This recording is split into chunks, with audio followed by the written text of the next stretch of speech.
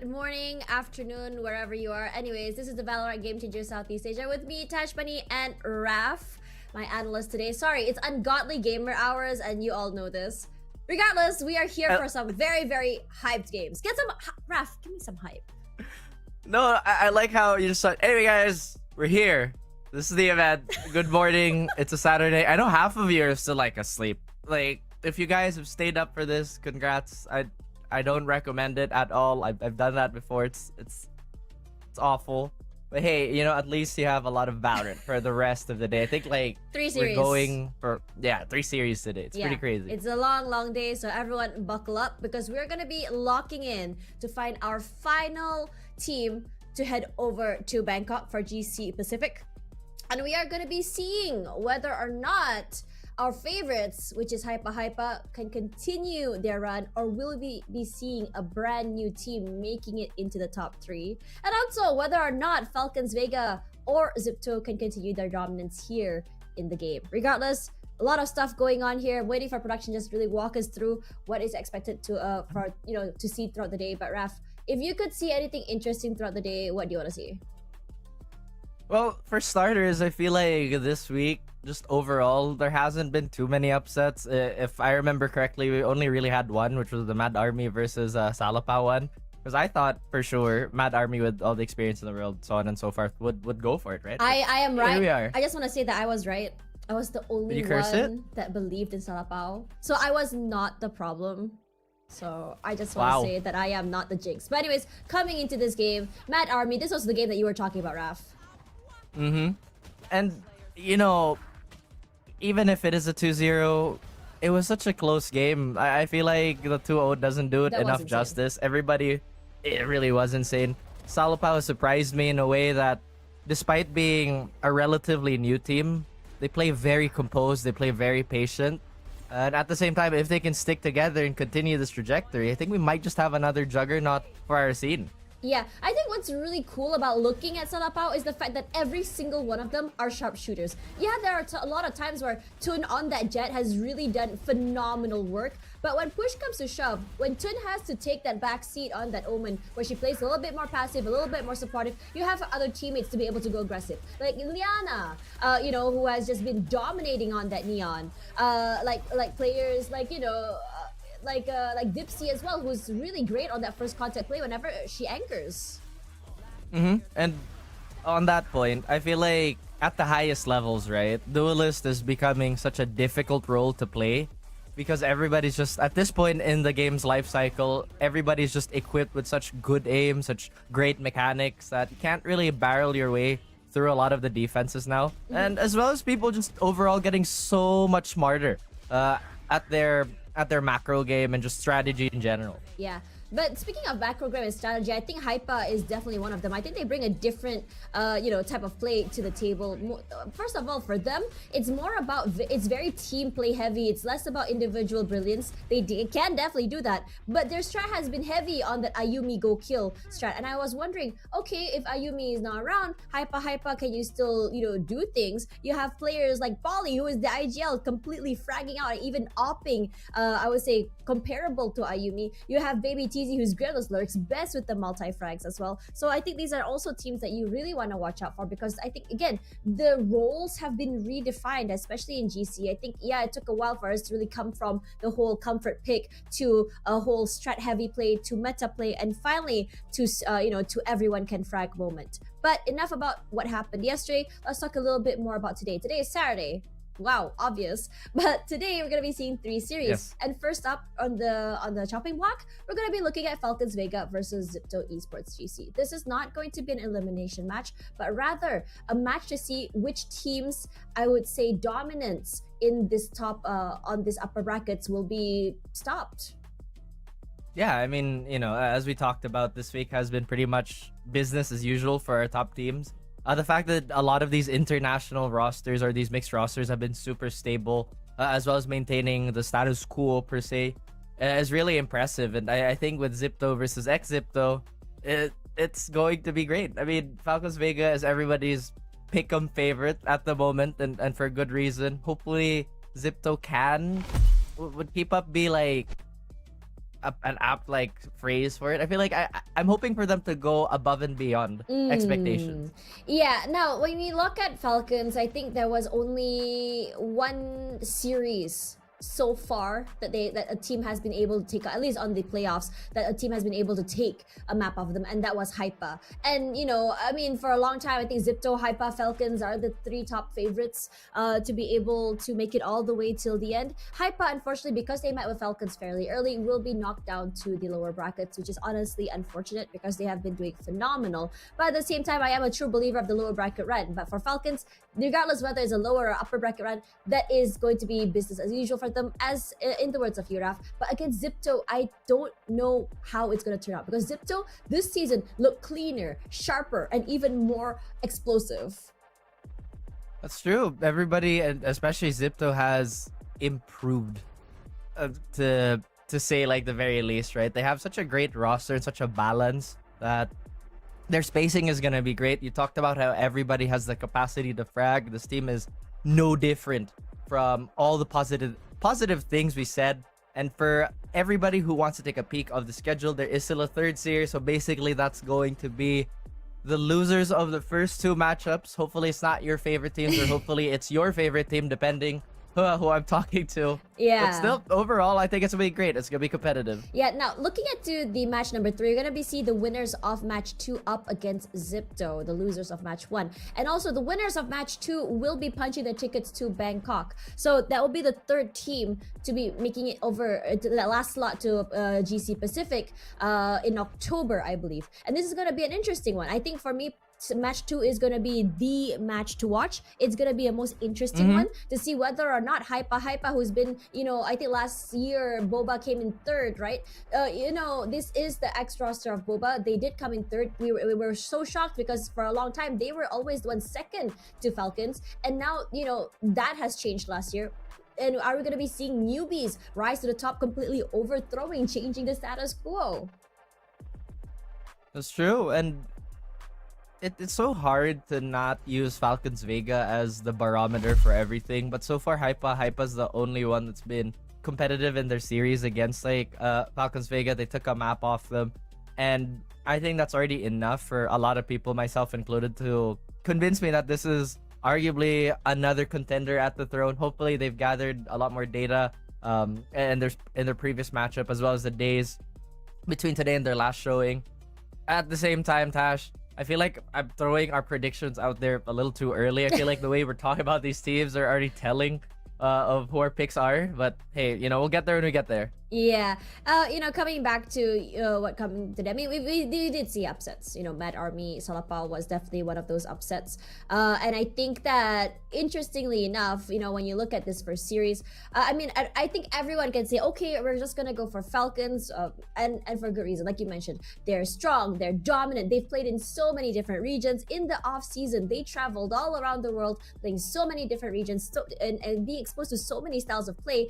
And in fact, the marriage of the best in APAC with best of EMEA has resulted in something really cool to see, a more controlled aggression coming in from Falcons. But meanwhile, on the flip side, when you look at Xipto, you have this team of insane aimers. You add in Yume, who came in from Full Sense Cats, I believe, last season, who brings in, heavy firepower and a lot of dominance and oppression as well. And this is a more explosive version of Xipto that I could have expected to have seen. No doubt, this is a really, really good matchup. I mean, you have veterancy on both ends, a lot of firepower, and aside from that, stability. They know their weaknesses, they know their strengths, and they can really play within that box per se. But since we're in Southeast Asia, teams can get a little antsy at times. I'm hoping at some point of this matchup, it does become a bit of a brawl, because, it's fun when both teams size each other up. I'm pretty sure this is going to go 3 maps, Tash. I'm not like trying to make the day any longer, but I am 100% certain both these teams have something to prove. Yeah, but let's have a look at a head-to-head here. Let's look at Graham's versus Camille. And you know, when you look at these two players, it's very interesting because Graham's and Camille are both insane in terms of kills, but headshot percentage gonna go more toward Graham's. We know that Graham's, I mean, that's why she debuted for, right? That's why she got big for her insane firepower, her insane headshots. But then Camille, you come in with a more, I would say, team-based play. But when push comes to shove, when you're in a 1 versus X, when you're in a clutch situation, Camille delivers. That's the thing. I feel like the stats don't do enough justice for Camille since she plays her role very, very well. In that she's the anchor for the team. She's always been the great glue to keep everything cohesive, to get these these strats going. You could say the same thing for Graham's as well. But in terms of just experience and witnessing a player clutch as much as Camille, I feel like there is a slight edge on the side of the Falcons Vega squad. I think that for Falcons Vega, again, it's very different looking at them last year and this year. Last year, it felt like it was very heavy individual brilliance coupled with a few of those, you know, dynamic duos coming in from Alexi and Aneri. But this year, I think that Falcons have decided to go for a more team-based play. They have a nice little mix when it comes to a buddy system with Alexi and Aneri, you know, kind of like being hooked up with one another, not like in that sense, but you know, they're always moving together as a duo, as a team, while the other two, you know, have their own things in mind. And they have done this nice little breakdown of movement around the map because it's coupled with confidence as well as individual brilliance and a lot of trust to be able to deliver these fights even in a 2v5 or a 2v4. But let's have a look here at Xipto's newest addition, Yume. I mentioned before, she's explosive, she's fast, and I feel like Xipto has really unleashed her potential even more so than her previous roster. That's a great thing to say. I mean, you really want to enable your front line, and Yume has been making the most out of her chances, especially with this squad. And I mentioned earlier, the duelist role, I feel like is only getting more difficult as time passes because everybody with the information we have is just so aware of what set plays could come from what type of angle or from which type of team. And Yume, despite the plethora of teams and playstyles that she's been dealt with, she's handled most of it with a lot of grace. And Falcons Vega, I'm curious how they're gonna adjust to such a powerful duelist this time around. It's interesting because Yume, I feel like it's not really about setting her up for success. It's more of her speed that's been catching a lot of teams off guard. It's very similar to Muffin, but to me, it's a lot more explosive, right? She goes up into different parts of the map, takes up space, gets out of free cards sometimes, given if her teammates are able to, you know, catch up with her, and you know, it gives her space a lot of her teammates a lot of breathing room. Meanwhile, for Aneri, she does the same. She's as aggressive as on that Neon. She's as sharp on the other duelists as well, but for her, she relies a lot on her teammates to set her up for success. And I think this is a good thing because it means it guarantees those kills, it guarantees that space. It's two different styles of play, but ultimately the same means to an end. Oh, that's a good way to put it, considering Aneri, we've seen her flex to a lot of roles in the last few years, but now going back on mainly being a duelist, I'm really interested to see how that collective knowledge is going to come into play, or at least in application, right, Tash? Because your mentality as a duelist, or really any dedicated role, shifts a lot. When you're like an initiator, you tend to think, how can I potentially clean it up after the openers, or how I can set up the opener. But as a duelist, it's almost singular. It's like, I just really need to take the space for my team, regardless if I can get a kill or not. Sometimes even the kill is a bonus. But as long as you get all eyes on you, which obviously Aneri has been doing for many years now, then it might be, you know, a done job already. Yeah, it's very interesting how these teams have really set themselves up. Again, this is why I would say Yume is the player to watch, because she is just that explosive, and I think that it really takes a lot of, I would say, pressure off her teammates' shoulders. You have players like Capricious, who is very sharp. I mean, again, Graham's, Ileana, Capricious all used to be duelists as well. They were they debuted as duelists. They were like, oh my god, what is this aim? What is explosiveness? And seeing them take that, that back seat to say, okay, I think we prefer to play other roles in the team, more supportive roles, roles that allow us to be a little bit more flexible in our movement around the map, especially for Capricious, has been phenomenal. It's very, very fun to watch. But at the same time, for Falcons to be able to figure out what works for the team and finally figuring out the roles, because I think for a long time people were questioning who is going to be the duelist. Is it going to be Mary? Is it going to be Aneri? Is it going to be Alexi? And them finally being able to say, you know what, Aneri, take the front line, Mary, go back into that sentinel role. And you know, it has really became that cohesion, that glue that really makes things really tick for Falcons. Regardless, going into the map Veto here, this is where things get very interesting, because yesterday our games were heavily decided even in the Veto side. I'm wondering if today would be the same. I think it'd be, you know, on the same vein where the game really starts at the Veto. And Falcons Vega, I've been saying that name so much, like in the last 10 minutes alone. It's such a difficult team to, you know, do a Veto against, because you have to take into account they're consistently good at everything. You have to be incredibly active when you're thinking about how you want to play against this team. What has been their weakest link in the last like few days alone?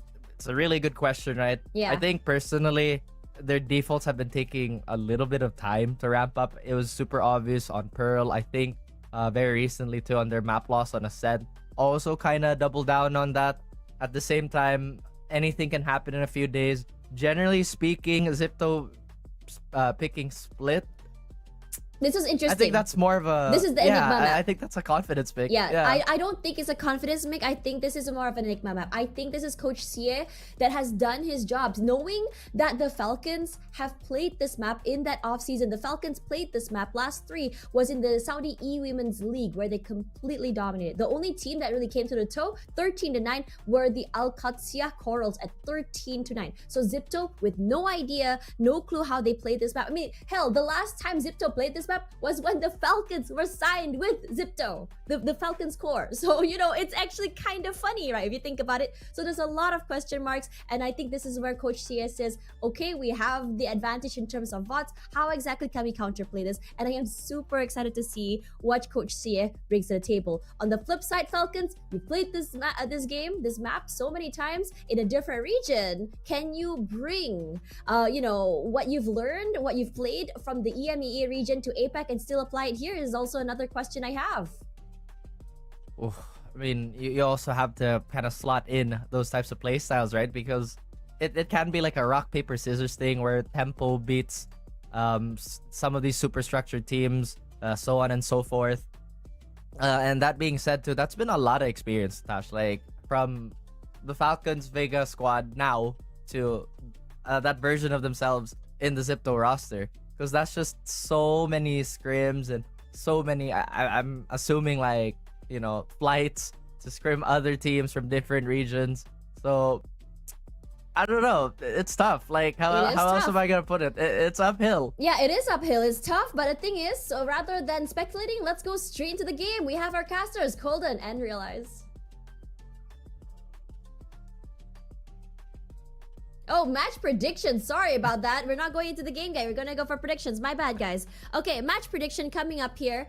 I think for me personally, I think you and I both know. I think we've already told, you know, told a telltale of what our prediction is gonna be. Okay, let's go. 3, 2, 1, bam. Come on, guys. I'm pretty sure when you saw the graphic. When it's black and blue pressing the button, he just goes immediately. I don't think Michael likes me, guys, but I'm just kidding. Coming in here. Beef. There's beef backstage. Okay, Falcons Vega for me. I think it's based on stats. I mean, you're a stats guy. I mean, not as much as Coldan, I'm sorry. For the most part. Yeah. It depends. No one can beat Coldan. Let's be real here. But you know, you always are a stats guy. Falcons Vega, understandably so. Any other reason? Come on, you saw the graphic on like the socials, right? Yeah. Guys, come on now. Like, is there any other reason other than this team has won almost everything in the region? Come on. I thought you meant here. you saw Neri's face, you saw Lexi's face, and that was the reason they were winning, or their pictures are up there, you know. That's also true. Like, just come on, guys. I remember I was at a powerlifting event. It was like, hey, so what's your plan today? Come on, she has a poster. You know, she's like the marquee athlete. Like, you know what I mean? Yeah. It's right there. The writings are on the wall. The writings are on the wall. Yep, there we go. Oh my gosh, production's still saying they're laughing at me. I'm kind of sad right now. Like, why are you guys making fun of me? It's ungodly, not gamer hours. It doesn't start till 3 p.m. I have 3 hours time awake. It's wow. My goodness, guys. I wonder who else has like a really busted sleep schedule here. You know, I was looking at chat. I think it's like 5 a.m. somewhere for one of our chatters. I think we have like some, you know, new people coming into the stream as well. So hello, guys. Hello. Hopefully the games are gonna convince you to watch even more. It's gonna be great. I think I can guarantee these games are gonna be great today. Yeah, for sure. Now, we wait for the games to start a little bit more. Let's talk a little bit more about what we can expect here. For me personally, I think I'm with you, Raf. I think that it's going to. What? Hold on, I already see a chatter. They talk a lot. But yes, that's the job description. Let it start. You know what? I'm sorry, guys. I'm sorry. Again, the button to start the game is with black and blue.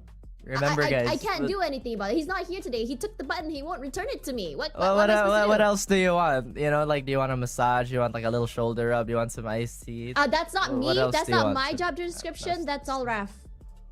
Nope, not at all. That's all Raf, guys. But anywho, guys, thanks for the patience. We are also, you know, on our end waiting. Yeah, for Coldan's yelling caster start game. I'm not a caster, Coldan. It's right there. It's right there. Coldan, I need your button.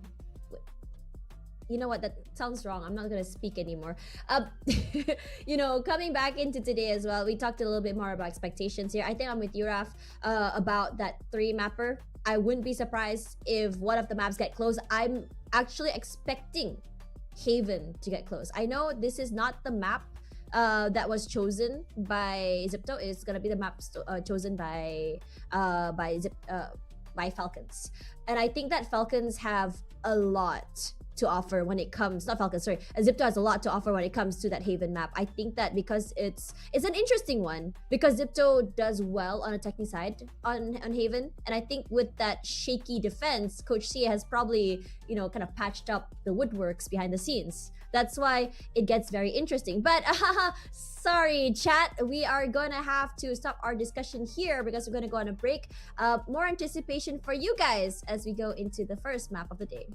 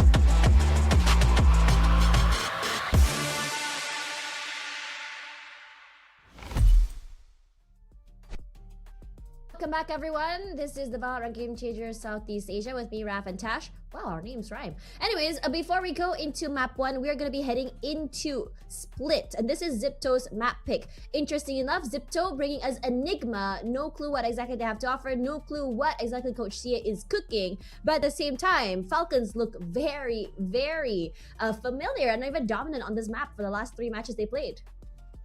Yeah, I'll just apologize ahead, of course, for our chat. We're talking again, guys. Sorry. But jokes aside, we're Raf, all good. why are you we're all just talking? like poking fun.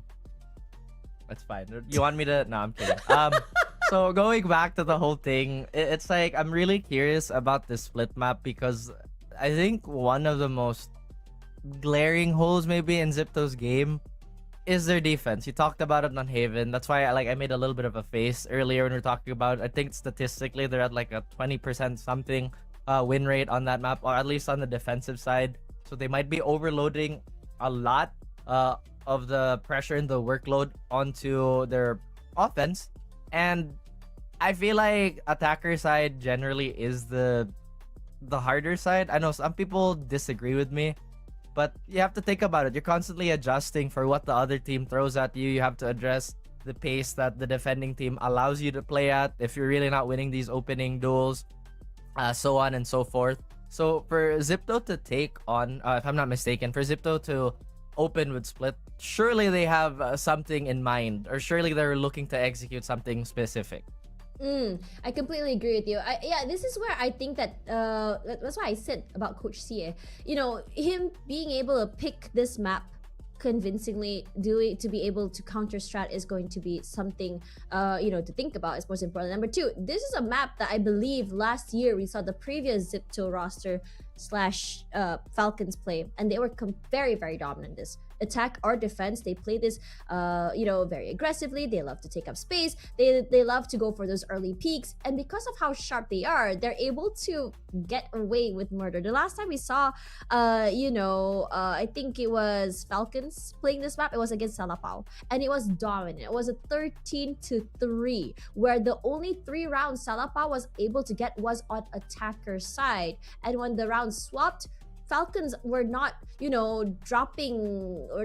dropping at all in terms of their speed, in terms of their heat either. Salapao cannot even, pick themselves up and think, oh my god, what are we gonna do? What's our counterplay here into our better half, our defensive side? And in that particular matchup for Team Falcons against Salapao, Camille was putting insane numbers. Bro was dropping 20-6 in terms of KD, with Alexi just chilling, Mary just taking a backseat, allowing Camille to just play that first contact play, anchor the site, take 2 to 3 before everyone rotates over. It's true, and just throwing a wrench in the plans of the opposite team and not allowing them to set and just ruining the general fluidity of the default's always a great plan. One thing though that maybe is a problem. It's 12 o'clock, guys. Let's be honest here. Like, who wakes up on a Saturday at these hours, especially when you're playing a lot? Let's be real here. Like, it's really early in the day. Okay, Raf, hang on. Let's be real here. We have a tech pause right now happening, and I feel like I'm starting to see this theme come online. I think it might be you. Why is it me? Like, what did I even do? Let's see. BNB and I. No tech pause. What does that mean? The script writes itself. You know what?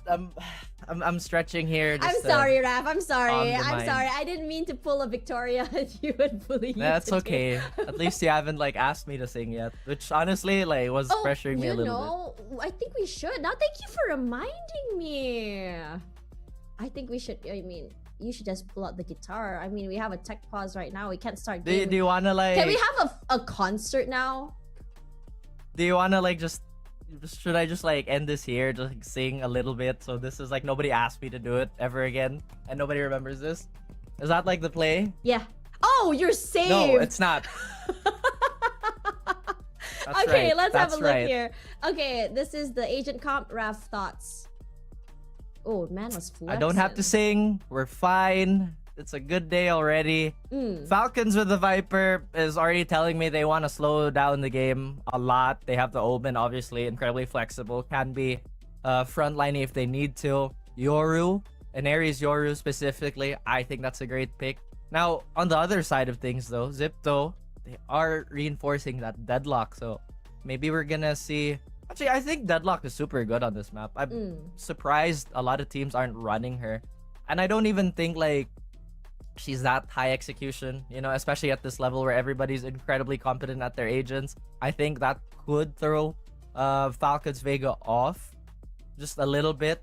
And now my question is, how can they keep that surprise factor? You know what I mean? How can they keep that initial momentum going?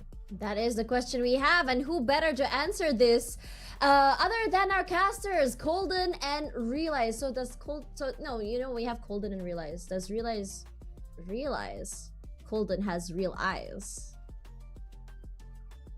I'm not gonna entertain that. You know, that was supposed to be a throw, but Coldan is trolling us right now. Sorry about that. Good morning, good afternoon, good whatever time it is, guys. You know, that was the most perfect throw ever. Oh my god, does Coldan realize that realizes that Coldan has realized?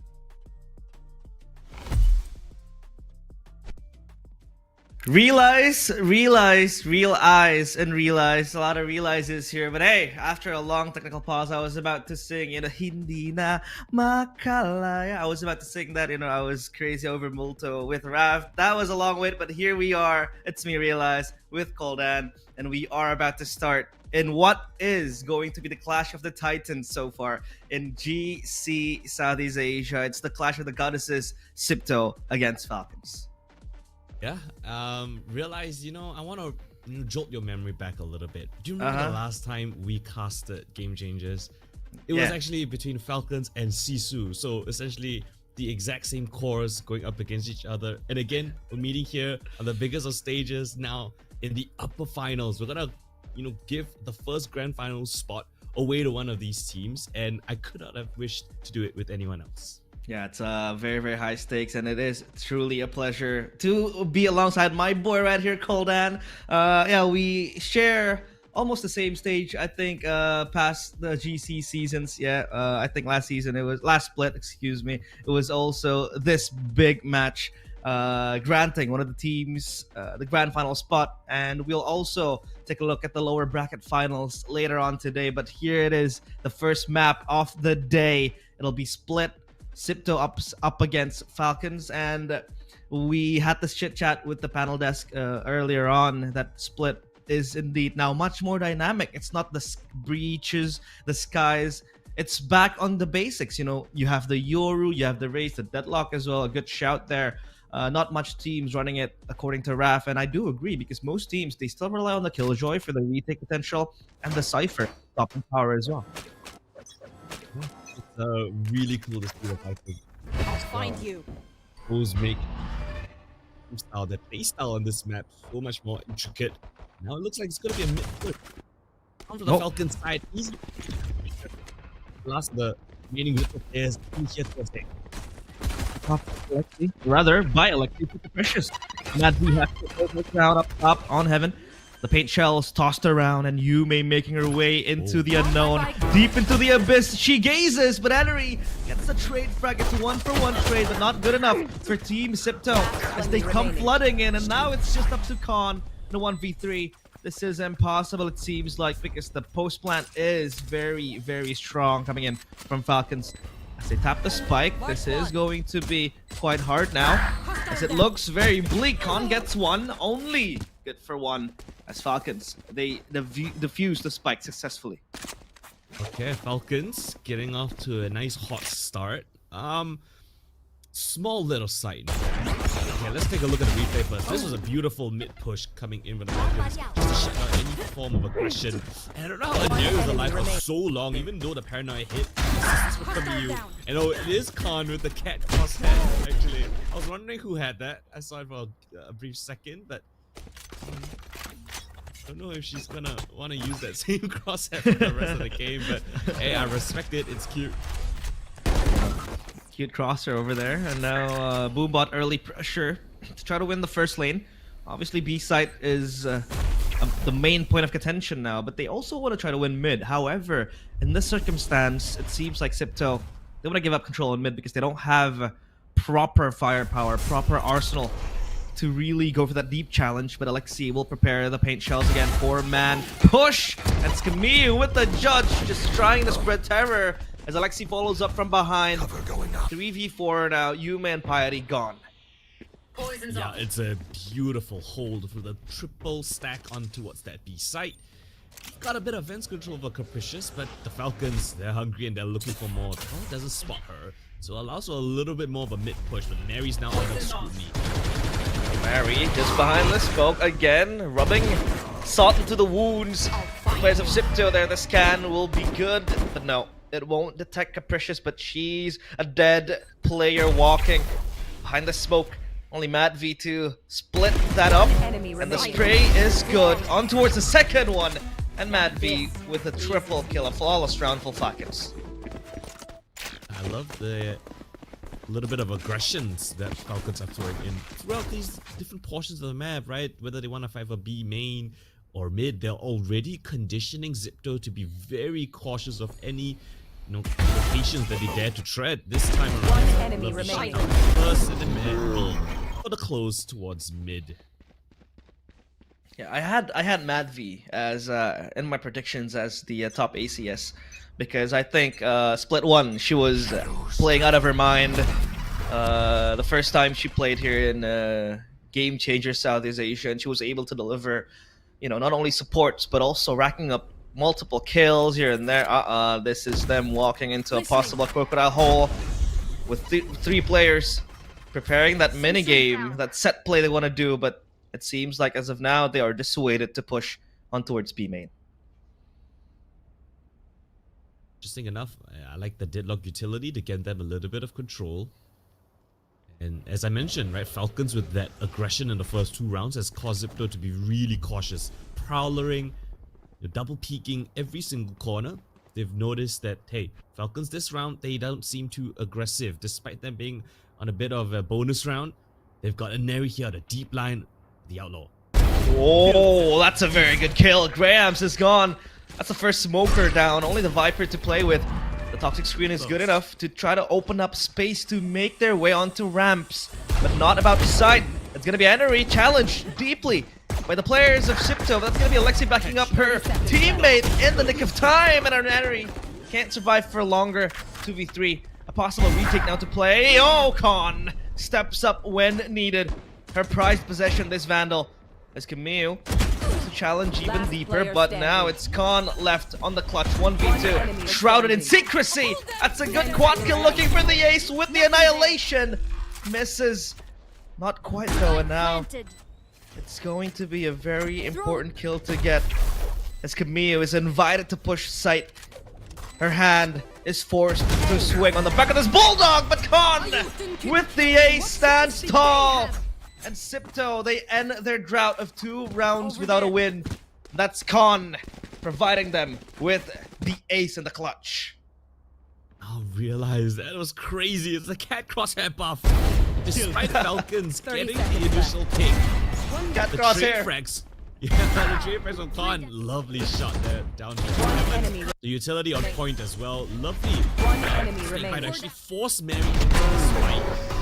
Isolates the fight onto Camille to perfection. That is how you want to start. That is one way to start. First round on the board. A fast-paced round yet again towards A. Now they want to go quick and easy as Yume exposed. The smoke betrays her. That's Mad V with the opening pick. Dome cracked open. Mad V again, the executioner up in heaven, but at least Xipto is able to make their way on towards A side again. Just trying to pull the players of Falcons to get this retake. However, Camille is still far back on mid. The clone to play some shenanigans, but Piety doesn't bite. She is unfazed by this clone. The Prowler as well open. There's now Mad V. Half HP. The paint shells as well pressuring with a very good tag there.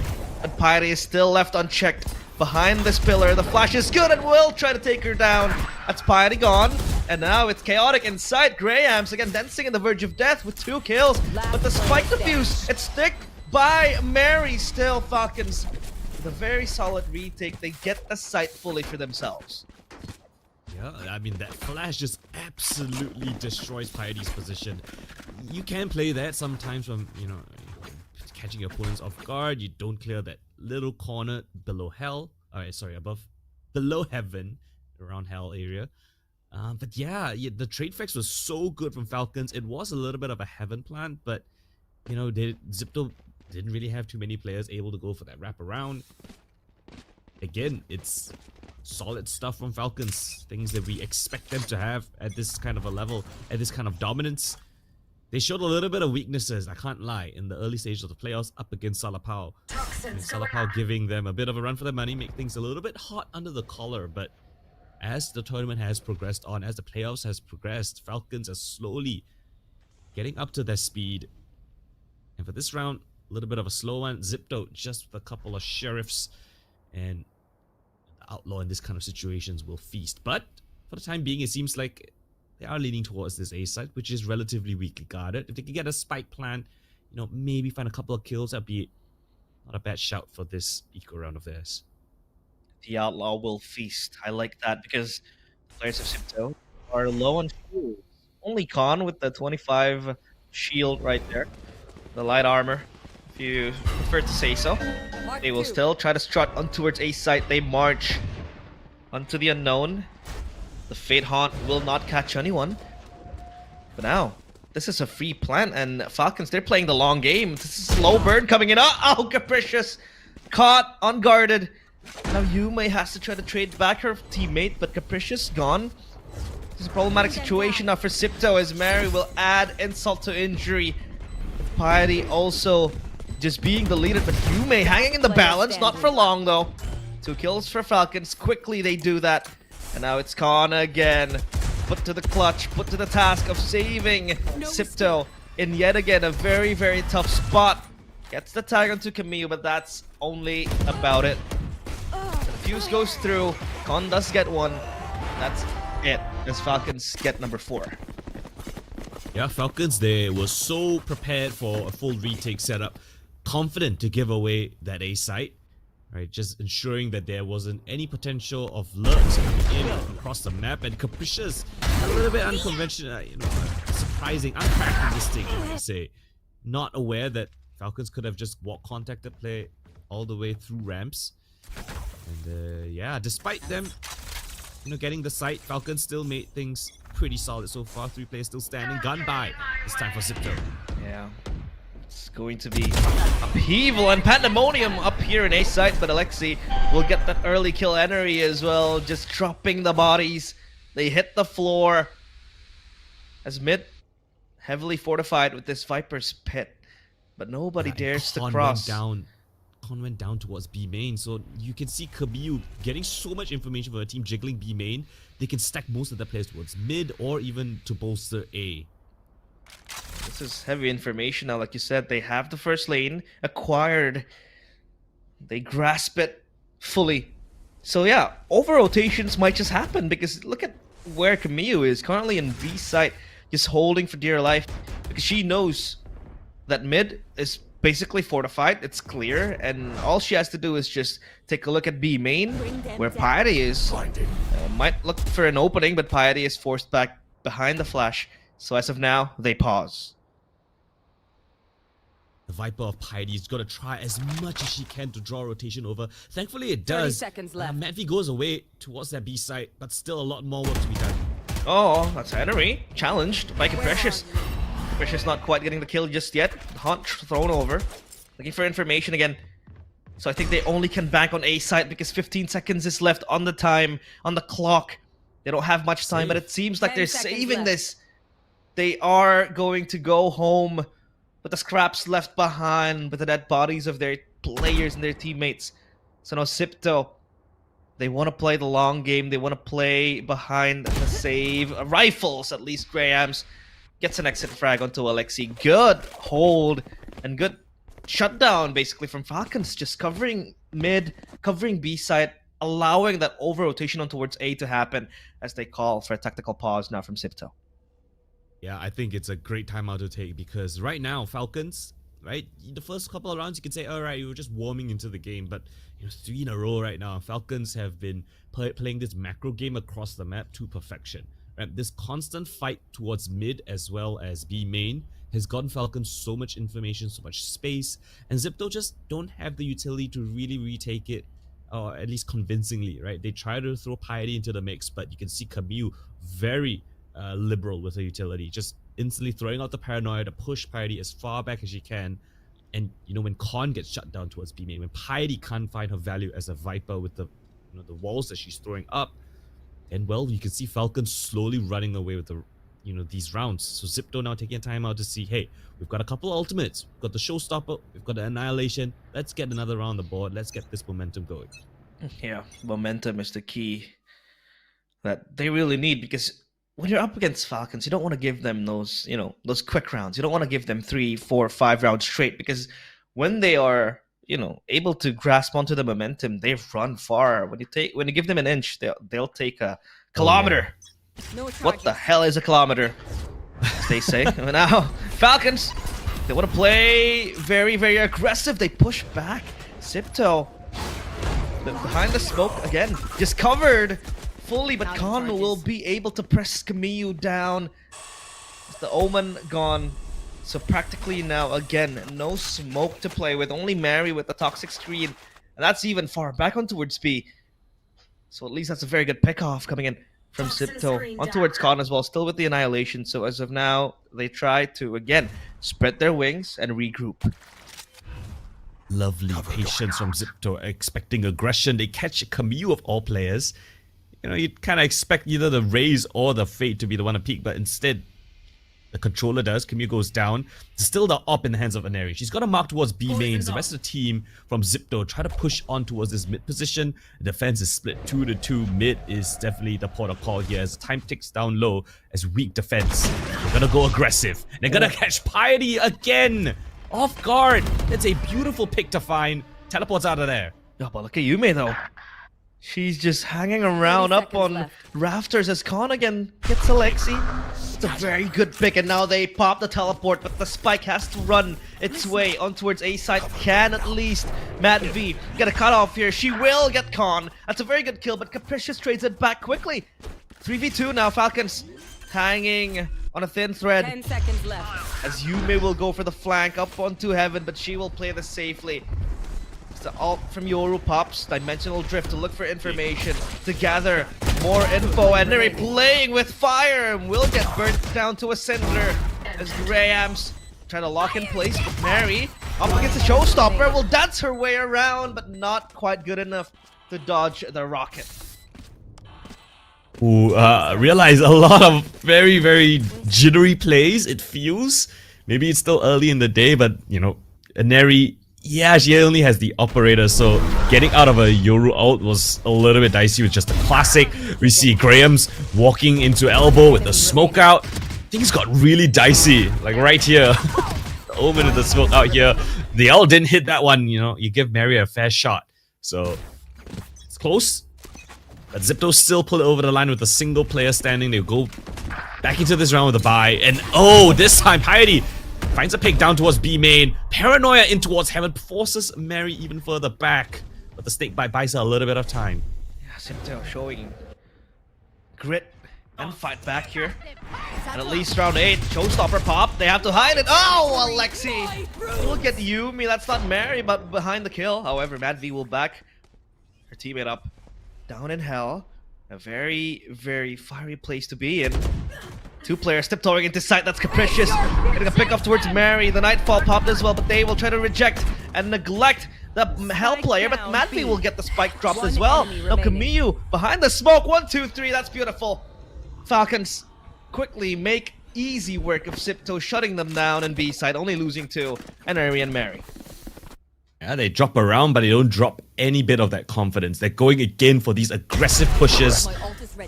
And while Xipto had a couple of nice moments, I think Falcons, again, they were just marking all of these corners. Every single fight that Xipto took, it seemed like it was a little bit disadvantageous. Right? Other than the one towards Heaven, but then again answered really quickly by Mary's snakebite to keep them just huddled in towards Mail. You had the C's as well as the Showstopper from Alexi to confirm the kill. And again, here we go.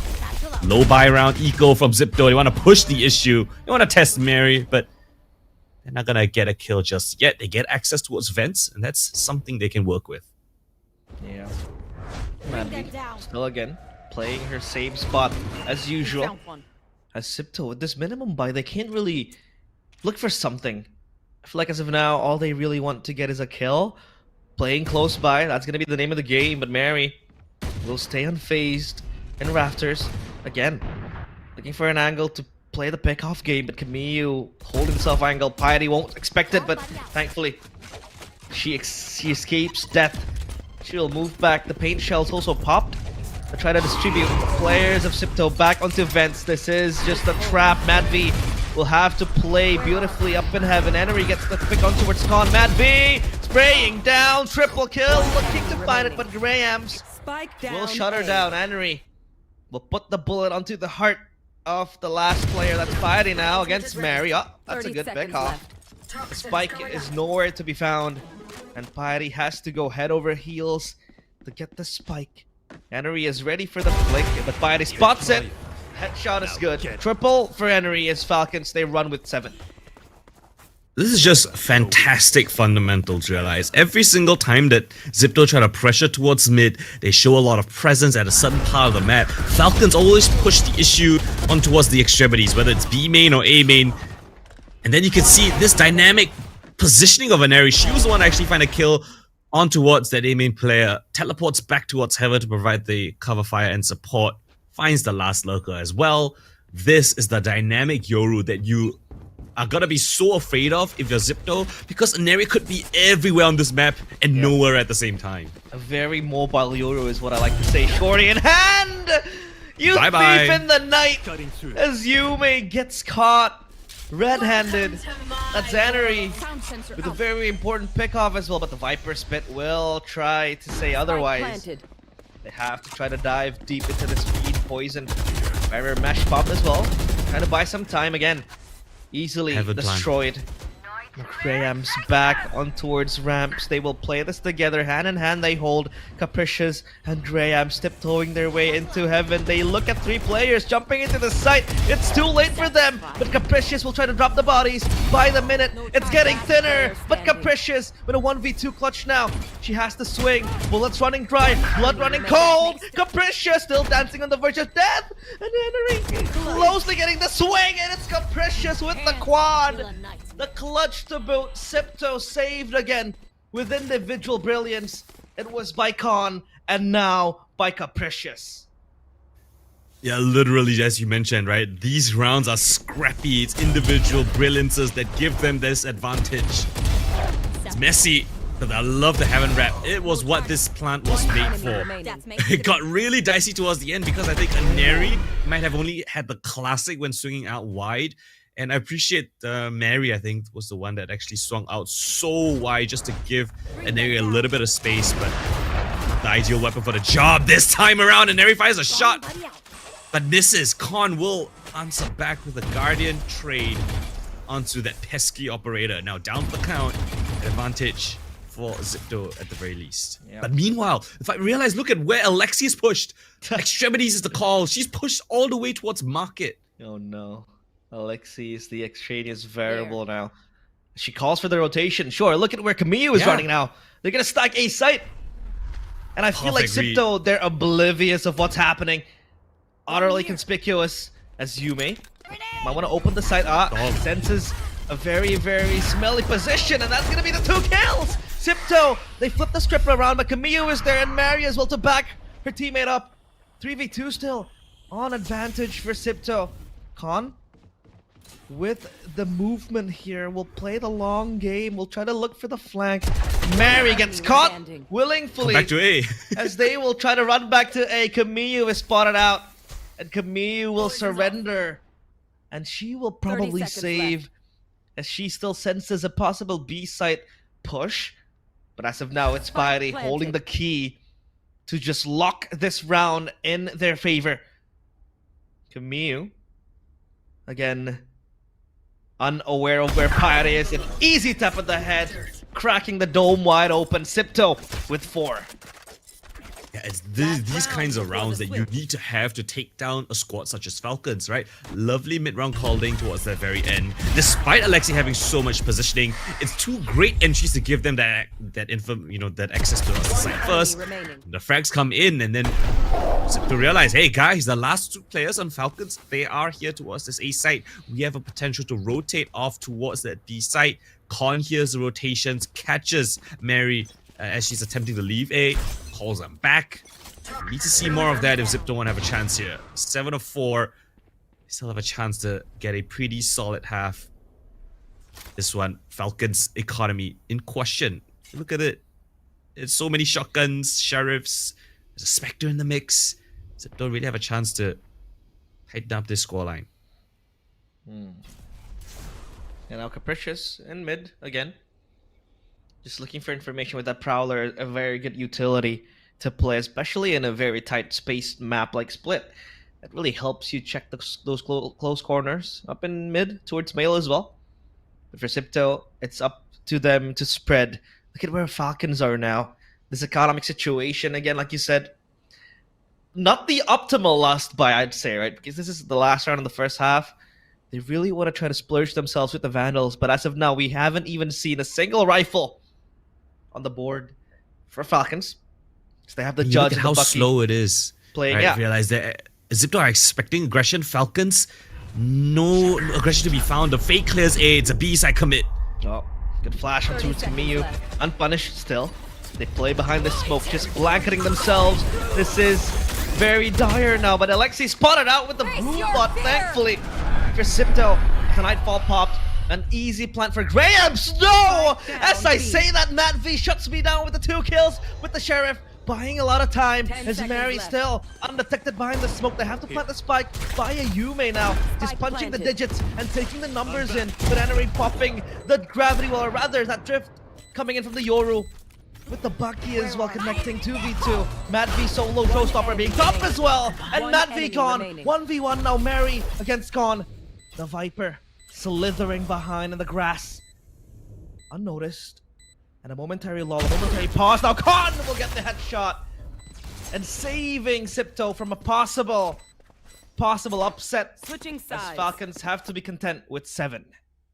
Ooh, realize that round got so dicey. I don't know how the double sheriff kills came through, but thankfully Yume pops a showstopper, ensures that Manvi goes down, and Con, despite her position being known to Mary, like Mary saw her throw the gravity net, right? So confirming that she was backside, Con was still able to land the instant headshot. It's a weapon diff in that round, to say the least. The shotguns in those kind of situations, less than ideal, but still it's a round regardless for Xipto, and they tighten up that scoreline as you mentioned. Despite Falcons winning that pistol, it's still 7-5.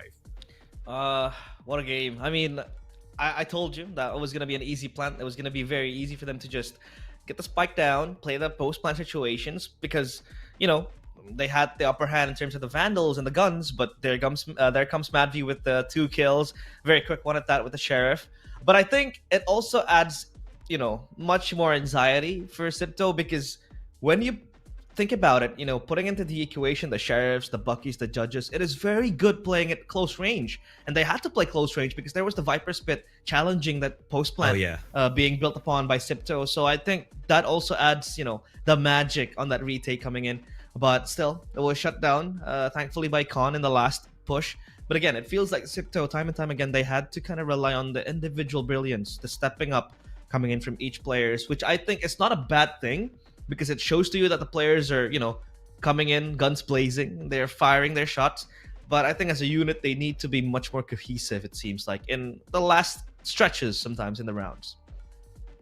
Yeah, if you were to ask me who's the better team right now, I will say Falcons still have, you know, that better team play element. More often than not, they seem to have a good read on the situations. Just that Xipto have been able to pull out these couple of rounds from their sleeve, from their hat, wherever they gotta find it from. It's still a couple good rounds, and this is their map pick after all, right? So they need to get things going, especially on this defensive side with that deadlock. This deadlock will be deadly, just as the name suggests. The Haunt again, quickly. securing at least one information that at least one player is there on towards A main. Alexi will pop the paint shells. Again, it's a tool to enter the site. Alexi is deadly with the raise, but let's see what she can do in the pistol round as they get the post plant going now. Retake for Xipto. Very tricky. But Xipto, they're doing exactly what Falcons did on their pistol. It's a triple man push down towards mid, and they're going for a 3-man flank. It's all on Camille. Oh, Camille, the last line of defense for Xipto. Other for Falcons, but she herself is none the wiser. Mary gets the kill, but Yume with the flank now successfully getting Camille. The paint shells will try to disposition and displace Mary from her place. Piety gets 2. It's gonna be only Enery holding her ground. Mad V now, the last player to hold this site. The headshot is very good as Falcons nearly lost a round, and that might be the turnaround that Xipto was looking for. Yeah, it was that first opening kill, I think, onto Piety, on towards Rams. This one, Mary catching Capricious, actually.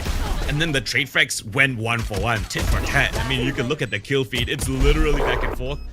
Gives Mad V the advantage in that 1v1. Better angle, more options, and the lovely shot. As you mentioned, right, realize you picked Mad V to be your ACS, top ACS player, and well, right now she's making that prediction come to reality. She's delivering. Usually in these very, very important matches, she steps up huge. She becomes one of the best players in the server, and now they want to go for a mid brawl here. Enery gets the kill to Piety with the classic, helping her getting 2. But Mad V will try to fight back. That's a 3-for-2 trade now. Not favorable for Xipto, especially with these minimum buys. Only the classics to play with. Well, information that there's at least one more towards mid, so by the percentages, A side's gonna be weakly guarded. No one's here. Con doubling out with Capricious. They gotta be able to find a couple of weapons. I don't think they want to save this, but they might as well just give this round a look, right? Despite them going for a full-on 2v3 retake, not a lot of weapons or utility, they can still make things a little bit expensive for Falcons. It's possible. I mean, you have the Outlaw, you have the Bulldog. I don't see some sense where they might want to save it, but yeah, they're gonna challenge it. Yeah. Now, one towards heaven. Meanwhile, Falcons are just sitting ducks, calmly waiting for the storm to come. It feels like they're not going to give Falcons a way out. The barrier mesh is there on towards A main. Deeply, as Khan has to save herself now only with the classic. The right click won't even connect, and Falcons get away with murder. They will save all 3 weapons and get the 9th round for them. Wow, the Falcons do everything they can to survive. They're on barely 1 HP. I'm surprised the jumping right click didn't connect at least 1 bullet. It's yeah, great jump for Falcons to keep 3 players standing. They bring 3 more weapons into the next round. It makes their bonus just a little bit more threatening. That bonus indeed will be scary. They have the Outlaw, the Bulldog as well, but Xipto, maximum buy on their names. Mad V with 17 kills and 7 deaths shows to you how big of an impact she is bringing as a fade and split. Much more, I'd say, favorable now. Picking up the fade, compared to the Sky, which requires you to play fast games. I mean, Falcons, they have Yoru. They can play the long game if they want. They can play, poke style of attack here in split, just forcing the rotations to happen. But Xipto, they want to stack mid. They'll try to fight this off. As Falcons try to open up the fray. As Enery with the Outlaw speaking over towards mailroom. Grams will be tested, forged in the fires of Falcons, and she will be the one to fall. Piety though holding her ground with 2, but Mary will trade back. The Falcons take flight. GV3 on towards B side. Yume coming up huge with only 1 kill. 2v2 now, as the rotations will happen quickly. Chance to get back into this round. Again, it's onto Con and Capricious. Oh, what a lovely tap onto Mad V to teleport away from Enery. Note her that she's back off the site, and Con with the second to boot.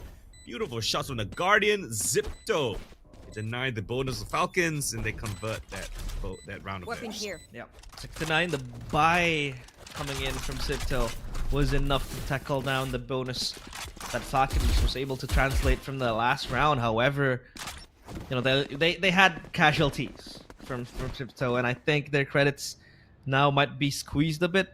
Yeah, it's not the best buy round, I'd say, because they were able to pick up 3 kills from Falcons, and Piety was just holding for dear life. Yume as well on B side, unlucky for her, only able to get 1. Still, Xipto with the 1 round that they get finally in the second half.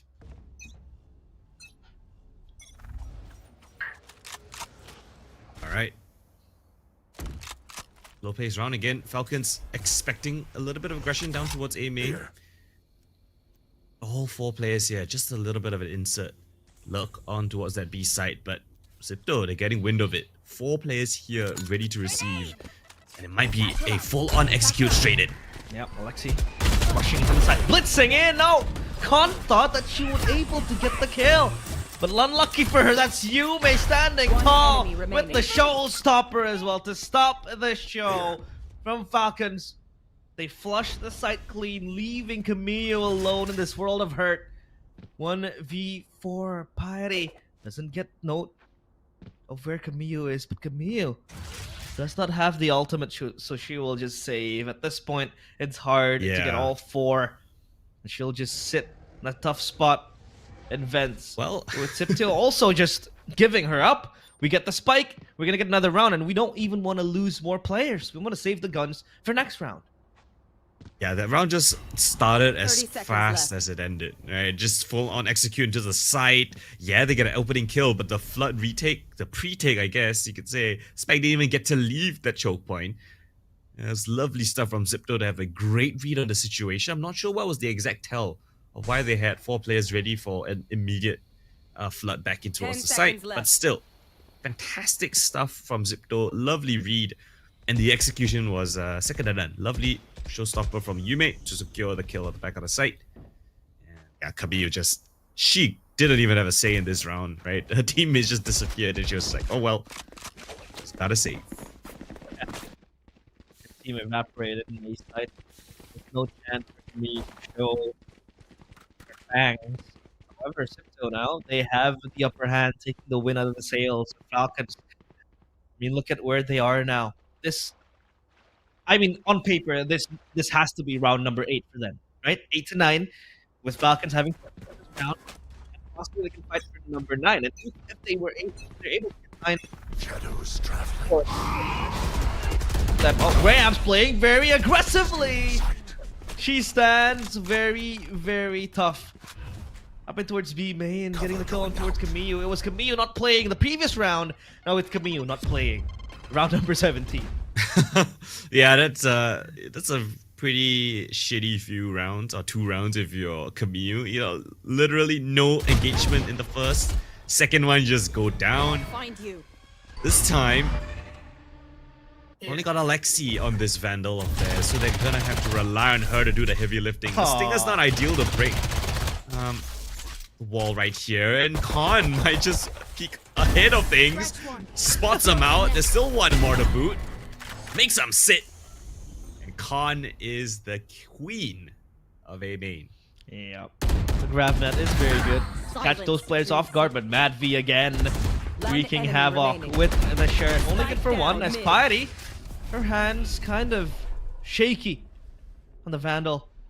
However, I have the the spike. spike drop means 30 Alexi has to seconds left. play the clutch game now. Put herself in a very tough spot. Playing the time down. I want to go through heaven again. Graham's is very low, but that is a very good angle that she's holding. 8-9, and Xipto, they have a chance to get number 9. And again, like I said, if they are able to equalize the score, it means Falcons has to eco again. And when they do, that's double digits for Xipto. This round could have gone really either way, right? Depending on whether Graham's got that kill or not. Silence. A little bit of a sidestep. Let's live on just 30 points of health. And at 1 by 1, the Falcons players walked into the trap of Xipto. the little small little micro play right around the wall of the deadlock. Have that 2 kills in the hands of Con. Fast push this time on towards this A side. Here, play it quickly. Dimensional drift popped as well. Showstopper next to the chopping block, and that's Yume. Dissipated quickly, but Capricious will answer back. Mary joins the kill feed as well. 3v4 now. Grahams spots herself behind this smoke. A very, very cheeky smoke. Grahams! Vexus in the back of the side. Alexi holding on for dear life, gets the kill. Queuing up Con next on their crosshair. But Enery will take Patty down. Con shut down as well. Their celebrations quickly halted as Falcons get double digits. That is a beautiful ultimate combo, realized with the dimensional drift and the showstopper pinging out exactly where Yume was. I mean, she could not have found a more unfortunate situation. Stuck in a corner up against ultimates that just locked her in. And then the trade frags from Falcons, that is when they shine the best. Alexi not missing those shots. They mark each other's corners, and there feels like a double or triple kill. We're back on track for the Falcons train. Double digits now found. But the AWP being picked up by Yume, but it's on the wrong side of the map. They're heading in towards Con's domain. She's got the wall at the ready. It's a bit early on though. Still options for Falcons if they want to break this and reset the round. They have to. Because if they stumble here with minimum credits to the next round, Falcons might just get match point. And you don't want to give them that. You don't want to give them safety and comfort. Now Piety. Again, inside the smoke teeming with poisons. Mary doesn't seem to want to take her chances. So Falcons, they will try to traverse her. No surprises. The smoke cloud looks for a possible kill, but Mary is there to take Piety down. The wall bang is magical. And now Alexi will run her gun down from pillar with the 2 kills she's gonna get. Yume with the clutch next, possibly delivered, but this is whimsical in nature. This is hard for her to get even a single kill. It seems like it's a save. You have to. Up in the cars. You look at the credits, realize they have no money for this. If Yume loses this weapon, they have nothing for the next round. Yep. She tries to look for maybe an opening kill, but when that's not to be the case and her position spotted, you know that the Falcons are hungry for this weapon. They want to steal it out of her hands, and they are all going for the hunt, searching for their prey. The apex predator of the skies dances around the ropes, but Alexi gets caught out. Yume's still on her little rampage around, and I know we are kind of hyping up this hunt kill a little bit, but it's so important, right? This operator might be the win condition for Xipto. So if Falcons are able to get it away, it'll be great. But Yume, with that 1 kill, will preserve it and give Xipto a little bit of a chance going into what could be the round to give Falcons map point. And Falcons, even, they fully respect that. They don't want to go deeper into that hellhole of just dying into an operator. But at least for now, Falcons know that they have to play the round carefully, because next round they're going to have that operator loaded up for Yume. A timeout, though, called by Xipto. I think they want to try to traverse around the way on how they want to play against this operator, right? Because this round is very important. Again, it is. It guarantees Falcons that match point, and if they can get past the operator, it means that they can possibly just lock down number 12, which gives them a cushion to play in the next, like, 3-4 rounds. I want to mention another thing, realize. You can see Con, right? She's top of the scoreboard for Xipto. Yeah, she's doing great in terms of the fragging department, but in terms of the utility, the Yoru just counted both of the sonic sensors. Right, just a single clone, no one broke it, tripped both of the sonic sensors, exposed forced Con to use the GravNet, exposed the position, got wall banked out of the round. And that right there, right, is a little bit of how the meta kind of is shaping up to. Yoru is just so good at activating Sentinel utility. So it's a small little piece of, it's a small micro play, but it resulted in a huge round win for Falcons. They were able to get that wallbang instant kill on the entry into the B site. We'll have to see if Con changes the setup, because we cannot see that again for Xipto. They want to win this map. Mad V spotted by that haunt. Like you said, they really want to try to cancel out that match point possibility, so they are gambling now, playing a very, very dangerous game with the Stingers on their and even Rams with a heroic buy.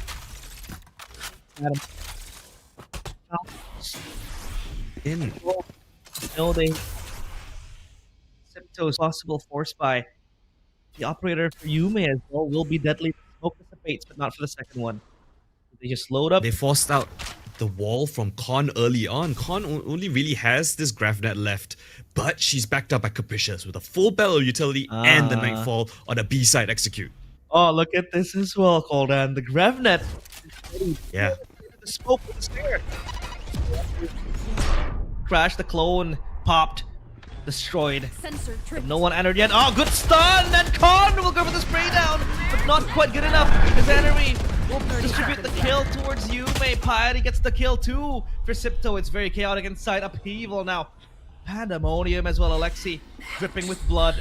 Mary as well to try to back her up. But Graham's a good Spike pick off there. The down, spike B. drop. And now this is miraculous for Xipto. They might possibly clutch this round. Graham's with the flick as well. And it's Capricious shutting it down. Xipto. They escape the clutches of death.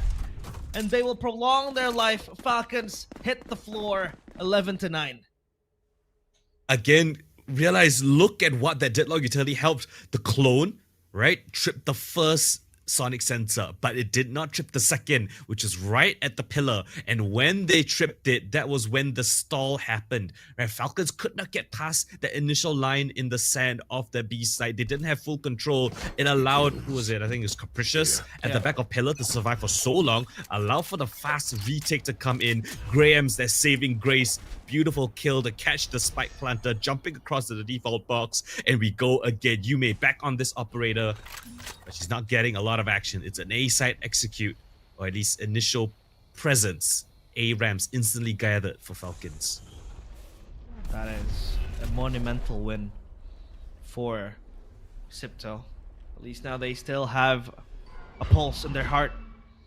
Try to breathe their way into the upcoming rounds. Piety stares into the abyss, gazes it with full confidence and knowing that she might just get bursted down by 3 players. It's Alexi opening up the way into sight. She has the showstopper ready, still yet to pop it.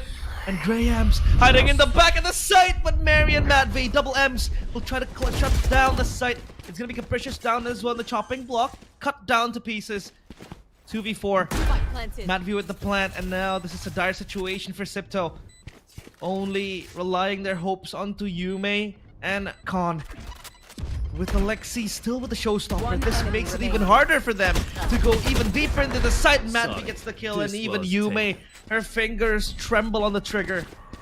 With Falcons punching 12, they have the match point. I mean, this is the difference between a great team and the best team. Right, Falcons, did you see how methodical they were at going through that side smoke? Realize throwing the C's first to catch onto the judge player Graham's within the smoke. Graham's on 1 HP. She could not do anything unless she got like an instant kill. She was forced back out of her own smoke, had to go back in because of the swarming presence of Falcons, and Falcons all went into the smoke together. That is a team play, the best team in Southeast Asia, and they're keeping it up again. Baiting out all the utility from this defense. Xipto clinging on for dear life. Here comes Alexi, showstopper. Oh, that's a very good barrier mesh. And she will try to satchel her way out. No, even block. The walls are too high for her to climb over. The showstopper. They got A. Just randomly pop, but yeah, they got A. Fully seized. They grasp this opportunity. 5 fingers, both hands. And enemy will play down in hell. The flash ready to use as well. And Xipto will have to play the long game. Falcons complicating an already very difficult situation for Xipto. Henry playing in hell, gets the kill, casually onto Graham. The second one is beautiful. Now the ult popped as well. Camille also getting the kill. It's a feast, it's a celebration. It's a party. And Falcons again spreading their wings, getting the first map on the board. That was a lovely last round, just to, add insult to injury, the final nail in the coffin, whatever you want to say. It's a bit of an awkward fight from Alexi in towards B main, but I guess it might have been in Falcon's favor, right? She wasn't given access towards the side. She could live, rotate back to help the team, and the showstopper itself bought enough time, for Falcons to execute onto A, drew the rotations away from the Xipto defense on that A side, and then the post plans was divine. We saw how proficient Aneri was, got the double kill, popped the ultimate, and then just body blocked Khan, let Camille pick up the triple kill. That is Falcons at their best. Yeah, beautiful showing from Falcons. I mean, a few slip-offs here and there. They stumbled because Xipto was also very, very little bit methodical with their approach. But again, Xipto, they had to fall in the sight of the Green Falcons, the Titans again, the team to beat basically. Because as of now, they are on a 16 win streak since Split 1. Counting away. 16? Yeah, 16 win streak. Counting away, the third-party tournaments. So yeah, it's insane how they're able to consistently perform week in, week out with the same, performance. So yeah, we'll have to see what Xipto will bring into map number 2, because map number 2 will be their pick. Because Split, if I'm not mistaken, it was picked up by Falcons. But hey, we want to hear what the panelists has to say. So Raft and Tash, no technical pauses anymore, right?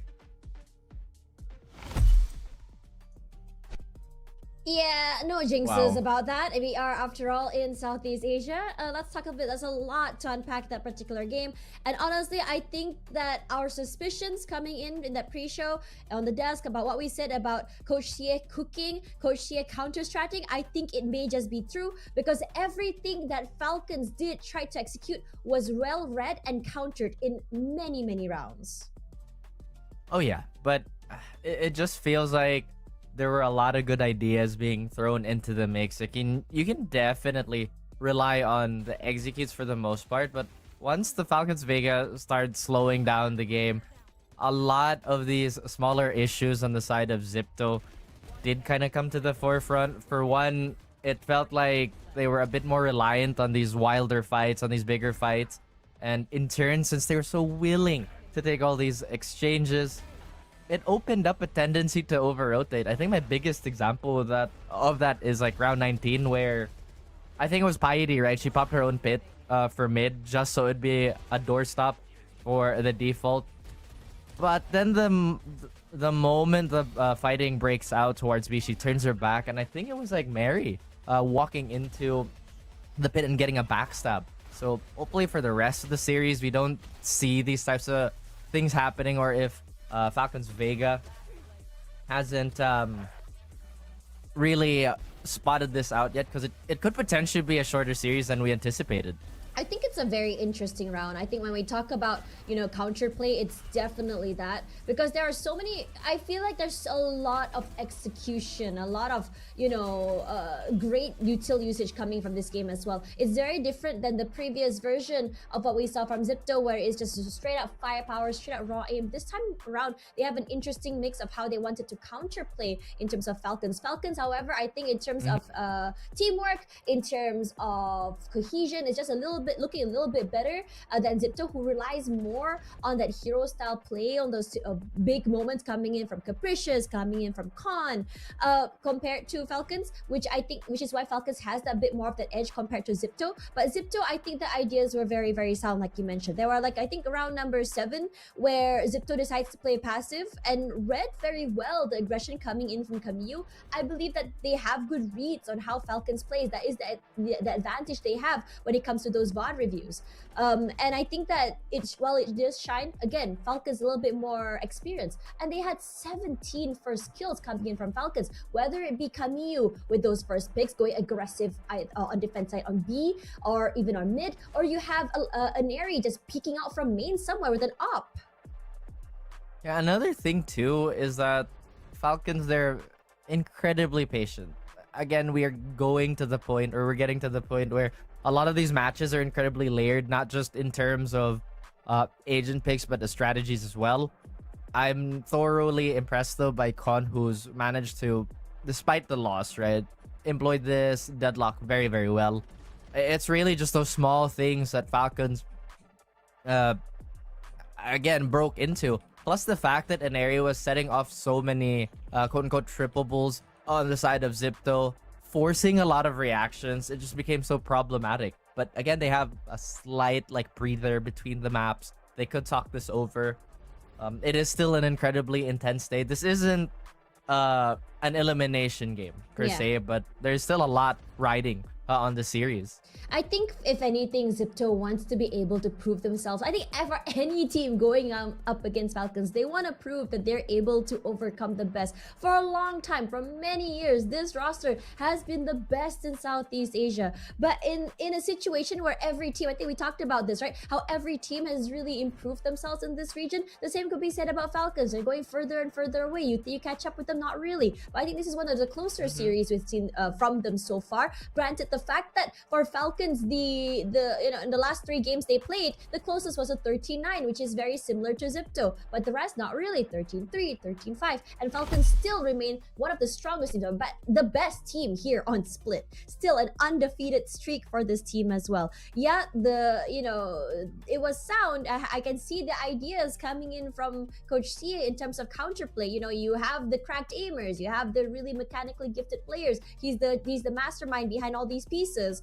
But for Falcons, it's the experience that comes into play. It's the dominance, and most importantly, the confidence. When you have one player like Neri or even Alexi not being able to come online, you have Camille not being able to come online. You have Mad V just popping 2 to 3 kills. You have Mad V knocking down very early. Mary, the last point, the last survivor on that side as well. She is a great anchor, and these individually mechanical players were the reasons why Falcons were able to bring it the distance. Now, my question is whether or not Xipto can rally back on Haven. So we're gonna find out after the break.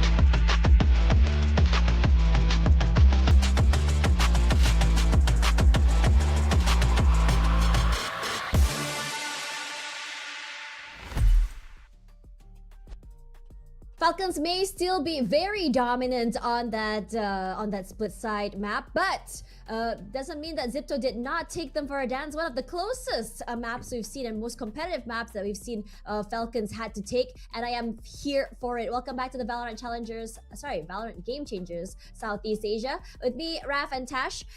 Coming into this particular map, map 2 is going to be very interesting. Haven map, and it is going to be a map pick of Falcons themselves, where they are going to go for that defense. Oh boy.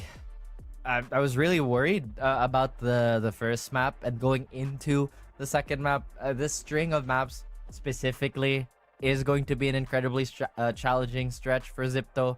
I will say they were quite impressive with what they were trying to present on Split, because 913 is really not that far off.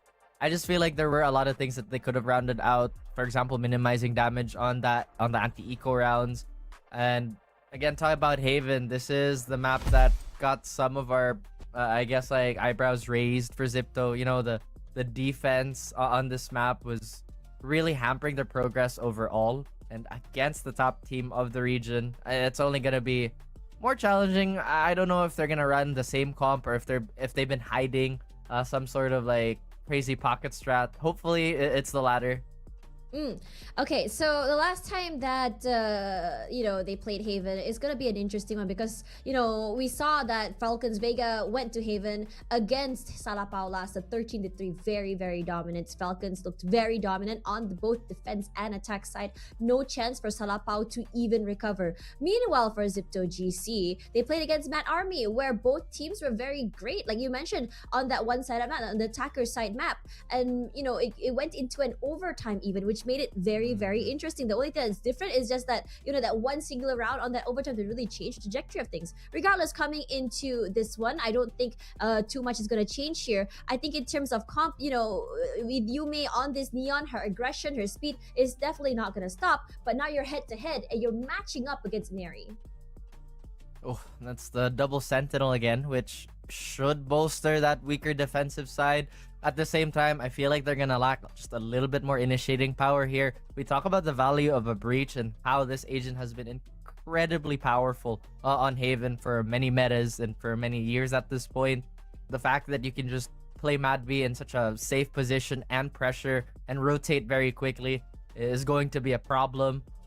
On the flip side of things, if Xipto does get the post plant, I think a post plant with the deadlock plus the Cypher, it's really annoying to deal with. If the cam and all the pieces of utility you need are available to you, then it's almost impossible to take a straight up fair gunfight in that, Tash. Yep, but we can all theory craft as much as we want, but rather than theory crafting, let's go into the game itself. Coldan and Realize, on to you guys.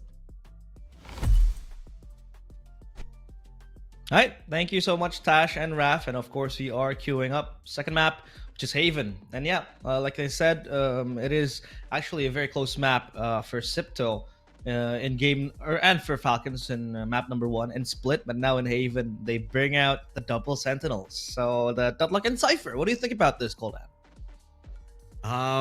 Deadlock and Cypher, we've seen it before in Game Changers just a couple of days ago, but it didn't really have that same impact that I was hoping it was gonna get. It was a little bit clunky here and there. There were times when the Sentinels were just unable to find a lot of value, especially the Deadlock in the previous time that we saw a double Sentinel. So now going into this map, I'm hoping that there's a little bit of adaptations. We've understood how to utilize those Sentinels, and yeah, I think we might be in for some exciting action here on Haven as well. It is going to be very interesting. Now Haven is next. Will Xipto be able to get the retaliation going, forcing a map number 3, or will Falcons again fly even higher, soaring into the skies? They might look for that 2-0 and again another back-to-back grand final appearance here in VTP Game Changers South Africa. So the Neons will be picked up for both players, for both teams.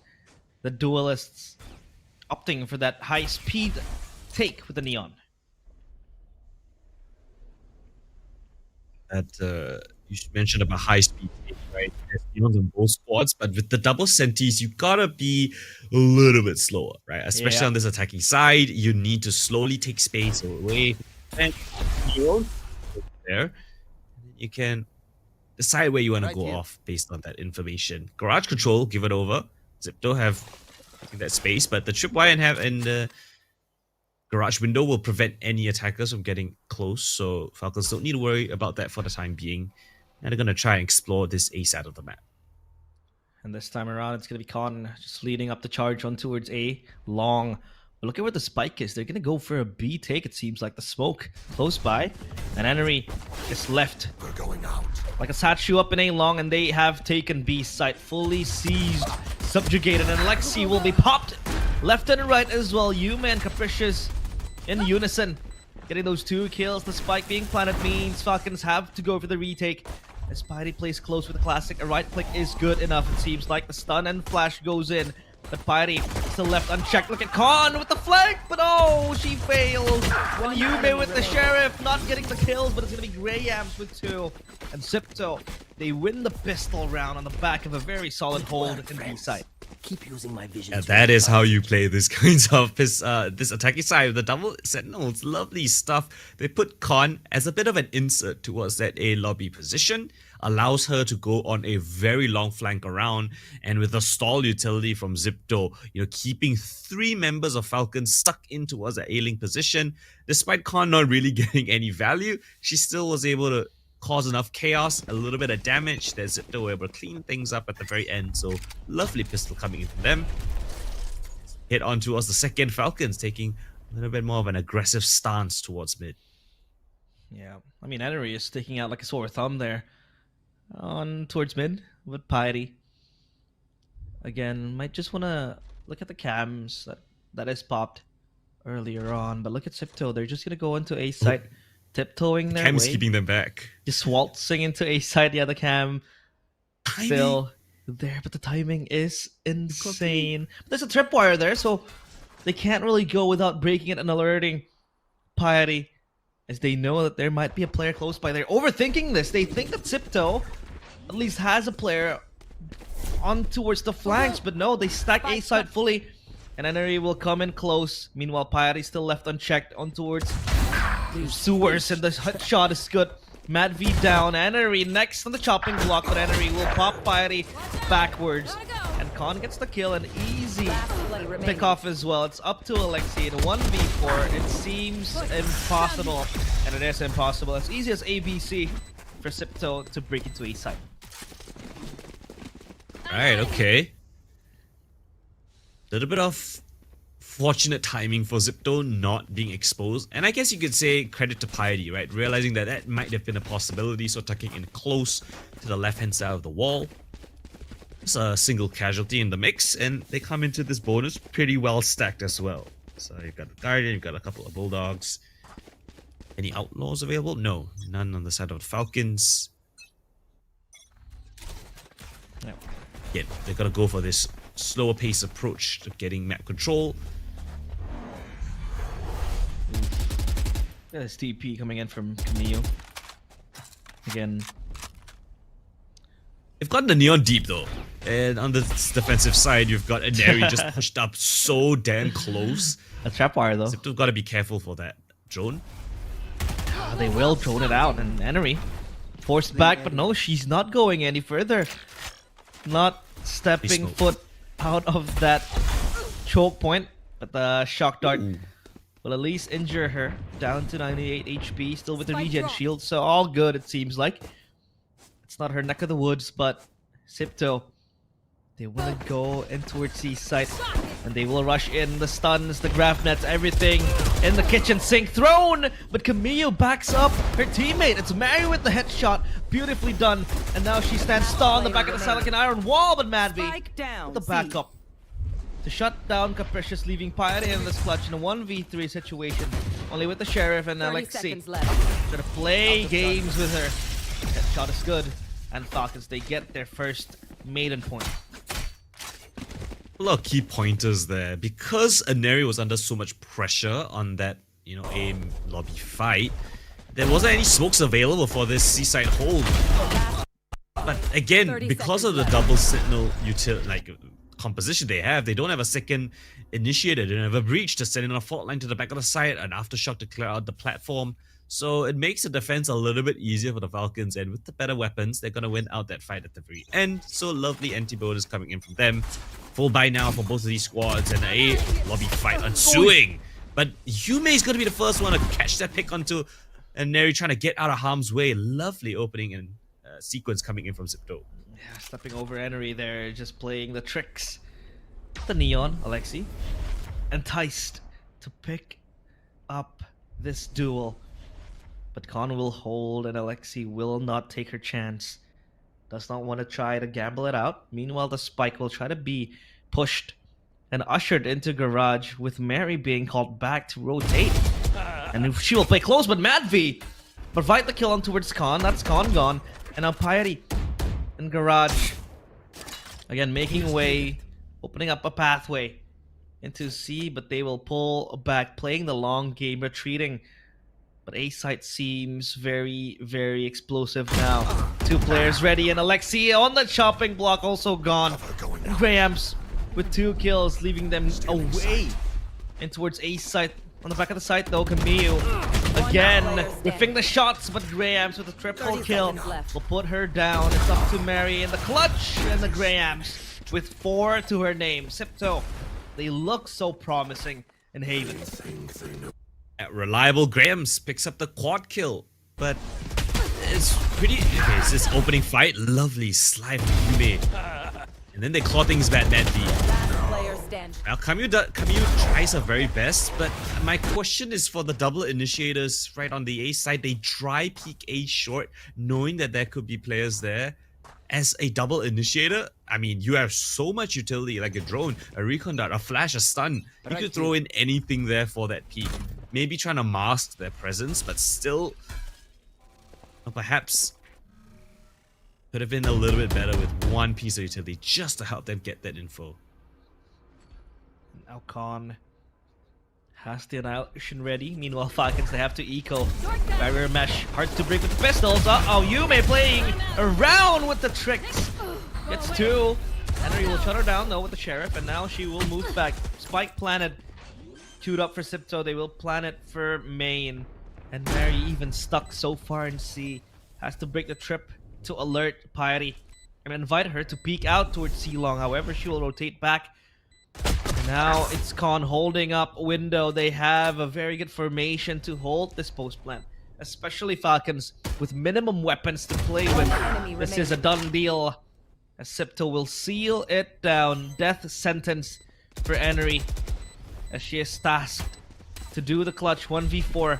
The recon flown over as well, and Enery will just give herself up with the flash connecting, and Khan with the triple kill. Solid stuff from Xipto, but this is getting a little bit concerning for me, right? As Falcons, it seems like they're feeling a little bit uncomfortable playing against this double Sentinel comp. This time, not really the Sentinels that's taking front line, it's Yume with a beautiful sliding double kill. Khan here for the insurance policy, marking down this garage position. But again, it's these cheeky little spots that Xipto are able to insert their players, whether it's Piety, Khan, even Yume coming in for the entries. Falcons need to start getting rounds on the board. The Operator's a perfect call up against a slow-paced comp, but Xipto, they might have just decided to turn up the pace here. Shock Dart doesn't really break the trap, because I don't think they expected to be down into the window area, but the triple stack onto C, leaving A site a void. Very, very huge one.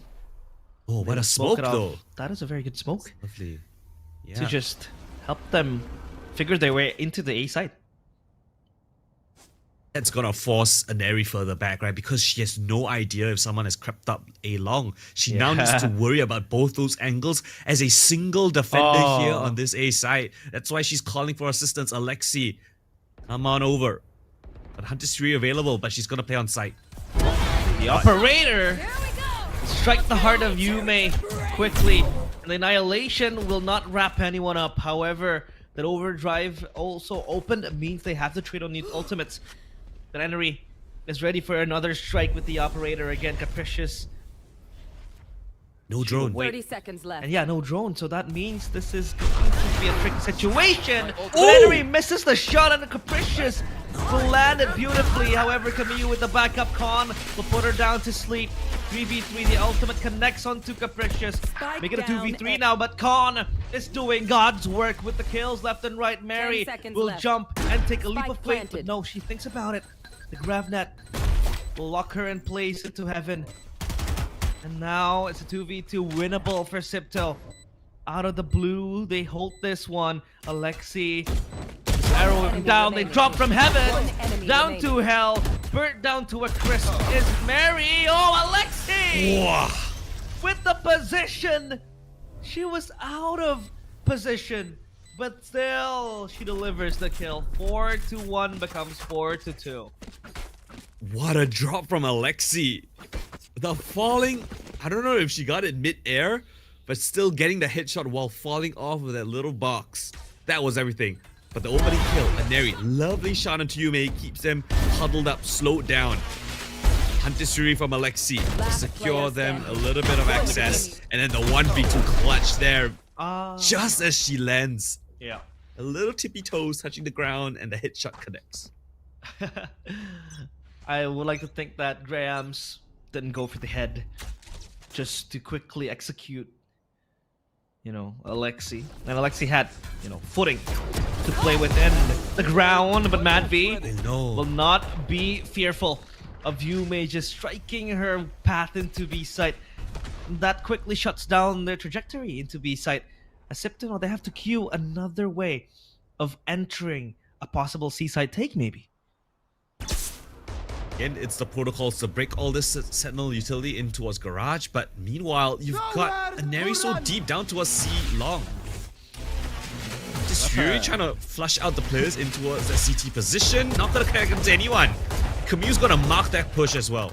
Oh no, that's a bit premature. The Hunter's Fury doesn't even give them anything to play with, but still B site. A conquest to happen. The recon flown as well. Looking for information yet again. All rolling thunder, but Piety plays a very big game here. Mary will smell the rat, and Khan will shut down Camille 3v4.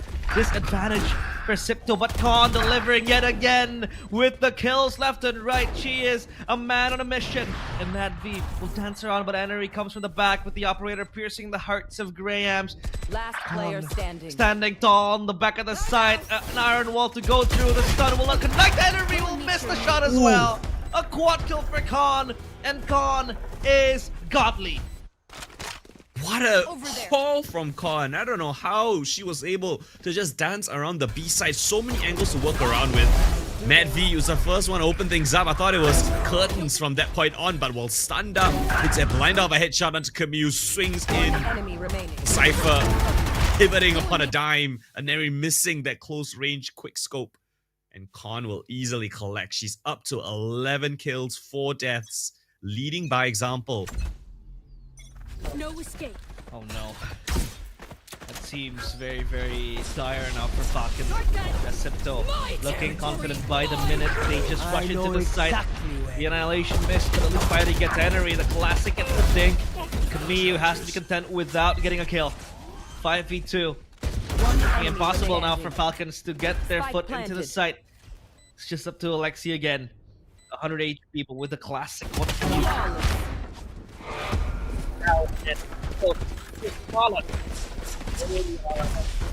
ready to clip the wings of the Falcons. Yeah, I mean, right now, Con Graham's, individually speaking, I know it's not a reliable statistic or like playstyle to rely on your individuals to pop off, but Xipto are finding heroic rounds. Falcons, we need to see that star power that we know they have, right? So a very important timeout being taken here. Right now, they're being pulled apart. Their defense is being identified. It's being exploited. Just can't seem to find a foothold. And the timeout from Falcons, like you said, yeah, they can't seem to figure out a possible way to shut down Xipto. Because again, we had the argument going around that, with Neon, being put into the page, but supported by two sentinels. It seems like the Neon is on a handicap because you can't go quickly, right? As opposed to maybe having a breach into the Asian lineup, you have stuns and flashes to play with. But I think now it's just up to Yume to look for the opening picks, plus Graham supporting for the back with a flash. However, it seems like Xipto, they're not toning down the pressure. Time and time again, they're able to just barge into the site without a possible help coming in from breach, flash, or a stun. So I think Xipto, they know what they're doing. Time and time again, it seems to show that they have a slow approach. But once they have a foothold into the key point of the road and just like leaving Falcons, just speechless. And they attack the side quickly. Oop. And what's Uh-oh. Game Changer Southeast Asia without a little bit of a tech pause, huh? Yeah. Realize. Well, I mean, it's my first day here at GC and my last as well. And, you know, I got to go out with a bang. And you need to have the tech pause going, right? It's a rite of it, you know. It's a rite of initiation for each broadcast, each playoffs we have. You know, gotta have one. It's a ritual. It seems like usually when the tech pauses happen earlier on in the day, the closing day, the last two matches, it'll be smooth and silky. Usually, okay, but I don't know. I'll take your word for it. We'll see. We'll see. I mean, yesterday you ended like what? Pretty late, right? 12, 11? Yesterday was okay. It's not that bad. Ah, okay. Yeah. I mean, it was like 2-0s across the board, so 2-0s across the board. I mean, pretty convincing. Xipto 6-2. Ah, the pause done. So 6-2. Has to come from behind. Yume though, so aggressive. An area in this coveted position. It's a bit of a crossfire setup. Of course, who else with Alexi? Run up. Oh my lord! How does Aneri get 2? What was that? Aneri takes 2 with the grave with her. And now that's Yume and Capricious gone. No recon, no entry power. But look at the C site. It's so empty. It's Spidey's for the taking if she wants to go now, and if she doesn't overthink it, that's gonna be a retake situation for Falcons. And they know they want to play the retake situation because they have a 2-man advantage against Xipto. But Xipto still, they want to tiptoe into the site. Breaking the strip will alert Mary, but Mary will not move an inch, so they know they'll play the retake game. Yeah, and again, Falcons confident at playing this retake, especially with the man advantage. Wait, they don't have a lot of utility, and Xipto, they might get a little bit aggressive because of that man deficit. Uh-oh. Great job for Falcons, they're aware of it. The drone flown away, but Grahams gets 2 with the run-in! That's gonna be Con with the clutch now, 1v2 again, invited to swing her hand onto the double peak by Falcons. But Mary will shut Con down and finally put an end into Xipto's winning streak. Again, it's going to be really difficult for Xipto to push in a post-plan position because they don't really have a lot of initiating utility, right? They use, or at least I think Capricious went down early, and you know, Graham's used her paranoia on the side take itself, so it was really much a contact play, and yeah, that's ridiculous from Aneri. I thought she might have, you know, overcooked it, might have whiffed a couple too many shots, but still somehow recovers a double kill out of that mess. Yep. Gets Falcons a very much needed 3rd round. And you can't instantly reposition as a Jet, right? Compared to maybe a Jet as a Neon. It is telegraphed with the high gear as well. So yeah, that was her taking a risk, but taking 2 with her. So that is surmountable. Now, Yume again entering the site, popped by a tripwire. The Hunter's Fury will catch her, but Grahams will get Camus. However, 2-for-2 trade now happening. As Falcons lose 2. Same goes for Xipto, but they will try to push their way into C site. Spike planted without a possible post-plant situation. Only the Sonic Sensor. They'll play the retake, or rather they'll play the post-plant game far back. Long. Ooh, and I think Aneri's position was spotted out as well. This is a big fight here. Capricious doesn't break a sweat. Lovely one tap onto Aneri. Rough retake now here on the cards. Scanning ahead. One. No tap of the spike means that Xipto will not peek, however they will. Now Graph not too far. Think about it. The recon is good, and it will tag Madvi, but Madvi's so calm in the Vandal peek. 1, 2, 3, it seems like they're counting it down. Madvi going insane. Oh, does she have time? She doesn't. And Xipto holding for dear life and see long. It is enough for them to let the spike explode. Falcons, that multi-kill from Madvi tastes very bitter. Ooh, Falcons, that was so close for success, but Xipto played it to perfection. This opening engagement, that was crazy stuff. You may run straight into us the spawn. It was a lovely 2C split. These taps coming in, but the wide swing from Capricious was everything. Catches the final kill onto the spike diffuser, ignoring Madvi. That was more than enough. Just a couple milliseconds of difference. Oh, look at Henry. He's playing with fire now. She's so down low, but oh, look at the stun connecting as well. Henry goes in with the overdrive, but Capricious will take her down again. A trade of ultimates. The Neon ult or the Deadlock ult. But look at Grahams up top in heaven with the teleport. She's doing a lot of work now. Mary will shut her down though. The white hat thrown. Con with the 2 kills will reply back. Mary 1v3, impossible. Gets the headshot, but only that. And these streak of rounds from Last Xipto round have in the been half. damning for Falcons. They've only got 3 rounds in few and far between. And Neri here, lovely first kill again. But Graham's coming in all the way. The shadows in towards heaven. Catches them blindsided, and Xipto were able to clean things up. There's just a couple of classics in the mix for Falcons, so most difficult fights to take. Capricious in towards the last round with the Hunter's Fury. Madvi a couple away from hers breaching, of her breach ult. Now the Hunter's Fury now invested to flush out Mary as the C-set execute comes on. You may get shut down though by Camille. Camille, silent, but still answering the calls. And that will shut down Xipto at least into the C site. Without Yume, they can't really achieve much. Yeah. Because they need that firepower, they need that quickness.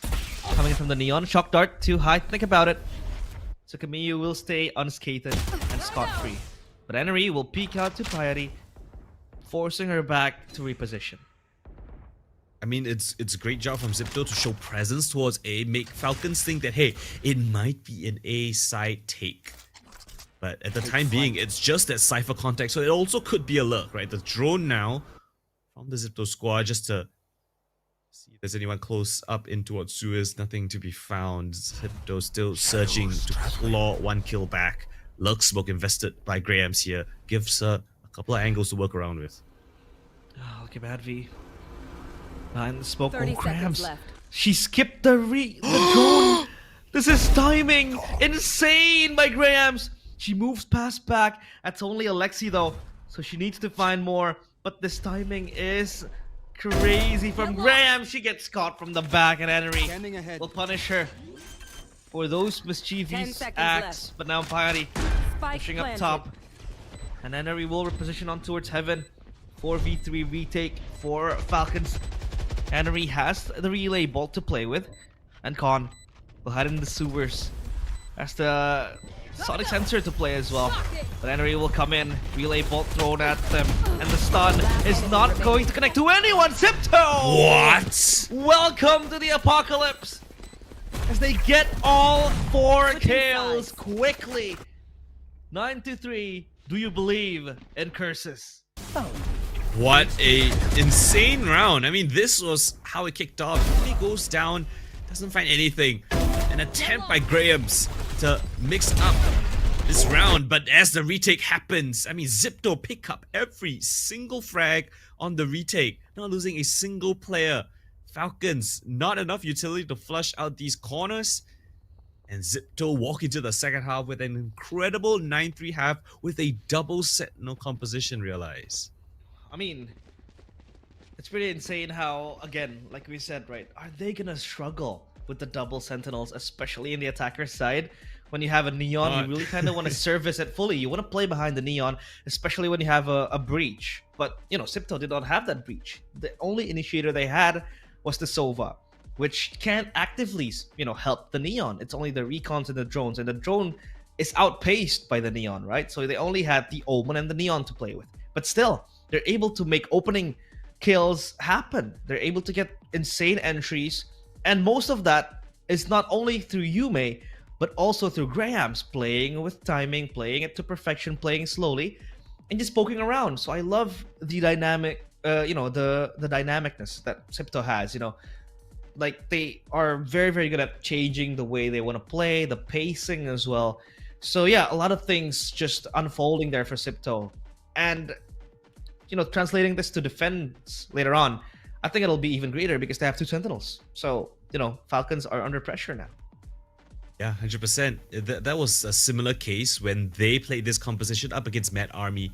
I think it was just yesterday. It's so many games, but yeah, I think they had a pretty successful attacking side. They know how to insert those cheeky little lurk plays all across the map and, you know, catch Falcons off guard here and there. But to be honest, it was on their defensive side where Xipto kind of slipped up a little bit. You know, it went into an overtime affair. And, you know, Mad Army was able to make things really hot under the collar, which is kind of weird to say, right? The double Sentinel comp struggling a little bit on the defensive side. But yeah, we'll have to wait and see how that one pans out. In my opinion, I think a lot of the case was that the deadlock utility was just being, you know, either avoided or easily broken. So we'll see if Xipto have a little bit, you know, have adapted to that kind of situation here.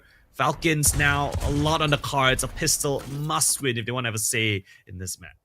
Yeah, they have to start from square one, back to basics, winning that pistol round. But thinking of it, you know, they have 2 Sentinels. Cover going out. Still playing with insanity, just playing up top. Last enemy remaining. The 2 kills, even the 3rd. Graham going absolutely insane. Mary Destroyed. will shut her down, but that was Graham's totally unspotted, leaving Mary to the clutch. 1v3 again. Con is ready to take on the swing. The barrier mesh thrown away, suspecting that Mary might be there. But no, Mary gets the pick off to Con. A 1v2, but the spike so far away from her. We surely did not realize there's a wall. There's It's a hard. crossfire to break apart. You have 35 seconds. And there's a tripwire garage, so they don't have to 30 worry about a seconds left. garage flank at all. Yep. Heidi's doing her due diligence, right? And making sure that there's no one coming in from A. Maybe could have wrapped around C long, but Ramesh drops down yet again. Mary's faced with the most incredible remaining. crossfire setup. Breaks up first, a headshot onto the second, but Piety, just with a sliver of HP, will survive and win out the pistol for her team. I know how that feels. Mary must be slamming her desk right now. Because that was a ding. Did Piety buy armor? Down B. It seems like Guess so. it did. Yeah, because I did not see only a single trapwire in garage. But wow. That was Mary One with enemy, the one ding. enemy remaining. That was not good enough. Piety Wow. gets the last kill. That was supposed to be a slaughter. But hey, Falcons now, they are down to 3. Still down in the dumps, unable to recover from what is a rampage happening. The hands of Xipto. And Mary making her way into doors. There's Graham though waiting for her with the stinger, and that will be an easy kill. Oh no, Mary will have to force back, and Graham still delivering the kills. Piety backs her up very beautifully at that. Piety with 2, and they're making Garage so hard to take, leaving only Enery and Matt V in a 2v5. I mean, this round is done and dusted. The Falcons are not winning this one out unless Xipto just give away free kills. On my wire. One enemy remaining. Yeah. Spike down C. Xipto Grams. look like an unstoppable force here. I realized the last time the Falcons lost a map in the playoffs was a 13-11 scoreline on a center HYPA. 13-11. This is 11-3 for Build up Xipto. before they This kill is the most incredible showing from an opponent that Falcons has faced in the past couple of months. This is an incredible showing from Xipto.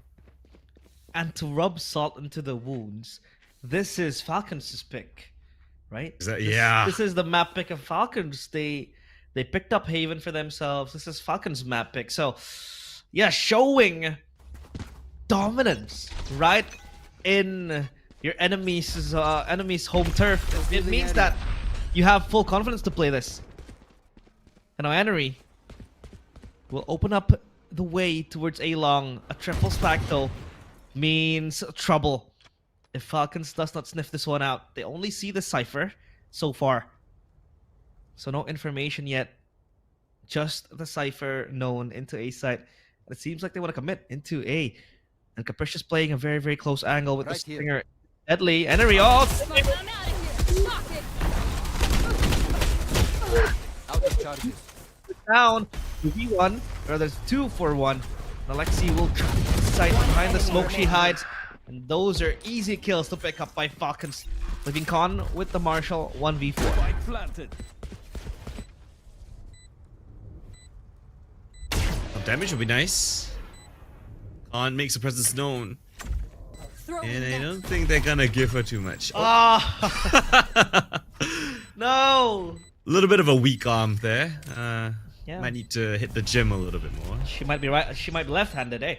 Who knows? Ah, understandable. Marshall dropped. Weapon giveaway! She doesn't want it anyway. She's gonna die to Yeah. the spike. Don't give me the Marshall. It's a very bad weapon. A peace offering, perhaps. Yeah. Letting A them know that, truce. hey, you know, you guys can get out. Right? Just let me have the spike there. It's basically a ceasefire proposal by dropping the Marshall. Yeah. She will go Okay. down with the spike. Falcon's still a mountain to climb to even give us a, to give us a little bit of hope into this map. Lovely clear from Maneri though. This is the kind of due diligence you need to do up against a very cheeky Xipto. And it is still just the anti-bonus, so Falcons now come into this buy. And the ultimate's on the cards. Graham's got the From the Shadows. The rest of the teams, the rest of the players on the team, nothing much to write home about. There's an operator though in the hands of Yume. And she is staring down the line that they are entering from. Comes Enery. Oh, that's gonna be Yume. Back off. Mad V gone and Yume escapes death with a sliver of momentum, but Enery wreaking havoc and opening up C site for her teammates. Falcons, is this the turnaround they're looking for? They will get the spike and march into the C site. Retake for Xipto yet again. Without Mad V, it's a 1v1, or rather a 1-for-1 situation now. As they will converge into C site and spread out. Formally, just creating that post-plan situation. Capricious with the recon, but she has to wait for her teammates. No Neon to burst into the site means that they have to play this with dry arms. And a Totem Peak also provided Mary with the kill. Alexi as well, and they will be shut down fully. Revealing area. And that retake cancelled. Falcons get 5. Not ready yet. Yeah, we didn't see it on the on our screens, but Falcons played disruptive. They either spammed the kill through the garage, but yeah. Oh man, Mad V. Shoulders a little bit too wide there. Paranoia comes in, but wow, look at that. Falcons just pivoting upon a small little corner. Finds the kills, spamming through the garage choke point. And that's a little bit of a weakness right there we see for Xipto, realize, right? They don't have a lot of abilities for a retake. If you take down the Neon, you take down the Sova, what else do you have to go for a retake? Double Sentinel, it's gonna be difficult. And once again, Falcons fully rummage this C side, but Aneri peeks out wide. And they try to flood back in towards the side, but Falcons flying. They just shut down Xipto right at the front doorstep. Not a single kill to be found other than the first. And now Khan just left alone with many people once again on her side. I thought they were going to be methodical. I thought they were going to be calculated. Slowly pushing into the site. Maybe. Just maybe look for a possible pick-off. The Because, ecos? you know, in ecos, it is It's that. basically a sin to just play rushing into the site, right? But hey, They walked into a stack and they just, hey, Alexi, bathroom break. Oh no, Alexi! Wait, Alexi, no! Protect the princess. Okay, she's behind the wall. Oh yeah, she's gonna be protected by Mary. I thought she she was was in the gonna be wall. picked off. And yeah, she will get caught. Oh, Con gets one. And if Mary dies, that's gonna be a kill to Alexi as well. Oh, Mary will protect Mrs. President. I saw Alexi just rushing into the toilet in the player cam. She ran. Hey, bathroom break? Pause. Is this gonna be a bathroom break? Oh no. Is this Xipto time? Oh, it's Xipto timeout. Hey, Xipto knows. That's, you know, when you gotta go, you gotta courteous. go. So, How yeah. courteous of Xipto, you know? Yeah, very courteous of them. They understand. Very sportsman-like. But I thought, yeah, like you said, I thought Alexi was in the corner. And imagine if Con went for the swing. Wow, that was so close. Maybe that's why. Maybe that's why Falcons are a little bit shaky. Ah, Yeah, okay. just needed a bathroom break. Bathroom break. And Xipto understands that they also need Nature to buy calls, time.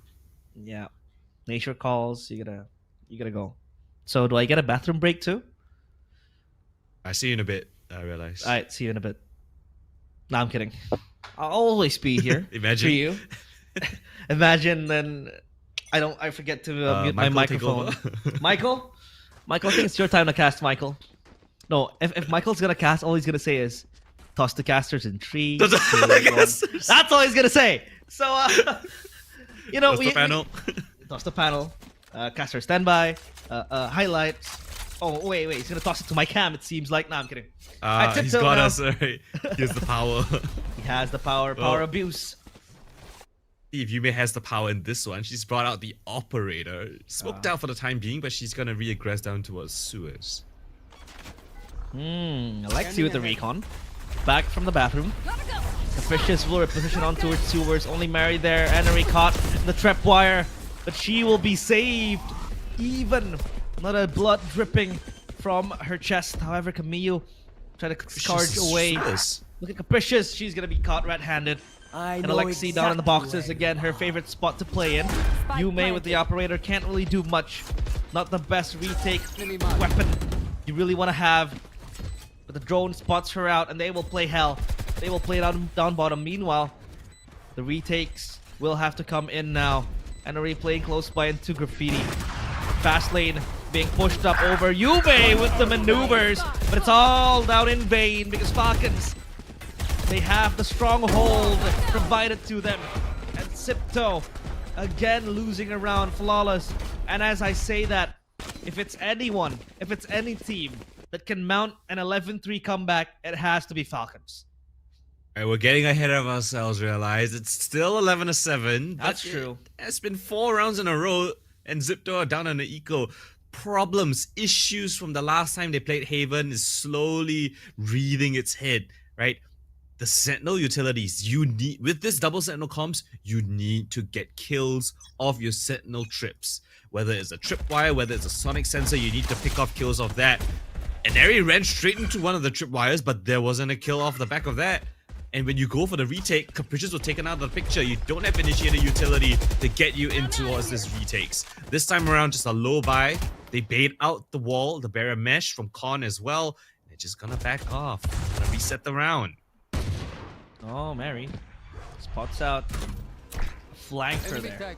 In the hands of Grahams. The drone will tag a player. But they'll take it slow. Again, this time they're not rushing in. They're looking to get maybe a pick off or two. Even with the same situation there, but Piety will be punished. Sonic sensor still active. Draftnet as well thrown, and Camille will TP into the site. Where is she though? Full of smokes here. She will TP away. Overdrive pop only good for one. Con will follow up with the kill. But the wrap-up happens with the Annihilation connecting as well. Mary with the late flank. She'll play full of timings here. And Mary is the Rolex of timings. Up to Capricious to play. And she won't be able to. Alexi with the triple and Falcons shut down. Out of charge. That is a scare. I realize that was so risky from Xipto. I like the fact that they aren't afraid to go for those plays, but you've invested your overdrive, you've invested your annihilation, 2 incredible ultimates, win condition ultimates that you could have used. Squandered here in this eco round. It forces Falcons to use the breach ult, but still they don't take the round win, and that's what matters at the very end. Now Falcons, they bring out the operator in the hands of Aneri, going down towards A long, but it's A short that's the problem. And Yume stacking up with Grams and Sewers. Falcons, if they punish this, it's all over. But Con gets Mary, and it's Camille as well stolen. Aneri will trade back, and Yume has to run back. Save herself. A stun being popped, and Aneri now is relentless to get the kills. Overdrive in her hands, playing it left and right. Oh, Aneri! Beautiful footwork. Just dancing around the dead corpses of Xipto. And Alexi will shut down Pyre, leaving her in a 1v1 Con against Alexi, the queen of duels. She has been providing us with a lot of individual plays, but that spike has to be picked up. Yeah, and Con being the sentinel that's sometimes known to flank as well, Alexi has no clue at all where Con has gotten off to. But the longer that Alexi plays this round out, the more doubt Con is going to have of where she is. But as the spike goes down, now Con has the confirmation, a boatload of utility for this retake as well on the deadlock. Oh, But Alexi just swings out wide, takes the duel straight on, no utility needed, just queen versus queen, and the princess comes out on top. Beautiful from Alexi. The queen that deserves to hoist the crown. Spike down. But Aneri, she One uses the down A. smoke to just Last play player left and standing. right and create confusion. And behind Pyre there. Couldn't do much. And now Xipto has to eco again. Falcons, they're stretching it out. 11 to 10 is a possibility. And that is going to be an upset for Xipto. Now Aneri will jump over. C-side. Under siege. Here comes the stun. And the Hunter's Fury as well from Capricious. Catching no one. But will tag. No, won't even tag anyone. So that's going to be an ult wasted. And they can reposition. But look at Con! Caught as well. Mary will open up the kill feed. And Falcons will rotate. At the very least, this time you have Yume in towards the side. She needs to go nuclear here together with Capricious. Oh, Camille with the flash. Pop a flash as well for Mad V onto the back of the site. Aneri trying to open up the fray there. The Stingers are doing light work, but Aneri will fall down. Camille and Mary still standing tall. Piety left with a shorty through her heart. And Falcons, they get number 10. Only a 1-round margin now. It was 11 to 3. That was 8 rounds deficit. But now it's down to 1. I got way ahead of myself. At 11 to 3, I was saying, oh, no team has ever beaten Falcons at It's this kind of a Xipto. scoreline. You know, this is history in the making. Xipto, former Sisu, former Ascend, always the ones that's able to take away maps from Falcons. But who else are we kidding, right? It's Falcons in the server, a timeout taken by Xipto. Sweat is dripping off their foreheads. They know the severity that they are in. 1 round away from that 12, from that match point. But yet it has been 7 rounds in a row for Falcons. And now an operator purchased up from Yume. They lose this. This is 11 given to Falcons, and in the next round, they are gonna have no money to buy. It's not the end of the world, right? I mean, if you lose here and if you lose this series, you're gonna drop down to lower bracket, which is still fine. But you gonna wanna, number one, of course, lock your place into grand finals quickly, and number two, you really, really want to be the team to beat Falcons, right? You wanna try to get a map off of them, and that's Right, gonna so, boost your morale. I will say that Xipto, Sisu, Ascend, whatever core you want to say, they have been playing Bridesmaid for what feels like a whole year to Falcons core. I don't think they were happy with a second place. They know they have the ability to take down Falcons, but it's gonna be so difficult. But still, success here, man advantage given over. Pressure down onto the A side players. Those Falcons want to accelerate into this. Want to reset the round yet again. The Gravnet. That dissuades further push to happen. And Falcons will rotate through sewers, but look at that sonic sensor. That's gonna be a very, very powerful utility to swing behind. But Falcons will not alert that. Sensors there. No, they don't know. That will tag them down, but no swing to be made. So Grams will prepare the flash, and they'll play in the back of the smoke. They'll play with Jet. They'll jump in, and Xipto, like lamb to the slaughter. Falcons drop up to Matt V now with the clutch. Impossible, I dare say. And Matt V pressured deeply, as she will get the kill, but not for Piety, who will shut her down. And after what was eternities, Xipto get match point. Finally, the timeout called. Xipto fight for something. They choose to engage here towards this long position. Yume, big kill onto Camille. The stun is lovely. Finds that frag. The survival smoke in the middle of the site gives them positions to play around, forces Falcons into the fight. And because they didn't play the pause game, because they didn't explore the rest of the map, Xipto were able to stack that A site. Xipto given a lifeline, a chance here. 12 to 10, Hunter's Fury, and and Neri beats up to the punch. Capricious goes down, the A side compromise. Xipto, what was a beautiful round win in the previous, now lose the site and lose Graham's as well. It's beautiful for Mannery.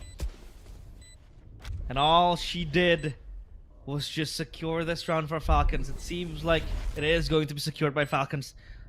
Unless now Xipto is able to pull a rabbit out of the hat and possibly miraculously steal this round away and close the map. But Khan entices to peek. Alexi prepares the recon to play beneath the scans. Khan has the annihilation, but it seems like they're running on the clock. There's no time left. Enery will swing behind that stun. Beautiful stuff from Enery. She tags Yume down, but the operator has to run back. Enery will also get decapitated by Piety, leaving only Yume to save the operator. And Falcons, they deny the map. They will try to force us to overtime in what is the possible last round in regulation. Man, realize this is... I never imagined this to be the scoreline. A Neri goes beast mode, destroys Xipto's hold. Breaks apart their economy, forces them to go for the save. Alexi backs up, you know, her partner in crime, takes away another rifle. Xipto now again with this op. Yume needs to go clutch here. Whiff of the shot, and Neri notes where the op is. Now they can work around that information. That's information. They know the operator is C-site, but hey, as a Neon, you can be very mobile. You have the high gear to transport you to places quickly. Meanwhile, Khan will look for a pick-off here. They'll try to play the pixel angle game. However, Falcons, they know they have to respect this barrier mesh still kept and popped. The drone will be able to skip it, but not for the players of Falcons. They're supposed to be side, but grabs a good pick off. Yume as well gets Enery down. Rolling Thunder pop, but Camille will be betrayed by the stun of her teammate. Yume with two. The Reaper to get the kill, and that's also the Annihilation connecting. Alexi in 1v4, looking impossible for her to clutch this one out. And Camille is down, leaving Alexi, the queen, with the crown to defend, losing her grip of the game. Capricious, exposed, and known. But it's all about the timing from the back. It's only grabs to play the game. And Falcons get their wings clipped. Xipto fight back in game number 2, forcing us to go to map 3. Oh, Xipto, right at the very end, they regain their composure. They realize that they have it in the tank. They have what it takes to bring down the Falcons out of the sky and onto the ground. That is where the dog bites back. Lovely map number 2, and oh boy, I mean, you give one round away. Any one of these rounds goes the other direction, we could have a completely different story realized. But Xipto, they persevere by the heroics from each of these players. Yume in that last round, huge kills with the operator, and it gets them that coveted map 3. Yeah, they are finally able to beat Falcons in their own turf. However, of course, we're almost there in overtime, but hey, the panelist desk, what do you think of that game in map number 2? A very fast one and almost comeback. I have to say, I'm quite surprised by the 9-3 half. I've never seen Xipto this challenged, in a long time. Yeah, like Coldan said just now, a lot of problems still showing up for that defensive half for Xipto, which I think Falcons took full advantage of, but they were able to really rally back and shut down the aggression, bringing themselves back into this game. But Raf, what's your thoughts? I mean, the fact that Haven is also historically an attacker-sided map, it did lend itself a little bit towards Xipto as well. I do like the confidence in running that double sentinel. We did talk about how this could prove to be a problem, especially on that attacking side, but that didn't bother them at all. In fact, it just made it that much more difficult on the defense to contain Xipto on their attack. Meanwhile, on the side of Falcons, I mean, we were almost convinced that they were going to come back and, maybe go for another typical Falcons 2-0. Because it did look like they decided to just commit to this, whatever happens. But those 3v5s eventually weren't going to fall their way. And as Coldan mentioned earlier, such a great job to find that composure again as Xipto. Because there are times where teams tend to freeze up once that lead dwindles. But hey, we did mention earlier that this is gonna be a 3-map banger, and here we are. Okay, so coming into this one, I felt like it was very for Xipto was very execute heavy, which is why their attacker side looked really good. They have a nice push pull. They have one player really lurking down mid. It's managed to really catch a lot of the members for Falcons off guard. But in all seriousness though, it felt like it was just an aim diff at certain points here as well. They were very sharp on that. They have nice angles held and played, to be exact. But that second half is where things got very interesting for me, because it was like, okay, our slow style strats isn't working, our defaults aren't working. What's the answer? Sending a Neri very aggressive early. A Neri opens up with 2. A Neri goes up, goes shoot early. A Neri walks straight into util, but her teammates are there to break it, and a Neri just sends it full all the way to CT side to be able to catch Xipto off guard. Surprisingly enough, it took I think a good 6-7 rounds before finally Xipto caught wind of it, and then finally said, you know what, we gotta challenge Neri. We cannot keep letting her get away with this. True. I mean, it's great on both ends really to recognize what their win conditions should have been. On the side of Falcons, I feel like in the earlier half, maybe they were going through or maybe respecting the double sentinel a little bit too much, because there were also times where they'd scout out, especially in the latter half, right? They'd scout out where the double sentinel would put their utility and just go elsewhere, and it did work. But like you said, Xipto, the moment they found the nerve to be a bit more aggressive, use that operator to find early value plus snowball off of that, it just became such a struggler for Falcons, considering this is their map pick too. Yeah, this is a very, very interesting one. I feel like, for Falcons, yeah, this is their map pick, and for Xipto, there's a lot of confidence for them as well in this particular map. Granted, they went all the way to the end, to the overtime against Mad Army as well on this particular map. Now, coming into this one, Con and Aneri will be both topping the charts here. I think you mentioned a brief bit about what, Con can bring to the table as this deadlock, as this sentinel, and, you talked about her skill ceiling and her util as well, but I think most importantly, playing this deadlock is so good for Con, mostly because she can put down her util and do what she does best, which is shooting heads. She is incredibly sharp. She's insane. She doesn't have to really think too much about playing off util when everything has been set up in that pre-round itself. Yeah, it definitely felt that way for Xipto. They were basically taking what Falcons were giving them. My goodness, it's still a bit of a tongue twister. Xipto versus Falcons Vega. Sometimes in my mind, it's like, oh yeah, Xipto. Oh right, Falcons Vega. Yeah, but me anywho, too. Me too. Back, I thought it was just me.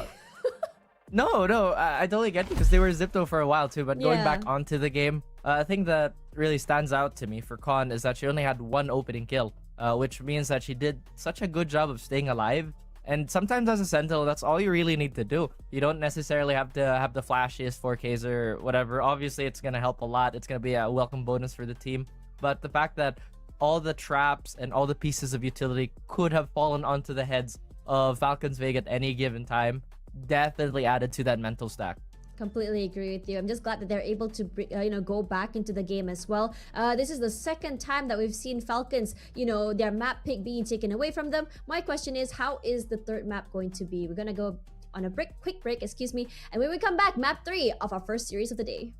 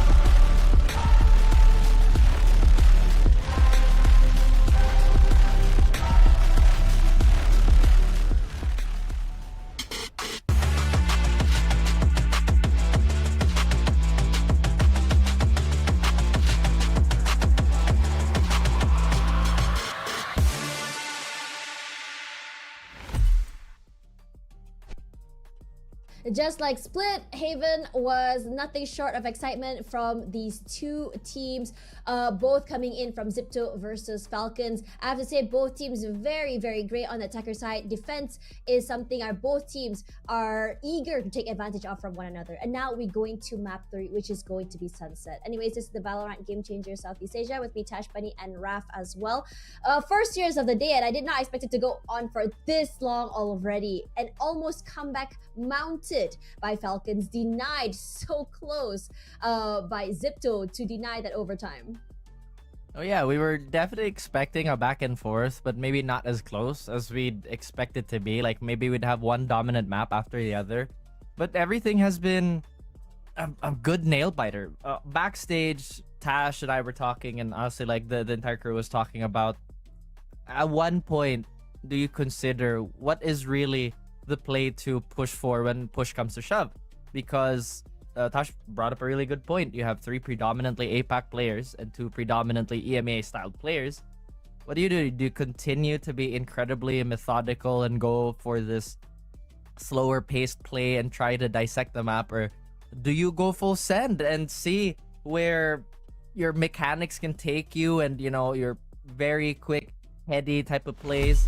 So I think there's a valid discussion for that, and how potentially Falcons Vega is still looking for that perfect harmony. Yeah. Because there's not really a big sample size for Falcons Vega to struggle on a map. Yeah, and I really think that this really pushed him to the limit as well. It felt like, you know, for the most part, the EMEA players and the APAC players, it felt like a bit of a disconnect there. Either a disconnect or a gap in terms of their timings was definitely something that I would like to see more of, or to see whether or not they can fix that. Regardless, we're going into Sunset. Now, interesting enough, for Sunset, we're going to be talking about Xipto for a bit. This is the designer map. So Xipto did play this map twice in the upper quarterfinals as well as the upper semifinals, going 13-6, 13-5 against Precision, Power, Quickness, as well as Mad Army. This is no small feat, especially against Mad Army, and it shows a lot of dominance, if you ask me. Meanwhile, for Falcons Vega, the last time they played this map was, I think, very recently into the upper finals. They did play in EMEA, but it's again the big change of place, a change in play style coming from EMEA means that I can't really talk too much about it, but I can comment on the HYPA game, where they did manage to bring HYPA into a 13-8. Yes, it was Falcons Vega's map pick, and HYPA wasn't able to answer back. But again, I really want to iterate that Xipto is looking really hot, really good, really aim heavy. So could this be a game changer from a HYPA against Falcons Vega? Tournament mentioned. No pun intended, you know what I mean? But all right, going back, I lost my train of thought. That's completely my fault, but I do agree with you. At some point, though, if you are Xipto, you have to consider, are we overheating? Do we not go for the heat check? Because at the moment, this is a reset for both of them. You now have discovered that as Xipto, Falcons, when they really put their foot down and try to run it down, it's still a large, like, task at hand. It's so incredibly difficult because, again, like you said, everybody is just a mechanical demon at this point. Sunset, I feel like, can get very messy, does allow for so many styles of play. It does look like, though, we have a KO mirror here, so, you know, that suppress value is going to be incredible, plus the amount of info that's present for both teams is going to be so helpful. Yeah, but honestly, I think before we go into this game, I would really like to see, you know, Falcons really find their identity again. What made them huge, what made them great on this region, that W key forward, and, you know, and try to find a way to work around and play around with the new, you know, 2 players from EMEA. Let's see whether or not they can put it together and bring it all the way to the grand finals here, or whether or not Xipto will finally overcome them. Onto you, Coldan and Realize. David versus Goliath. Xipto with a mission to shut down the Titans, to clip their wings, force them back to the ground, and secure their place at the grand finals. This is going to be them exercising their demons and fighting back.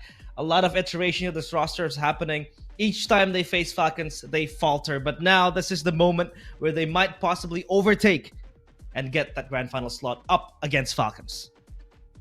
Yeah, everything on the line. This is where it matters the most on the map of Sunset. It's an interesting one for both of these squads, because It's a triple initiator composition, and as Ref mentioned, another KO on the other side. It's unconventional from both these squads. I really do love the triple initiator though. We've seen them play up against Mad Army as well as PPQ, both resulting in very convincing wins. With so much utility thrown for your duelists to take space, you could result. It could end up in a really, really successful, aggressive style of play. Meanwhile, Falcons, they don't have the breach; they have the KO instead. With I will stop with power in terms of the 0 point, but it's a clash of styles that we're all here to witness. To give ourselves the first grand finalists, let's see how this map pans out. We now play quickly towards A side, or rather B side, excuse me. Obviously, like you said, look at the other 3 initiators, excuse me, to fully play through you, right? Because aggressive is not that There. still just idling their way, thinking of a way to enter B side, and Enery might bite the bullet here if Capricious tap really get that Spike kill. down, B. It's gonna be the spike drop. The flash is good, but Enery is still able to move back. Enery gets 2, slides away, still saves it for later. As the flashes keeps on coming, the flurry of punches thrown at Falcons, but Xipto still left without a player to put into sight. Here comes Yume. Enery shuts her down, and Piety stands tall. Up to the task. It's up to Matt V! Going absolutely mad, and Falcons finally get their pistol round. Okay, Falcons, they take the fight straight to Xipto. I like that little bit of disruption, right? You have the triple initiators on Xipto. If you play back in towards the site, you're gonna get overwhelmed with utility. And a beautiful shot by Enery to kick things off as well. Stuck in a rock and a hard place, still managed to catch the sliding Yume, and then Matt V in the clutch taps the last player of Graham's easily out of the server. Solid pistol win coming for them. Second round by pretty strong as well. We've got 1 single player on a upgraded pistol. We've got the count on ends of Enery.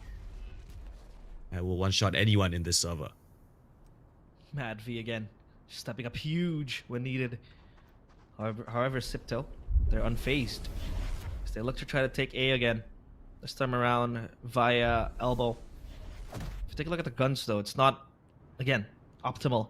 It's not the best situation you want to be in. The classics kind of naked without any potential arsenal. However, Mad V, tap is good. Camille sprays down as well. Spike dropped. It's an island to try to recover that from, but Alexi will re-drone on towards elbow. Just ensuring information is gathered. Camille under pressure and down. Con gets the kill, only 1 though. Enery and Matt V will be able to secure those frags. Matt V with a total of 5 kills in 2 rounds. Ooh, and I think Alexi just picks up the Spectre as that round ended, so all's good in the hood. Dodge the flash is lovely from Matt V.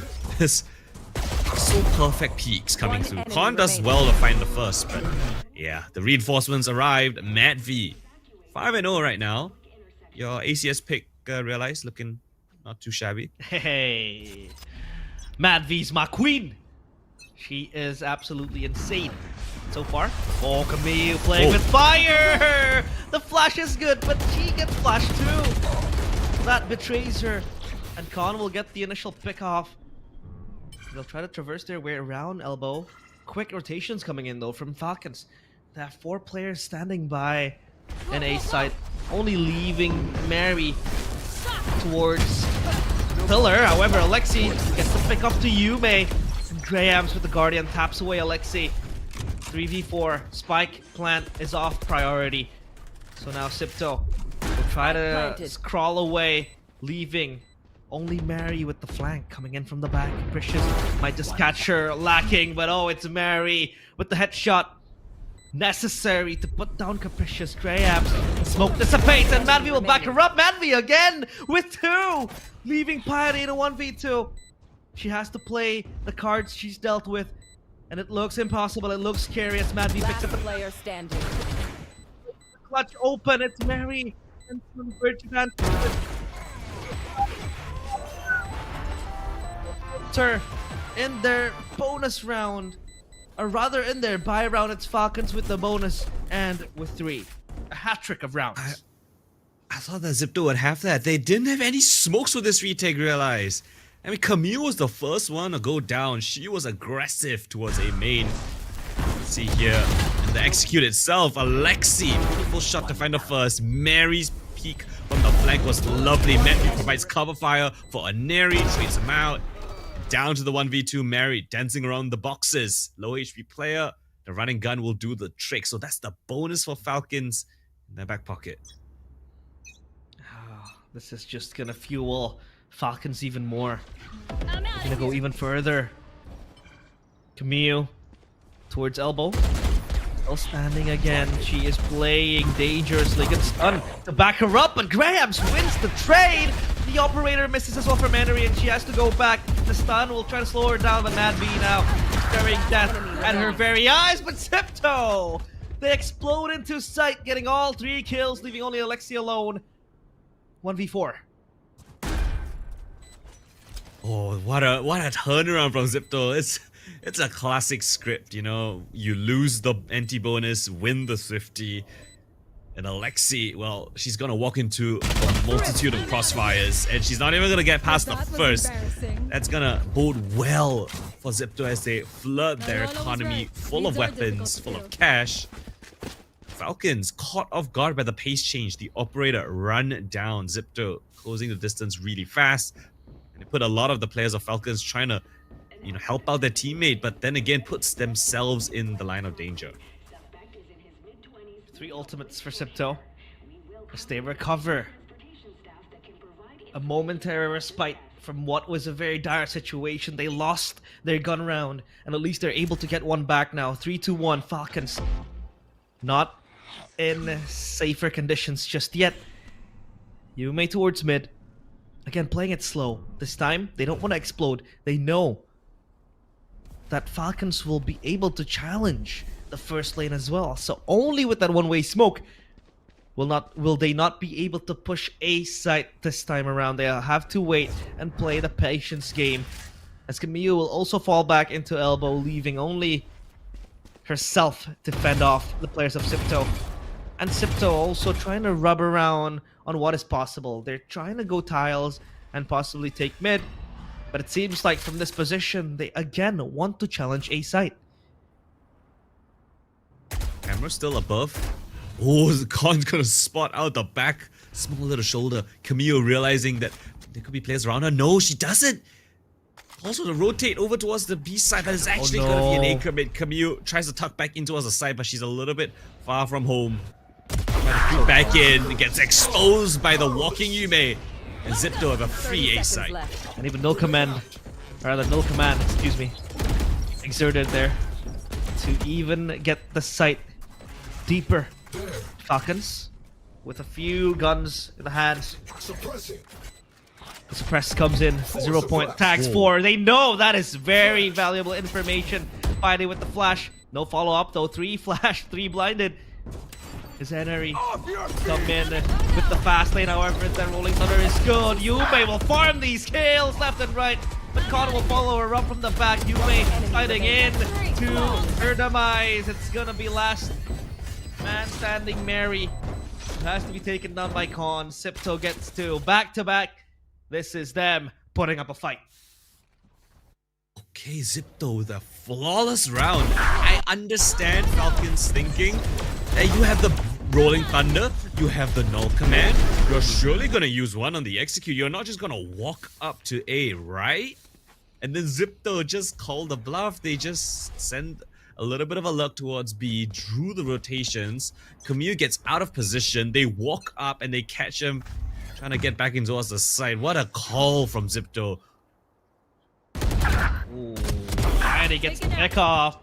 And Falcons dead in the hands of Xipto. 2 players, that is Henry and Madvi, pushing up confidently on towards mid. And A side fully voided. So they might want to go there. But Piety still wants to look for the pickup. God. Enemy remaining. Spotted, unchecked. But only that. And Xipto equalized the score in the back of 3 quick rounds. I mean, Falcons, they had a really hot start, but Xipto, well, they are now warmed up for this one, and they're shining brighter than the Falcons. All of these gunfights, yeah, we know how good Falcons are mechanically, but especially on Haven, now going into Sunset, Xipto, they are stepping up to the pressure, they're stepping up to the plate, they're playing like how they know they can. And it's Yume leading the charge, 7-3, amazing stuff from the Neon. Very beautiful.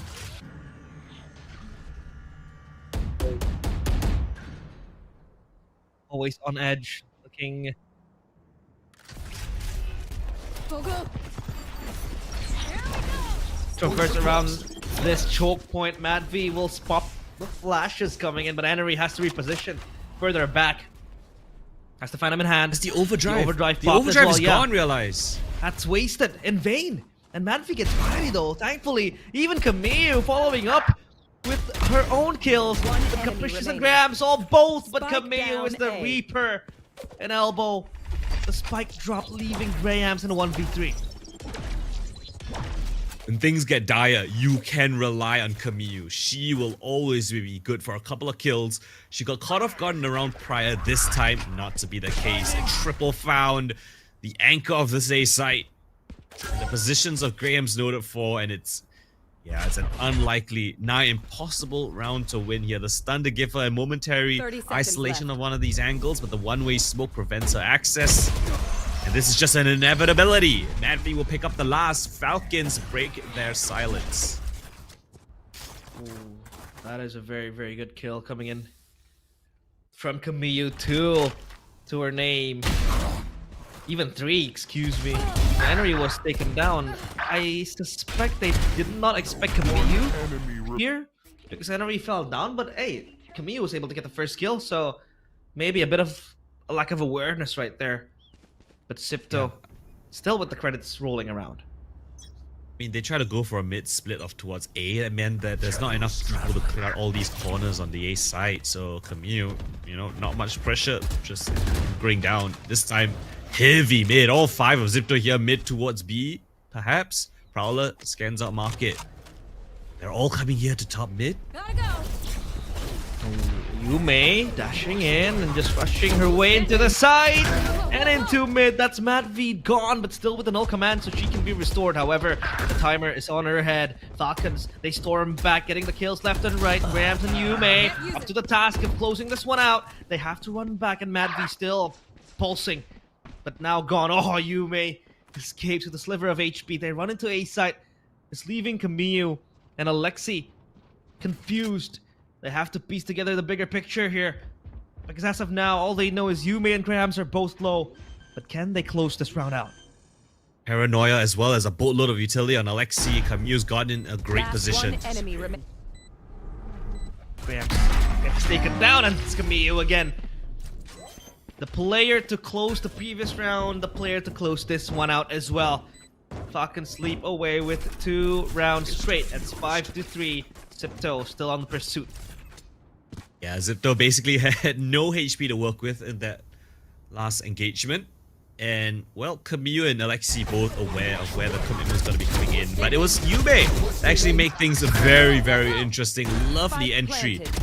Falcons players, they hold fast. And, of course, you want to test Camille. You want to go back towards her side. Well, you better be prepared to take her down as well, because she's racking up those kills.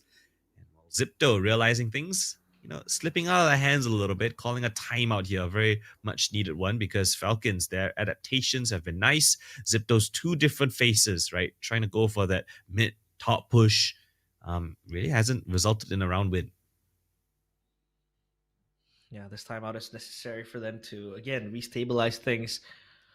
Because so far they're fallen to this limbo of just buying, and their credits are slowly corroding. As the Falcons, they're trying to build that up again, but hey, it's not the best for them as well, economically speaking. And I think Xipto hasn't even tried to touch B side so far. Like, they touched it once in Pistol Round, and that's it. So far, they have been pivoting mostly towards mid into A side as well. And even if they go mid and try to, cause a ruckus in market, they're going to end up in A as well. So I think a change of pace, a change in tempo will be interesting. But look at Falcons, they're stacking up mid, leaving A to just be free without any guard whatsoever. A full A retake setup. It's a mid-centric approach at the early stages. And welcome you. She's vacated her elbow spot, now coming in for a very fast no. fight. The spike though! The spike is lost in the mix! Camille finds the first. Doesn't get the second, but Daenerys there. The second layer coming in from Xipto. But Enery doesn't want to take her chance. She moves back, looks for information in B, and they know there's a player in B side. No trap to sniff out the flanker. It's Enery giving it a silver platter. What? Con looks at the right angle, and Enery is gone to oblivion. Spike still dropped. They have time to play with. They have time in their hands. Falcons just gonna gamble. They're just gonna gamble. It's the A side. They hear the flash towards market, but they said, to hell with it. We're gonna anchor down A. Ooh, B side just left open. Alexi kept going unnoticed, and she gets the kill easily towards Yume. They want to go back. They don't want to fight this. Xipto, head over heels now. Looking left, right, and center. Head on the swivel. Left. As Alexi is next here, standing tall. On the back of the side, spray down. Good for one. As Mary Last follows player up. Standing. It's up to Con in a 1v2. Mad V and Mary again, the double M's. Having to clutch and close this one out. It's Con just rushing into the crime scene. Not the wise choice you have to make. However, Xipto left behind again. Falcons up to 6. Wow, I'm not sure on what's the exact tell, but the read from Falcons was sublime. I mean, they were 3 versus 4. The whole map was compromised. Despite them, you know, Camille basically only getting 1. Ideally, she'd want to get 2. They lost B main. This huge kill from Con there gave Xipto so much advantage. Xipto, they struggled to get access towards his A side. A triple man stack for the last 3 players of Falcons bolster up A. Now Xipto, they just said, hey, let's test this B side for once. They will test it, forge it into fires. As Xipto dedicate all their utilities in towards taking this B side. Falcons playing retake now, Rolling Thunder even committed. Look at the barrage of utilities they have, but Con will take Camille down. And the stun full on towards B side. Even an Omen ultimate expended. The flash is coming in clutch to dissuade Falcons from retaking this. Look at where Capricious stands unnoticed in the back of the side, still holding for dear life, but Falcons gets 2 back to back. 2v2 now. Alexi so low, Yume spotted out, but they sense the B player here. The stun is beautiful, leaving Con in a very vulnerable position. As Alexi 18 HP, she needs a toucher. She needs to hold for dear life as Con with the triple kill. Xipto will close that site down and close the round as well. Amazing aggression coming in from Xipto. They push into site with the null command, and then they said, hey, we don't see anyone here. We're gonna take the fight straight to you. Lovely shot. Oh my lord, Piety just tears them apart. Despite her being 1 shot away from death, and Con still rocking the cute cat crosshair, just destroys them in the 1v2 at the very end. Silent but deadly, cute but deadly, with that cat crosshair like you said. And It's still Xipto, crazy. You imagine I beat Falcons Vega with a cat crosshair. Yeah, I think that's gonna be on her CV, on her portfolio. Say she's gonna apply to G2 Gozen one day and she's gonna go, oh, Falcons, easy. Cat crosshair. I'm not sure what has given her the idea to use this, because I don't think we've seen it in any of their games. It's only this super important one up against Falcons. I think it's just up to her showing that she is confident. Even Confident. in the light of that cat crosshair. Confident, yeah, exactly. Yeah. Play of words there. But Falcons, 3 players, excuse me, on A site, leaving Xipto guessing. They want to take this chance. Camille so low, good flash. Enery will swing on the back of that. Capricious still bleeding. Able to survive. 34 HP. Not the best scenario you want to be in. But Xipto, they regroup. They rendezvous together. looking for a possible take on towards B side. 30 They haven't seconds broken left. this trip yet, so it's gonna give early info for Falcons. They can rotate over. Ooh, Piety good take. Mary is down, traps disabled. And Camus in the back of the site. Consternation full in the head. She's looking for a Planted. safe haven, but none given. Yume gets Alexi as well. Yume pops the ultimate. Almost out. The overdrive there, spraying away in the hands of Falcons.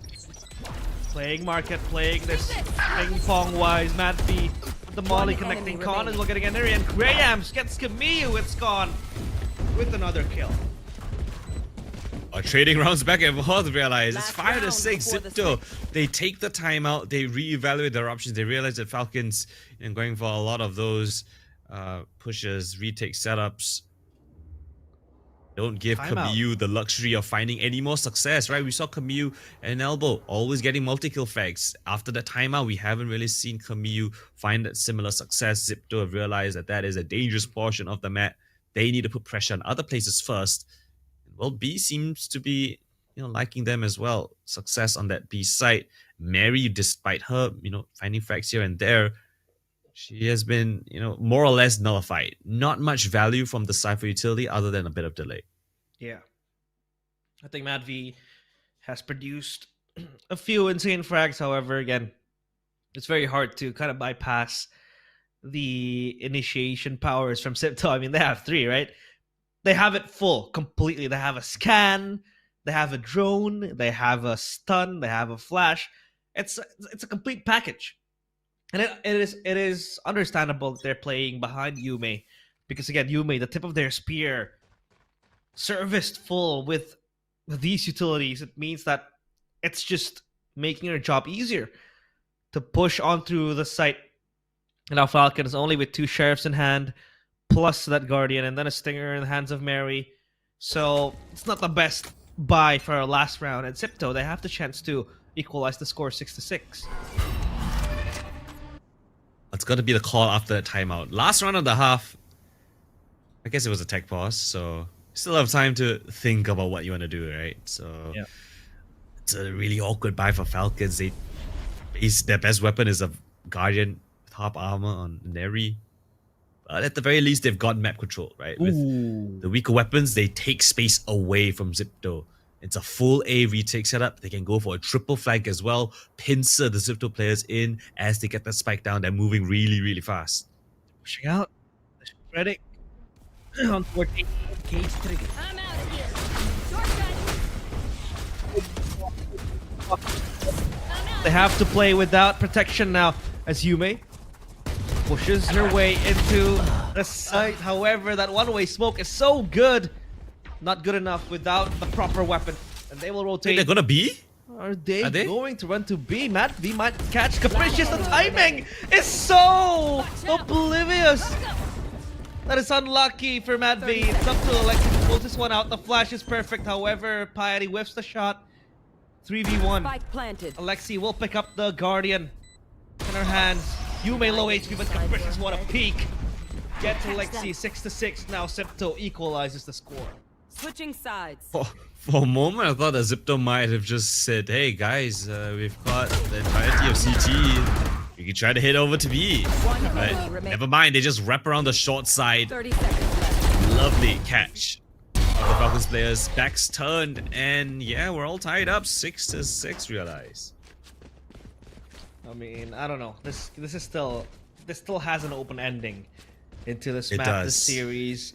It can go both ways. I mean, sure, we might love to see that Cinderella story going on from the players of Xipto. I don't think it's a Cinderella story. I think it's just vengeance. It seems like it's just them facing their demons time and time again, losing to them, and now possibly having the chance to get ahead of them into the grand finals. I mean, sure, they still have the grand finals to play tomorrow, but this could be the step early on, right? To kind of like assert your dominance and assert your confidence into the grand finals. I mean, sure, it's a tall order to fight back Falcons, but at least you can build up that momentum into the grand finals later on. Yeah, and if if Xipto managed to take a win here, well, Falcons down a lower bracket. Whoever's down there, I mean, good luck. You're gonna have to beat them to make it to the grand finals. Yeah, it's not an easy hill to climb. It's 6-6. It's anyone's game. Now we're swapping sides. We've got the triple initiator now on, if I'm not mistaken, the defensive side. So how does that look like, right? Is the Neon of Yume going to be super aggressive? You know, you can set her up with so much initiator utility, take space away from Falcons. That is an option that they have done before on the previous time they played with this composition. So excited to see what Xipto have in this perhaps dynamic defense. Yeah, we'll take a look though, because they have the KO to play with. Again, that kind of disables the power that Xipto has in defense. But Xipto, they're not going to hide in sight, right? They're going to do a lot of set plays here and there with Neon as well. Yeah. And no Cypher to really be of purpose then, right? As the KO. But taking a look at the site. Xipto pushing B. Making their way in B main. Or rather, Falcons, excuse me. As Energy will lead the charge, will lead the pack of Falcons here. The stun is good to come in, just sliding in. At least she doesn't have to worry of the Cypher possibility. But Khan is none the wiser to know where Energy is. Mad V gets the kill as well. So too quickly for Falcons, leaving only Grams, Yume, and Pyre to push on through. As they catch a glimpse of Energy previously. Oh, Lexi has to replant the spike. Still has a lot of time though. So this is them just reeling in Xipto, inviting them to come and push A side, or B side, excuse me, to play the retake game. The side we go, and Neri with the first kill found. They don't check the box. Triple for her. And Camille will easily collect the last one as well. Falcons, they abuse the B side, which does not have any sentinel utility. And it's an easy post plan from them. Fair enough. Yeah, good pick off there from Energy towards Con. And a triple kill for her just kind of speeds up the orb situation then for Energy. She's up 4 now, so she needs 4 more to get the overdrive, which is a very strong tool as a Neon and the attacker, especially in Sunset. Spike left behind. Will be acquired though by Alexi. And it seems like they're posing and telegraphing onto B site. Only has Capricious and Con. Con even left, having to guess whether or not they will go into B, and they might Back off. be going to B. Gotta go. Shocking. Or I mean, I thought Capricious would have been safe. Right? It was just a jiggle, and somehow Neri manages to find her head. The drone to spot out the retake setup. I don't think Xipto even want to go for this, right? If you just died to the spike, it would be fine. Because, yeah, Falcons still have 5 standing. None of them on low HP. They gotta give it the best shot. Gotta go for a couple of kills, but Falcons hold fast in their defense. Just Grams and Con left. And Neri, she's hungry for more. Looking for the last of Con. Scanned out, pinged out. Go, go, flawless. And take it out of the round. Falcons with a strong second. And so that's Falcons with both pistols and the conversion in this map already. okay, if we're gonna take a look at the first half, right? Xipto, they lost their pistol, they lost their eco, they lost their gun round as well. And people say history tends to repeat itself. Will that be the fact here in the second half? Because if they, I mean, in first half, I think it's tolerable because you still have that cushion going in. Yeah, 3-3-3-3. So I think it'll be. So a lot of patterns here, right, Coldan? A lot of patterns being followed up by both teams. If you want to be superstitious. Shout out to Bella, you know, magic number 3. Ah, yeah. Uh-oh. Mary gets Yume. That's a good start to follow and keep the pattern going. Alexi and Tiles knows that Capricious is there. Con will play in the back of the flash, but can't quite get the kill yet. And they will converge together on towards A site, walking their way, making their path clear. Pyre and Con, all they have to do is just wait because they're left guessing again and again. They secede control of site and they want to play through Link. But Mary is just waiting in the wings for Falcons to just enter the site. Piety with a molly as well. Might just delay the pushing power from Falcons. However, Mary, timing again is the name of her game. The recon is good and she gets Con left stranded. And again, we will follow the pattern because Xipto left on towards 30 Grahams seconds only. left. And only Grahams. 1v4. Spike This planted. seems impossible and she might just want to save this Vandal too. Yeah, the squeeze from Falcons was so suffocating. I mean, just the silence alone, right, just caused Xipto to be so cautious of so many different angles. Falcons made a bit of noise down towards long, forced so much attention there, but it's Mary to actually strike first, gets that first pick onto Con, and then from then on out, the attention was split. Xipto not sure if they wanted to worry about long or short. The defense on the side, the anchor could not manage. The trades were perfect from Falcons. That will get them the third, so yes, realize the trend will continue on as Falcons pick up their bonus. Yeah, feeling a bit superstitious here. But it's all proven in the field by both teams. So 9-6. Script writer getting a bit lazy, huh? Yeah, say scriptwriter. Work. Who's the script writer? Michael? It's not Sorry. Michael. It's his ski. His name is his ski. So, Okay. Yeah, he is a lazy guy. You know, doesn't like to play the scripts here and there. Nah, I'm kidding. Alright, Xipto back to Eco again.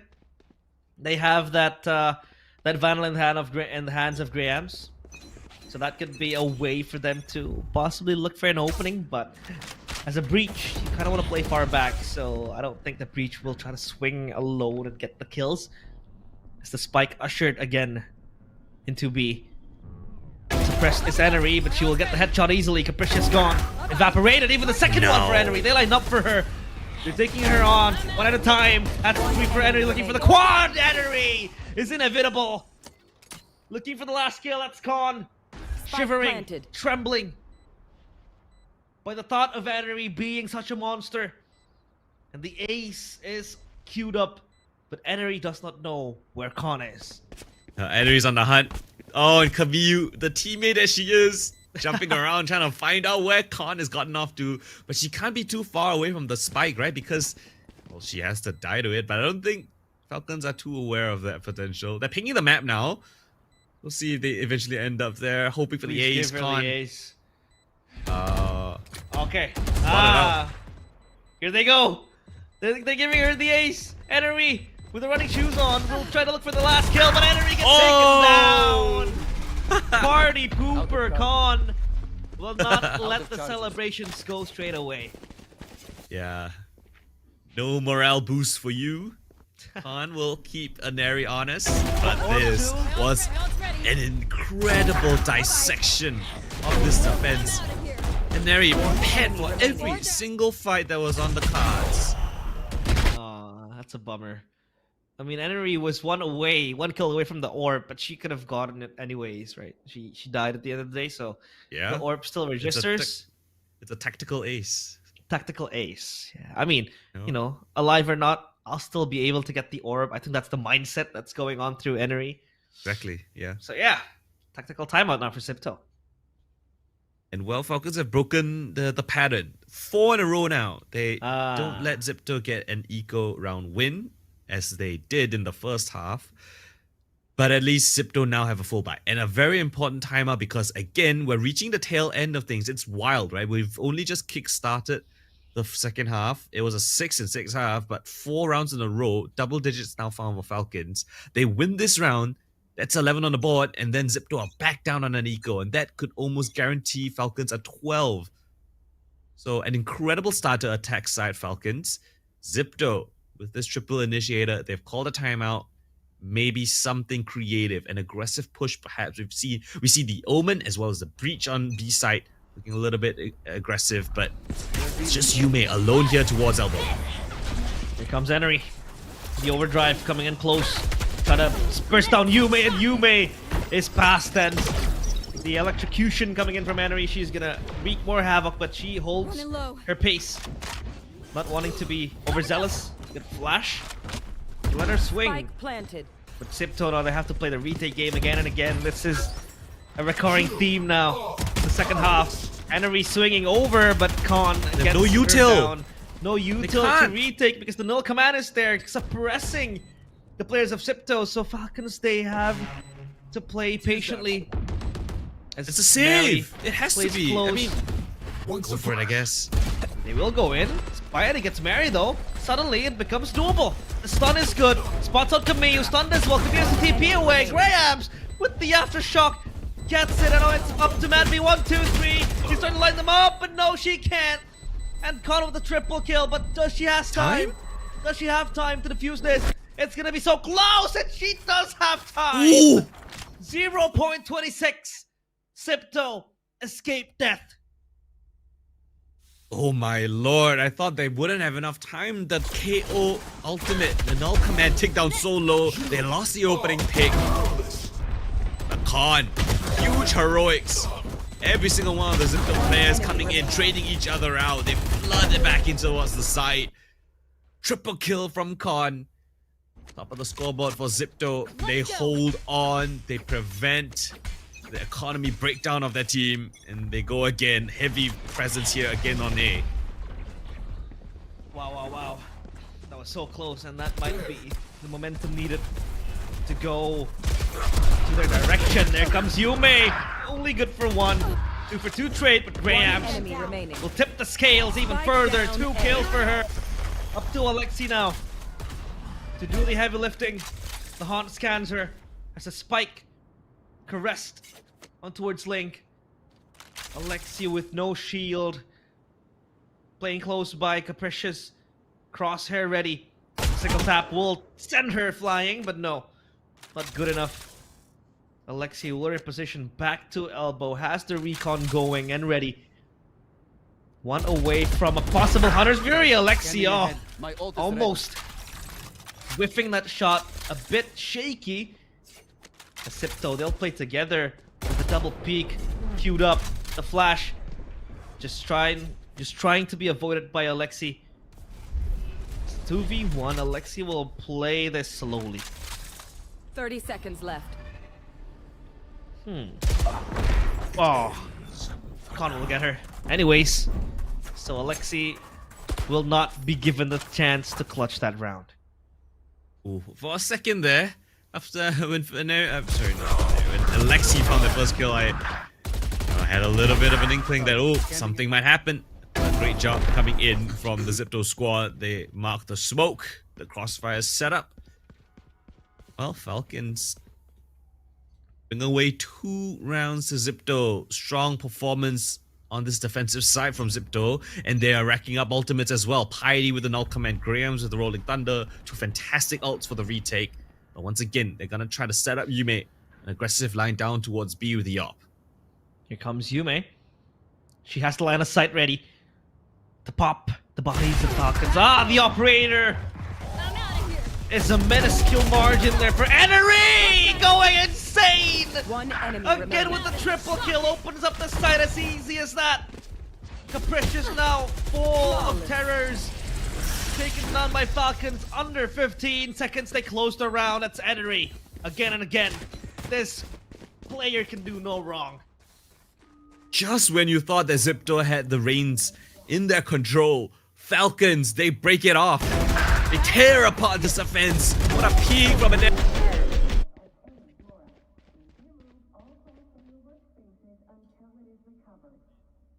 Neri on this B side, whenever they've tried to attack B, and Neri has just single-handedly opened up that side for them. Wow. That was quick and easy. So precise. And this time, it's Falcons playing slow to just bait out Xipto, to peek out, because they know Xipto is on an eco. They have to be efficient with their guns. The drone spots Con. She's gonna be punished here easily.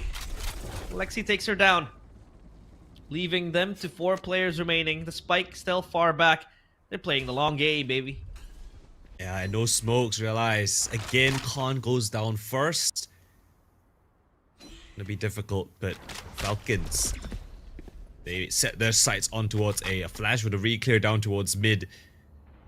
A couple of great ultimates still available for Xipto, but they need to find a reason to use those ultimates. If they don't find a kill here, they lose those players with those ultimates. I think this round is done and dusted. Falcons swarm the A site.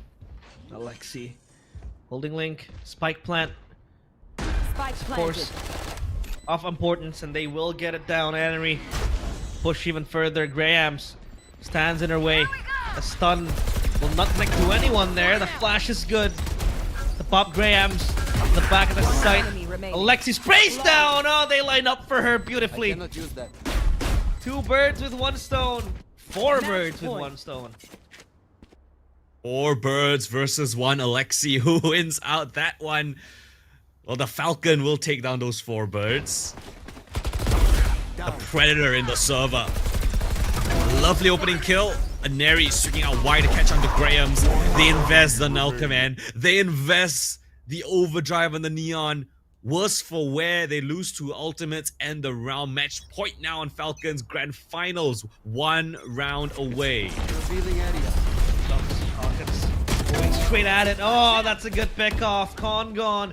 And what is the same set piece? Rinse and repeat for Falcons, but it kept on working for them.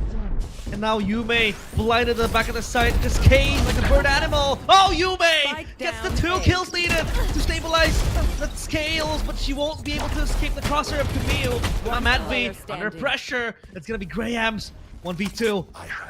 Looking to close this one out is Falcons, but Grahams has a heavier task than that. Rolling Thunder to delay the plant, but Camille has the TP to run back. Mary is there with the shorty! And Xipto again! In the shadows of Falcons, their demons haunt them time and time again. And this time, it is no different. Falcons soaring, Falcons roaring in the server. Lovely resurgence from them. They take down Xipto despite them losing their map pick of Haven. They come up clutch here on Sunset up against the dastardly triple initiator composition. Well, they adapt on the fly. They managed to figure out the weaknesses on the defensive side and they looked unstoppable. It looked very, very strong for Falcons in the first few rounds. And I think Xipto was able to get the fight back as well. They were able to rack up the kills, even though it was a 6-6 first half. But yeah, I think the pattern was there. Finally broken down by Falcons. But Falcons, again, seems so inevitable. And it's so sad to think that Xipto might just force us to a possible upset. But hey, like you said, Xipto has always been playing bridesmaid against Falcons, and it's no different this time. Yeah, well, they're not down. They're down, but not out, right? Yeah, that's Xipto still qualified for GC Pacific already, but now they're down in towards a lower final. We're gonna have to wait and see who joins them there. But for now, we'll take our break as we toss it back over to the panel. Honestly, a Dale biter, but if you ask me, for Falcons on attack side, we lose a round, that's okay. Press W, lose again, go even faster. And Neri was the embodiment of that. Oh yeah, I mean, I feel like I was worried a little bit, but if we really go back to, again, the stats again, I'm sorry guys. But if Falcons or if this core starts 3-0, I think they're undefeated. I'd have to verify that, but it's something ridiculous. Their win rate once they take the bonus away is just up there, probably in the high 80s. Regardless, I think the fact that they didn't allow such a narrow margin of error this time around, where they can really, like, as you've said, hold down the W key and just start brute forcing everything. Not really brute forcing, but, you know, taking these fights, then it really allowed for their more tactical approach as well. You saw for in the earlier parts of the map, they did try to be a bit more active, especially in that defensive half. There were a lot of interesting choices, just like that mid stack we saw, and it really did keep Xipto guessing. Yeah, I mean, personally, it felt like, especially toward that second or at least the second part of that first half, Camille got shut down a lot because she was the one kind of anchoring down one side alone while the other 4 players just move around the map as well. So, you know, it felt really bad for Camille because she felt like the weakest, I would say, hold for the site compared to like the other 4 who are on the other side of those maps. But then they started to figure it out. They put Camille a little bit more toward the mid-side area, a more passive approach compared to a more aggressive approach, and then suddenly everything started to fall slowly into place. Most importantly right now is the attacking side, where they're able to really enable a Neri. Rushing up forward, there are so many rounds where she played tip of the spear. This round in particular was impressive because she challenged the off and in fact pushed up forward to punish the members of Xipto who dared play aggressive. So for Falcons, if say that Xipto dares to take these fights, early fights, they punish them completely. On rounds that Xipto tend to shine are the slower explosive retakes, if you ask me. But then again, Falcons also have learned to move a lot quicker than that to disallow Xipto for being able to do so. Exactly, really brainy play from both sides of the scoreboard, but this time around it's Falcons remaining undefeated so far and converting a lot of their rounds. 14 first kills again for Falcons Vega. And you know, like you said, for the latter half of that game, it was pretty much the Inari show. Falcons dumped a lot of utility to enable, as you mentioned, and Xipto, like looking at what they did, you can't necessarily say they did too many things wrong either, because they tried to respond by stacking. They tried to respond with a counter utility, potentially like a heavier stack, but Falcons just went right through them. I would say though that Xipto was incredibly competitive in those post plans, like you mentioned. This time, I really feel like those third rounds on each of the halves, those opening 3 rounds, was just enough to push Xipto out of contention here. So again, for all the Xipto fans, they're not out of the race just yet. If I'm not mistaken, Tash, they have one more game today, right? Yep, it'll be against the winner of the next series for that lower bracket run. Now, I think when you look at this particular game, if you ask me, I feel like Neri, whenever she's enabled, whenever she's allowed to go as aggressively if she wants and does things that she does best, she really shines. That second half was just a perfect example of that. She went aggressive on B main, she went aggressive on A main all the way toward elbow. She went aggressive on mid at one point, pushing all the way up into top mid into Boba. So when she's allowed to feel good and play as aggressively, something that she's very familiar with, it felt like the usual style play that we usually saw back in the SMG in Xipto days as well. So I feel like, again, finding that balance between the two different styles of play of APAC and EMEA is going to be very vital for this team. But regardless, their attacking side, regardless of what map they played, when you let Neri go crazy, those attacking side will, I think the maps, or rather the sides, should easily fall into their laps. But Xipto, I think valiant effort. They have a great idea on how it means to play retakes, waiting out the initial util coming in from Falcons before, countering back their own and then exploding. I think that for Xipto, their explosive style retakes, explosive style takes are something that a lot of teams have to really watch out for. Oh yeah, they're definitely on the radar of everybody. If they weren't, I'd be really surprised. But just to get this off, Boba T gnarly, you said it, so I had to get it off my chest. It was right there. Anywho, going back to the games, another thing to really worry about is the stamina, right? Because 2 series in a day for players, it must be exhausting. And, it really will affect play, because say you would pick a fight when you're fresh, so you feel like, okay, my decision making is gonna be on par, so on and so forth. So you don't take that fight. Maybe your aggression wanes, or but I guess we're gonna find out later on in the day. Maybe I'm getting too ahead of myself. Fair enough. I think we also have an interview now with the winning team. It's going to be Falcons. I believe that Mad V is going to be coming up here as well. And I'm really curious to know how exactly it's working out. Just waiting for her to get on. But yeah, coming, you talked a lot about stamina, and I think it is a great point here. At the very least, for Falcons, they do get that one map break, that one series break. But more of that later, because now Mad V is already on the line. I'm very excited to be speaking to her. Hello, Mad V. Congratulations on the series win. Very excited to see you up here onto APAC. I have some questions to talk about with you. Most importantly, how are you feeling after that match against Xipto? Granted that it was quite a close game. Yes, thank you, first of all. We're so happy about the win. I mean, they're a good team. We were so excited to play against them. Because even last stage we played them in the grand final, and so excited to play against whoever wins tomorrow. All right, now let's talk a little bit about what's going on in your team. I think you've played here in APAC for about 2 splits now. What's it like? I mean, now that you've had a more time here in the APAC region, is it super hard to assimilate? Are you starting to get used to the APAC style play? Also, hi, Alexi. I mean, it's not super hard because we got used to it already. The only difference I would say from APAC and EU is the fast-paced play style. And I think it suits our team the most, so we're fine. We're just used to it. All right, Raf, any questions? My question was actually the question you asked, but it's fine. I'll think of one on the fly. You guys are in Thailand right now, right? If I'm not mistaken. Yeah. This is completely game unrelated. So, for the first time flyers going into Thailand, do you have like any food to recommend? Because I've heard Thailand has great food. I've tried that Thai food. It's great. I mean, it's hard to find halal food in Thailand, but I'd suggest going mango, what's it called?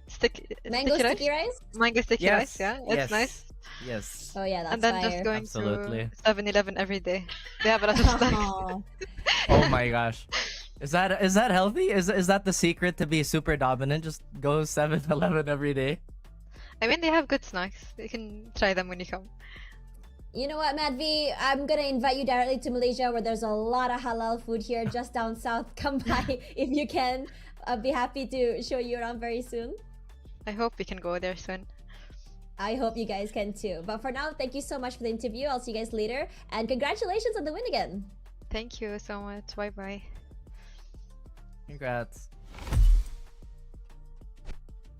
Wow, nail biter map. Honestly, quite surprised. I mean, you heard her. She said that they're starting to really get a hang of APAC as well, and as as well as the pacing. So I think eventually it should start to look a lot better as time goes by. As it's already looking really good, especially on the second split. So if anything, I can only expect them to go even better from here. But my question now for Xipto is that after this Series 3 going up against the winner of Series 2.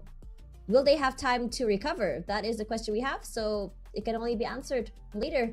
But after this, it's going to be HYPA versus Salapao, so do not go anywhere.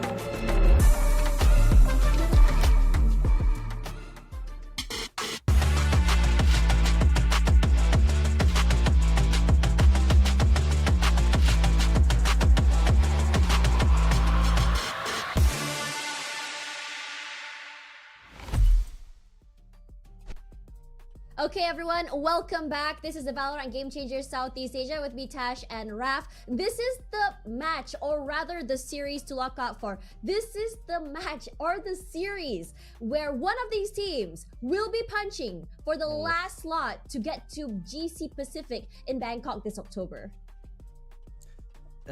That is a lot. You know, like I feel like you've already highlighted how important this is for really all the players on board with this match, because I think Coldan was also talking about it earlier, where you know everybody has been the bridesmaid, and quite frankly our top teams are just really unwilling to let go of that dress.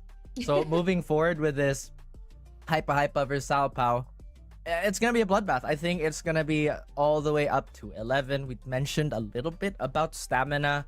I think the intensity is gonna be super high up. I wouldn't be surprised by the time we get to a third map or later in the second map where everybody just sends it. Yeah, for real. Now, let's talk a little bit more about Salapao as well as HYPA. Both teams are incredible. HYPA veterans. They've been playing, as all of the players are very, very veteran. They've been playing for many, many years. Maybe TZ with the highest ACS in the last few splits. Polly as a fragging IGL. Ayumi finding her confidence once again to be one of the best duelists here in Southeast Asia. Best coming back from Japan, you know, kind of assimilating back into APAC. And Aluka being one of the best, you know, I would say initiators of all time in APAC here. But then you look at Salapao, most of them very, very new. Angela being, I think, the oldest player, as they mentioned yesterday, when it comes to calling, you know, taking turns with Viz, fighting with her in terms of calls. Tun putting in 30 bomb every time she hits that jet. It's just incredible stuff. And Dipsy as well, becoming one of the most insane anchors I've seen. I feel like Salapao at this point in time is one of those development stories where everybody just loves to see, because talked about the competitiveness and just how good teams have become. And you know, if you put Salapao in a different year, then they could easily be one of the most dominant teams, you know, if we had a time machine. But hey, we gotta look at now, head to head, Polly versus Dipsy. You think you could say that this is old per se versus new? I mean, not really, but yes. I mean, Polly and Dipsy play very, very different roles, if you ask me. I think Polly went from I would say, a controller role now into initiator as well. You know, doing the calls, doing those shots, fragging out of her mind as well, you know. So I think for her there's a lot more responsibility, but despite that she's still putting up the numbers, right, in terms of what she's done. But for Dipsy, sentinel role, but her sentinel is incredible. When she holds her side, she really holds it, playing with a util to perfection. You go in, she gets 2 before her teammates rotate over. It's one of those sentinel play styles where the player just refuses to let go of the side. Incredibly stubborn, so hard to weed out with, you know, as much as utility you throw at Dipsy. And I think the numbers, and not just the numbers, the eye tests have proven it.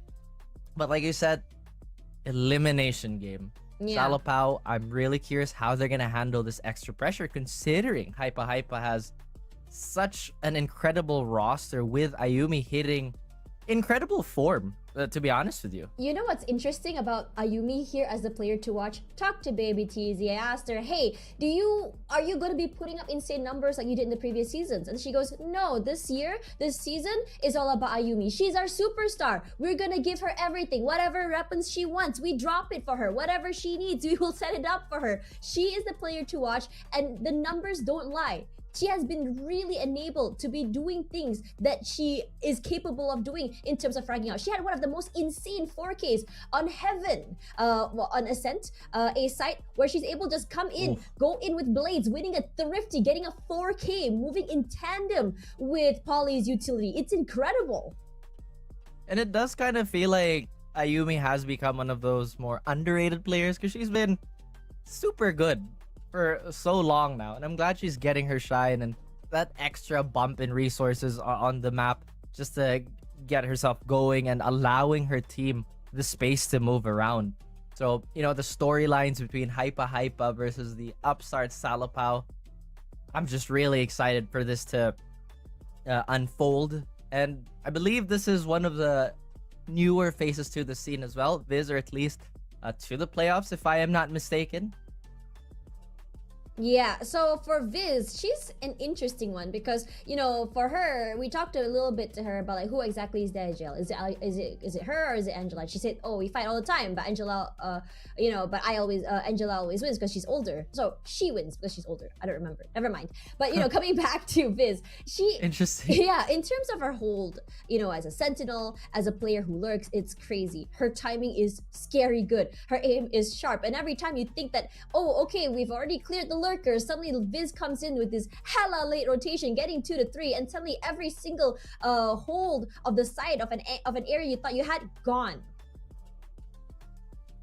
And with that being said, I think we've highlighted the sentinel role so many times in this one pre-show, and it just shows how many weapons that both these teams could field playstyle wise. We have Viz, who's been an incredible example of devastating timing because it's been years, right? Valorant has been out. A lot of players have had that internal timing ingrained in them, and just the mastery to use that, and making the opposite team paranoid is always a good thing to have. Yeah. But like you said, there might be a lot of banter, question mark, or like conflicting calls in the team. I'm curious to see if that affects later on, because we do know a lot of teams can be incredibly passionate. There's absolutely nothing wrong with that, but it is a high stakes situation. You guys kind of have to like buckle down a little bit. I'm really, really curious, as always, to see how this unfolds.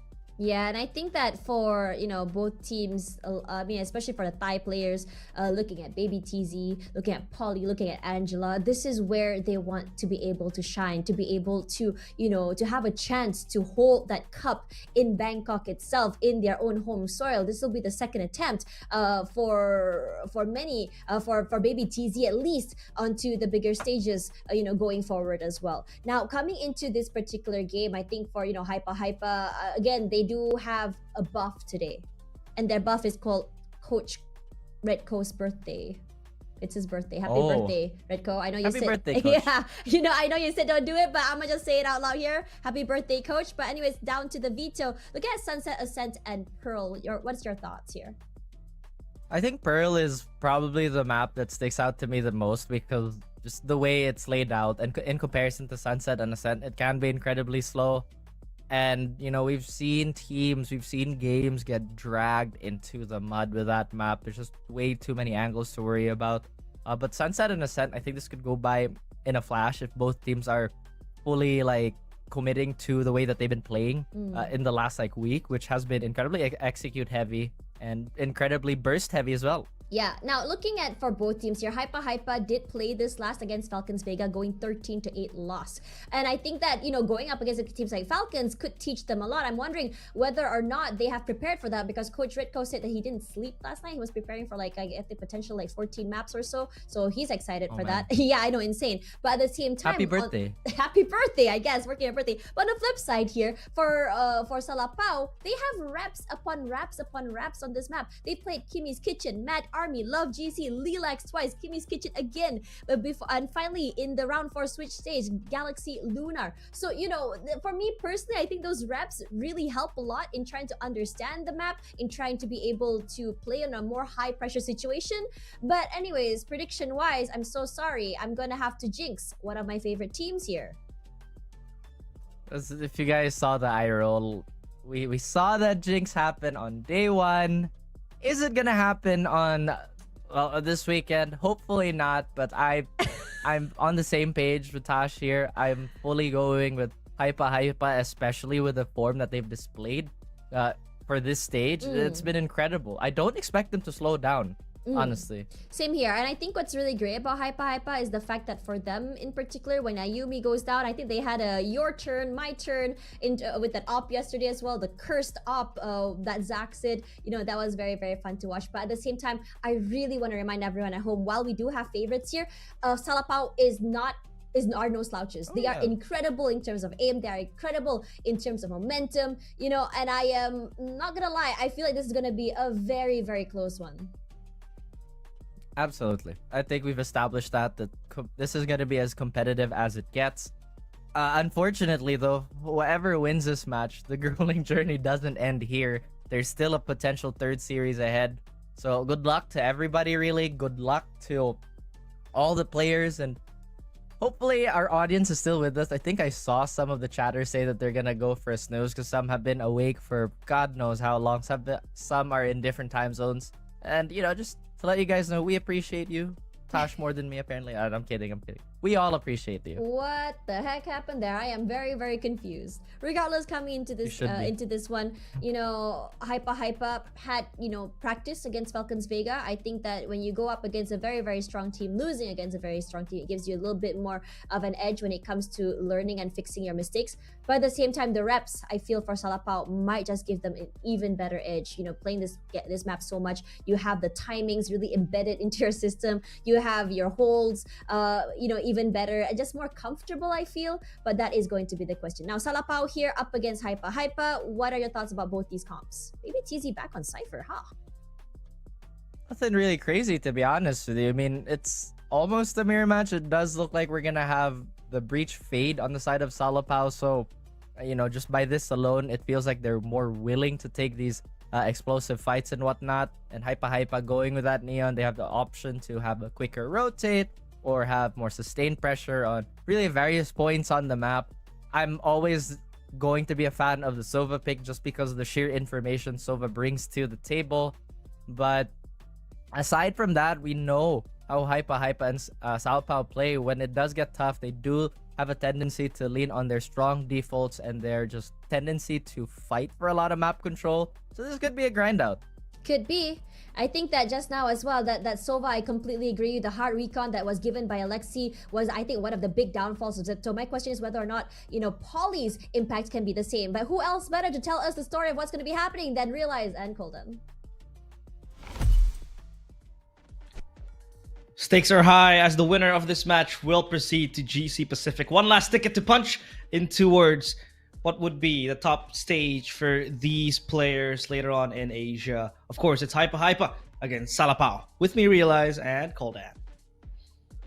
So we're gonna get a spicy series. I do expect this to go either the distance or we're gonna have two incredible bangers because we've seen how good HYPA have been. But on the other side of, I guess, the pool of the map, we have Salapao, which is a team full of tenacity. I think resilience, tenacity, all those descriptive words you can use to describe Salapao. They have gone on the lower bracket run. This is the Cinderella run of their dreams to represent their regions. This is a mixed squad from all across Southeast Asia to be present in GC Pacific to take down the likes of HYPA. That would be an incredible storyline. They've already done so in the form of Mad Army. Big scalp to take. One more required for that coveted Pacific slot. It feels like this is a story of, you know, the young meets the experience, right? You have Viz, 100%. obviously, a new name making waves here on Game Changers Southeast Asia, and then on the other side you have seasoned veterans like Baby TZ, Polly. I've been a long time Polly fan, by the way, since her days back then in X10, and then, you know, these experiences just mount into one very solid squad. So Salapao, the youngsters here, the young blood coming into this match, obviously on the underhand, but HYPA seems like they're gonna play this safely. A counter stun to play with, and Liana saw that 8 shells closely. Luca gets the trade. Nice engagement to kick things off. HYPA with the man advantage. The re-smoke comes through. There's 4 defenders from HYPA still here towards A. I think Salapao getting a whiff of that. They want to explore the rest of the map, potentially rotate over towards B because, you know, A main's a huge hot zone right now. Yeah, they have 4 players here standing by, just stacking it closely, and it feels like they want to challenge this again. The spike is still close though. They choose to run away. Look at the market player. That's gonna be Viz, 30 seconds deep left. into enemy lines, and this is all clear. It seems like they want to go for that B take. And Salapao need to be careful of potential B main player. Luckily, no one's there for the time being. Backstart, but Viz still manages to find that kill regardless. HYPA now coming in for this retake. The spike goes down. 3 versus 4. HYPA have everything they have to go for this retake. The initiator utility, the smokes on Bess. Paranoia at the ready, primed up and ready to go. Stunned straight in, they're blinded up. Aluka at the first, Ayumi swings upon a dime, but Toon is there for the trade. Jumping out of the smoke though, and this will confirm that final kill. HYPA hits first. For her, but she couldn't quite get the last kill. So unlucky for her, HYPA able to secure one round, and that's on the back of a aggressive push coming in an A site. I mean, they weren't really pushing to get kills, they were just fortifying an A site with the stuns and the quad stack. I mean, sure, Viz was able to make her way into the B site, getting information and even the site for herself, but they couldn't hold back on the utilities being brought upon by Team HYPA. Heard from Viz yesterday during the interview that Salapao, you know, because they're all from different parts of Southeast Asia, English is not a native language. It's full of broken English in their communications. You know, people shouting, they're over there, they're somewhere there, you know? But they're still making it work from time to time. But for this round, it looks like HYPA has things under control. Lovely shot from Ayumi.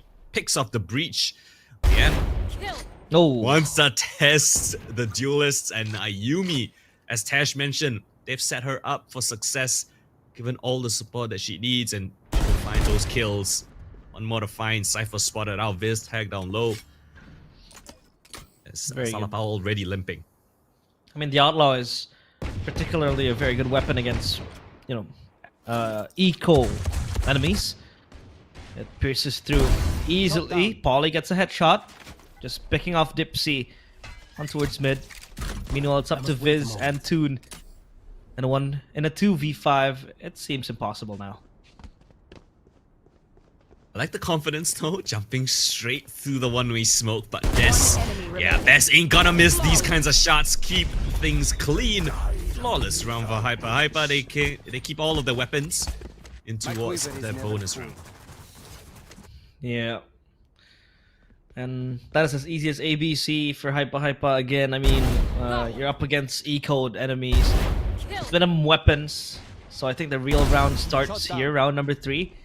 At least they're able to keep their losses at a minimum, even no losses at all, because that flawless round. It means that they have a very strong buy now in the bonus round, especially up against Salapao, who, by the way, Toon is forced to play with a Guardian because she needs those utilities. Oh, and the Yumi now tested, but still doesn't matter if you've got armor. A headshot will do the trick. Liana out of the round. You've got a flank coming in fast as well from Best. Lock them in. Smoke to make things awkward for the Salapao side. They're just trapped between a rock and hard plays, and well, Best is just gonna tear them apart. Polly and Luca all finding frags of their own. If it's not a team ace, it's gonna be a flawless one. Viz all alone on the other side of the map, trying to go for some lurk plays, but the team has just evaporated around her, and she might not even get a favorable duel there in her spawn. Manages to find the first, but Ayumi's there for the trade. It's a bonus round for HYPA. Almost losing no one, only losing Aluka in that skirmish. However, this time they can plunder the weapons being left behind by Salapao. And that was a good flash, and Best was so quick on the flank. Viz was able to get one, but that's about it. So now Salapao fallen into that limbo of a buy and eco cycle. It's going to be never ending for them if they don't stop it. If they don't stop the streak coming in from HYPA, they're going to be so comfortable. I mean, take a look at the credits now. 5.9k for Best, rather for Polly. That's just going to build up into something even greater. They have the sustainability to play through the rounds, even if they lose. They can rebuy time and time again. And now Salapao, they look to go from mid, but Ayumi gets a pick off towards Viz. Got a bit of access there, but they're being picked apart. Yeah, HYPA, they're not missing a beat. Luca spots out the hand of Angela, and Liana tries to accelerate as well, but gets caught out with the smoke screen in front of their faces. They peek out into Toon, and it's another flawless. I mean, realize this is the most convincing start to a match that I've ever seen, you know, in GC Pacific, sorry, not Pacific, but Southeast Asia. 4-0, barely losing anyone. Of these 4 rounds. Enemy remain. I mean, you see a Yumi using the Outlaw for 3 rounds straight, you know that they are ultimately going to be very, very efficient in their spending. I think their econ rating right now is through the roof. 7K, 8K, that's a lot of credits if you think about it. Put into perspective. And now Salapao, they call the timeout. They really, really need to be more confident in their takes. I mean, they have that breach, they have the Raze as well to play with. I think Raze is much more oppressive compared to a Neon per se, because like you have the paint shells, you have the boom bots to clear out the angles for you. But Leana hasn't been given the space and time to play because she gets caught up quickly. And I think that's HYPA as well, prioritizing their targets very, very beautifully. I mean, a Yumi with the Outlaw, always able to get pickoffs here and there.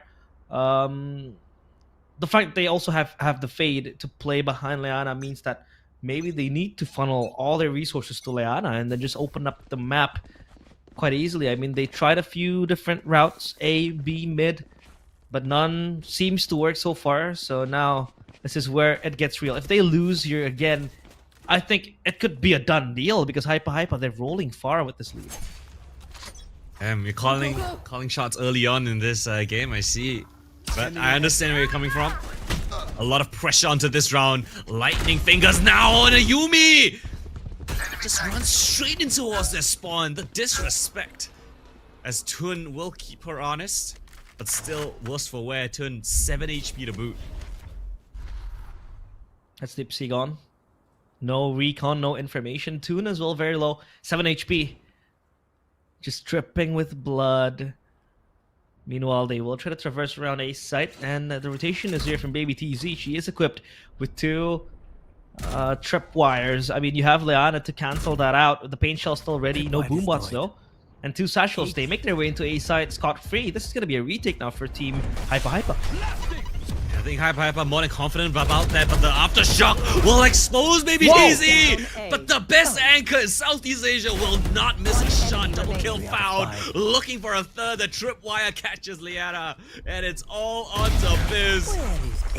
Cypher trying her very best, but she's locked in a corner, and a pack of wolves will converge on her position. But it's Baby TZ with a beautiful anchor, despite being flushed up by utility, to find a triple kill. Baby TZ just babysitting up here in A site. Complete shutdown. Iron wall on the back of the site, completely dancing around the corpses of Salapao. And again, this is just going to snowball into a lead that HYPA can maximize. If we take a look at the map, this is Salapao's pick. And so far, they can't really escape the reality of HYPA run just rampaging around them. That's going to be a Yumi shutting down Leana quickly early on. Bring them down. This head-to-head duel has been all a Yumi, time and time again. She tries her best with a couple of whiff shots. All out Tun to find that frag. They just stand in the open. Poly there for trade. They've gotten a little bit of map control at the very minimum. Look at where this has gotten off to. Bypass the smoke. Polly, is she ready? Doesn't matter. She adjusts in time. Viz, unable to get that shot down. And information garnered, knowing that at least one of these last 2 players was stuck in towards his elbow position. Baby TZ marks it like a hawk. Spots out the first, but confirmation just yet. Salapao trapped within this little box. Here. Yeah, Baby TZ is still here though. Again, the executioner for HYPA. Tun makes her way into the site slowly but surely. She's preemptively contemplating of what's gonna happen. Oh, Baby TZ again. Just as easy as that, without breaking a single sweat, she shuts down A site. Again, I will mention time and time again, she is the best anchor in her role in the entirety of Southeast Asia for multiple years. And it's great to see that she's finding success here on a team that is looking so strong. It's not just her, everyone is pulling their weight. I mean, if you look at the kill distribution on Salapao's of 4-7, there's 8 kills. 8 kills in the total of 6 rounds. That is all that Salapao have managed to get. HYPA are not just winning out these rounds, but they're doing so very convincingly, very cleanly. Economy is in great standing. But Salapao now a chance to strike back. Control over B main given over. They're gonna relinquish it. As of now, they'll let Salapao play with their feet over on towards B side. I mean, Spike still dropped, so they have to collect it again. Baby TZ, this time around, she's shifting into B side, conditioning the players of Salapao, thinking that she's an A, but Hunter's Fury will catch one player, 2 tags. Oh, and Baby TZ there to convert on the first. Liana walking wounded, 30 HP in the recon. Oh, the shock dart almost connects onto her. Paranoia sent out to try to disrupt the defender, but a counter Paranoia is there to keep him honest, and the Yumi's now gonna catch the lurk of Viz down towards mid, so they don't have a pivot option. 35 seconds left, and they still only have this B main under control. It's amazing stuff from HYPA. 6-0, looking for a 7th. Salapao really questions all around. They have no idea what to do here. They might just opt for the save instead. They will. I mean, they have 3 Vandals. Still savable. 10 seconds So as left. of now, they're going to carry it to the next round. It seems like 7 rounds running, we haven't seen Salapao play post-plant, have we? Like, their access to site fully shut down. And HYPA knows well that they can just do that because of the nature of HYPA being so scary in their aim. And Polly even picks up Leana. It's only 2 Vandals now saved. This is looking bleak for Salapao. I mean, Ayumi also timeout has picks to up be taken. the operator. And yeah, a timeout is necessary. They have so many ultimates they could use. I mean, realize, what do you think Salapao needs to do here?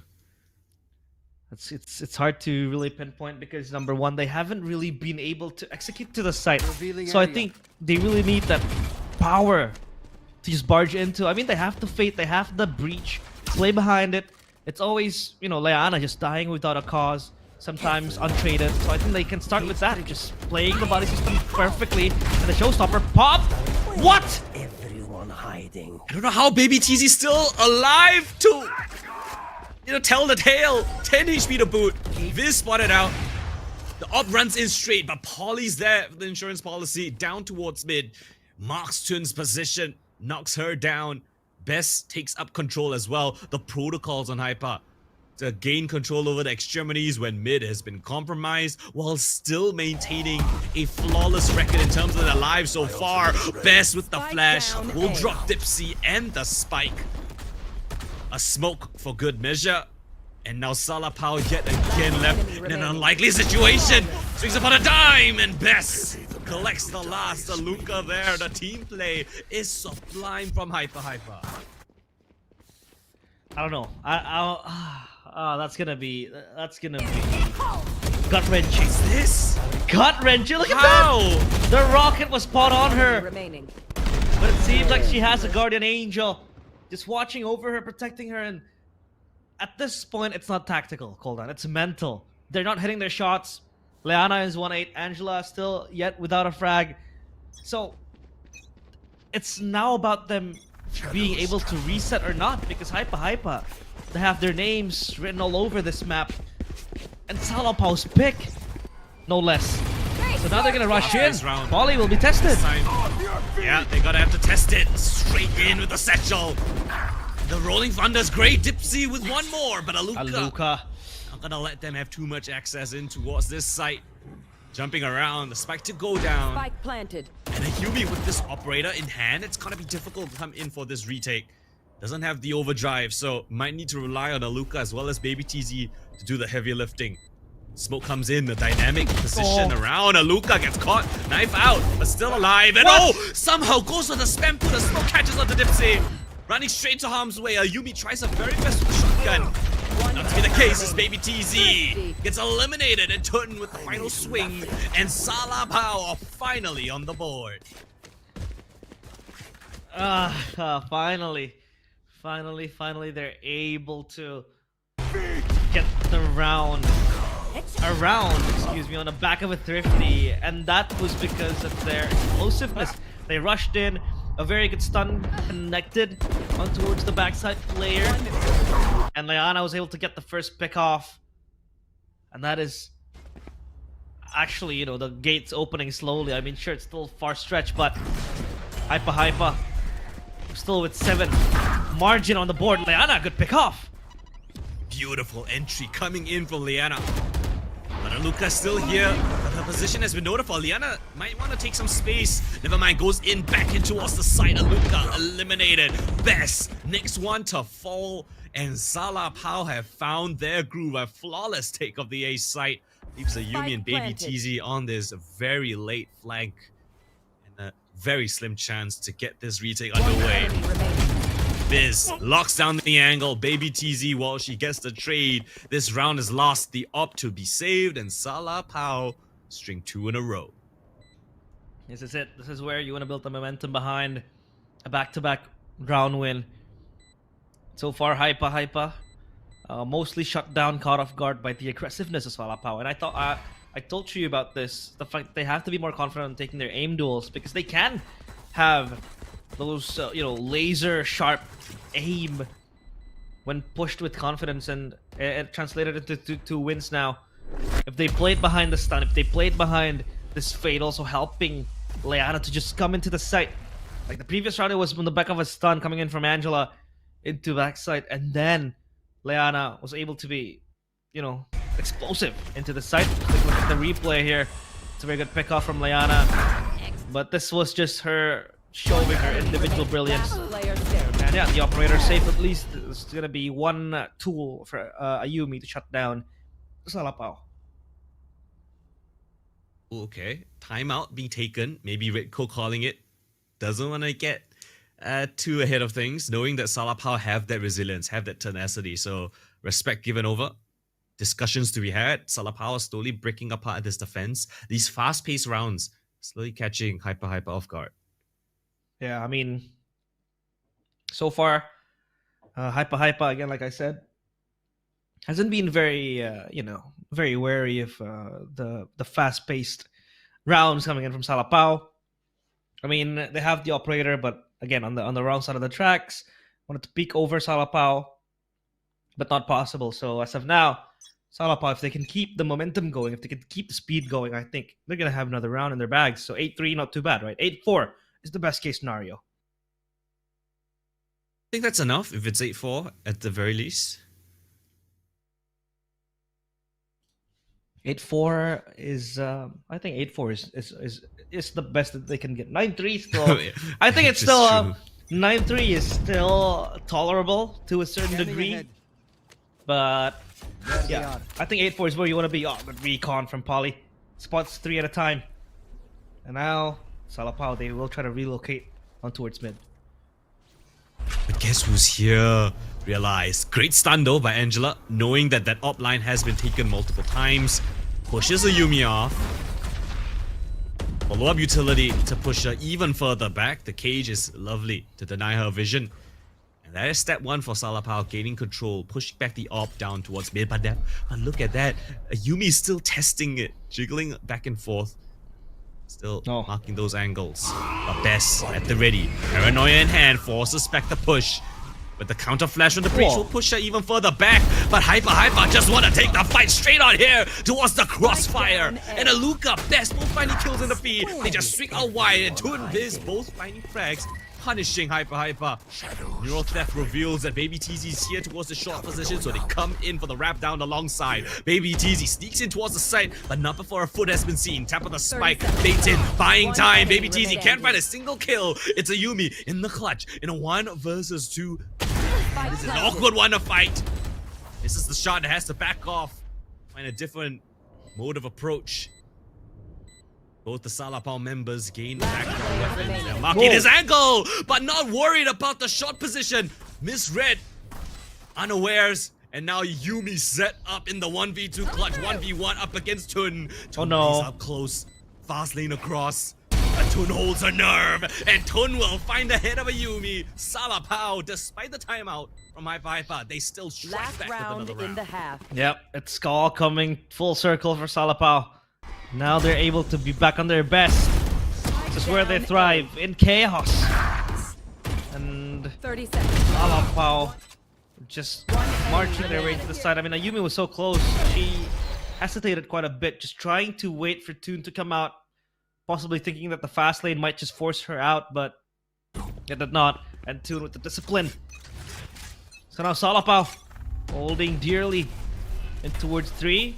9-3 is still good, but 8-4 will be wonderful for them, considering all the circumstances they've been in. I mean, HYPA was just leading them so far in the first 12 rounds. Now Fizz looks at Baby TZ Right around and the Best corner, down will be to tested. Yeah, Dipsy with the double kill found. Lovely shutdown of the push from this A main position, but Aluka still managing to claw one back before she goes in for the retreat, but she's blinded up, stuck between the wall and in Liana. And Liana will easily shut down this anchor of this A side. Baby TZ now coming in from this flank position. Angela, timing is the key. Backs are turned. Baby TZ goes down. So 4 at the half. Realize we mentioned it before. That was the best they could get. They still claw back something doable. Well, it's looking very, very beautiful now for Salapao. I mean, 8-4, considering the fact they got, rummaged in the early round. They got completely destroyed 8 rounds straight, and they're able to get 4 back. If they're able to win the pistol round, I think they might just achieve something. Maybe make it 8-6, because possibly, technically, if you're speaking about winning the pistol round, you're gonna get the bonus round as well. Or the buy round after that, so that is a possibility. But yeah, Salapao, I think they're looking quite good now. I mean, restoring their aim again, because we talked about them not being confident in the first few rounds, but at least they're now shooting and getting those kills. And I think HYPA as well, getting a bit ahead of themselves, because just they have been constantly playing aggressive, holding the site in front, doing a lot of set pieces that just didn't come to fruition because Salapao. They were able to realize that HYPA really likes to play in front. Yeah, 100%. And I think what was pretty cool from HYPA was that they tried to disrupt that A side take, right? You can see the Breach always in that same position, lining up the stun for that the A main crossfire. But you can see the Sova coming in from the defense, trying to break that apart. But Viz there to provide the overwatch for her teammate, the Breach, with the utility and out in the hands. If Viz wasn't there this round, might have gone completely otherwise southward. So lovely stuff from Salapao to actually realize that was a weakness, a potential for a push to come through. But HYPA, they have the right ideas. They just need a little bit better in terms of their execution. But I still think Salapao are doing a fantastic job. They need to remember who they are. That tenacity that we've seen so far in the past couple of days needs to come up now. And it seems like, they always have insurance in the hands of Viz, right? Viz was able to look for the angles time and time again. I mean, ever since the start of the game, I feel like, right? In round number 1, it was Viz who was able to open up, the map for Salapao, get them that rotation towards B side, which was completely free and unguarded. So I think this time around, she's going to be even more peskier because she has the chance to just play from the back and flank even more. But HYPA, their attacker side is not to be underestimated. I mean, they have a Yumi who is on fire so far. How long this fire can continue on. Yumi now on this attacking side. Yeah. She is going to be a supporter with a bunch of utility and all lined up from this HYPA execution. Cage trick. Contact play. Camera taken Yumi out. walking straight in. Viz aware that that's a potential break of the cam. Activation of the cage. A bit of a stall. Just holding so far. They want to explode here. Yeah, smoke right back in towards the fight. Viz around this corner. Does she manage to get the kill? No, the self-stun, but Polly's there to back up her teammate. If it's not a Yumi, it's the rest of the squad. The HYPA steam train just gonna plow straight forward. And Liana, nothing left to do. Has to wait for assistance from Dipsy as the re-smoke comes in. Bit of heroics, perhaps. Low HP on a couple. Actually, all of these players tagged up, but not a kill to be found in the mix. Right, only just the one. Waiting for activation here. The Boomer spots on the first, but Polly, lovely shot from her. Triple kill found. And now Dipsy, person only left on her team in towards Market. Blindsided by the timing. And Polly with a beautiful quad kill gets HYPA the second pistol off the map. Yeah, HYPA able to get back-to-back pistol rounds, and that kind of stops the steam blowing away from Salapao, right? They were able to get that momentum going 4 rounds straight. The pistol just cancelled fully by HYPA. Now they can get double digits above the scoreboard. If nothing weird happens, if everything goes into place, then they will get double digits. But, you know, there's always a possibility of thrifties here in Game Changer Southeast Asia. So Oh yeah. you never know. That's a possibility, but HYPA, they will take it slow. So far, it's an A orb take coming in from Salapao. They don't want to get punished, and they will go unpunished. But Dipsy, will she be able to punish someone? This timing could play into her favor. Smoke gets brought out. Sees the jiggle from Liana, but not sure if she's aware that there's still one more below. It's Dipsy with the Bucky. The bait in, but Ayumi! What a beautiful double kill found. The white swing catches both, and the stinger will sing. Just like that, the A side has been cracked open. Angela cannot get back in. The resmoke comes through, but the Owl Drone will keep her position honest. In the middle of no man's land, she wants to go into the smoke. First one's nice, but the trade is surely there for HYPA. Twin Viz locked behind a wall of smoke and mirrors as HYPA get that spike down. Should be able to close out this round without too much more issues. Yeah, only 2 classics anyways. So it's a done deal now. Now in the coffin for this round, at least HYPA get 10 rounds. Unless Salapao can pull something disgustingly ridiculous, then I don't think this is not going to change. Polly next ready to shoot down the players of Salapao, leaving only 2 alone to be feasted upon by a Luca. 10 rounds for HYPA.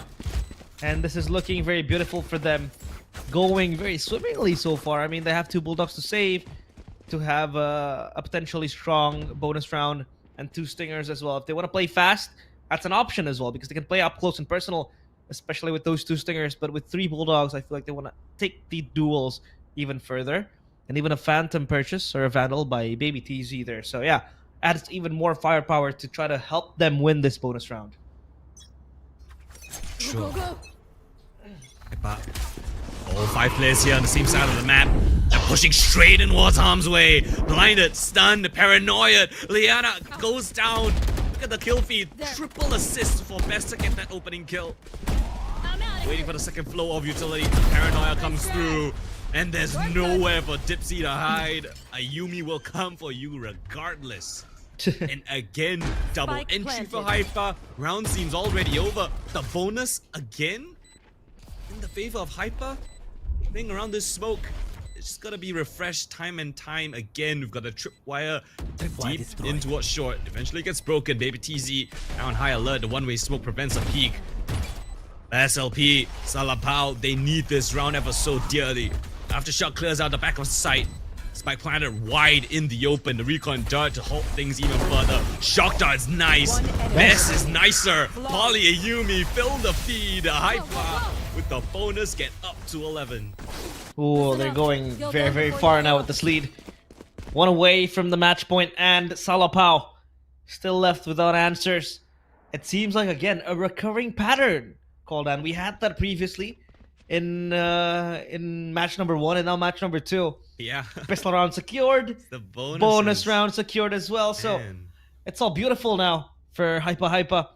Even considering the fact that Salapao has to eco in this possible contention to match point.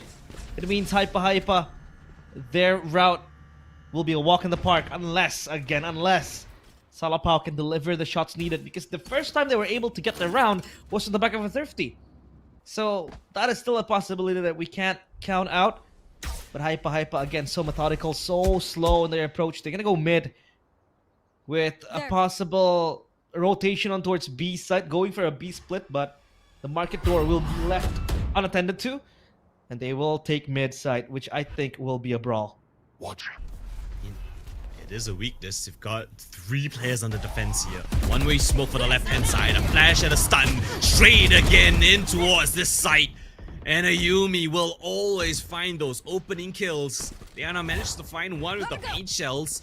And you've got one more player in towards A main. It's a chance, an opportunity. Tun fires a couple of shots, makes a presence known, but not a kill to be found. Angela, she needs a clean one here. Jumping shot. Oh no! Spike planted. Catastrophe! Polly still recovers things. Viz, easiest. Oh, One I enemy say remaining. easiest, baby TZ. Ooh, close one, but still the kill. And Tun, 1 versus 4. Her teammates have disappeared. Have to go down here. It's just the sheriff. HYPA. Crossfires are being set up. Stun. They're not even gonna let her have the luxury of dying to the spike. Good. Inevitable. As HYPA get up to 12, 1 round away from stealing their opponent's map pick Match away. point. Wow. I mean, in match number 1, each of the teams that picked up their maps wasn't able to be responsible of those enemy picks, right? remaining. And it seems like it's gonna be a recurring theme into match number 2. But this is a bloodbath. This is a total domination from HYPA. I mean, in the 4 rounds that Salapao were able to win, they were still able to fight back and possibly shut down HYPA. But 12-4, it's too far-fetched now.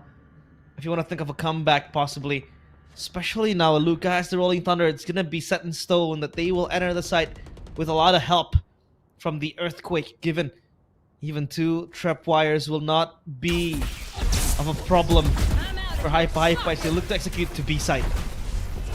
Break of the Sentinel utility, no value found. Full retake setup now coming in for Salapao. You've got the showstopper.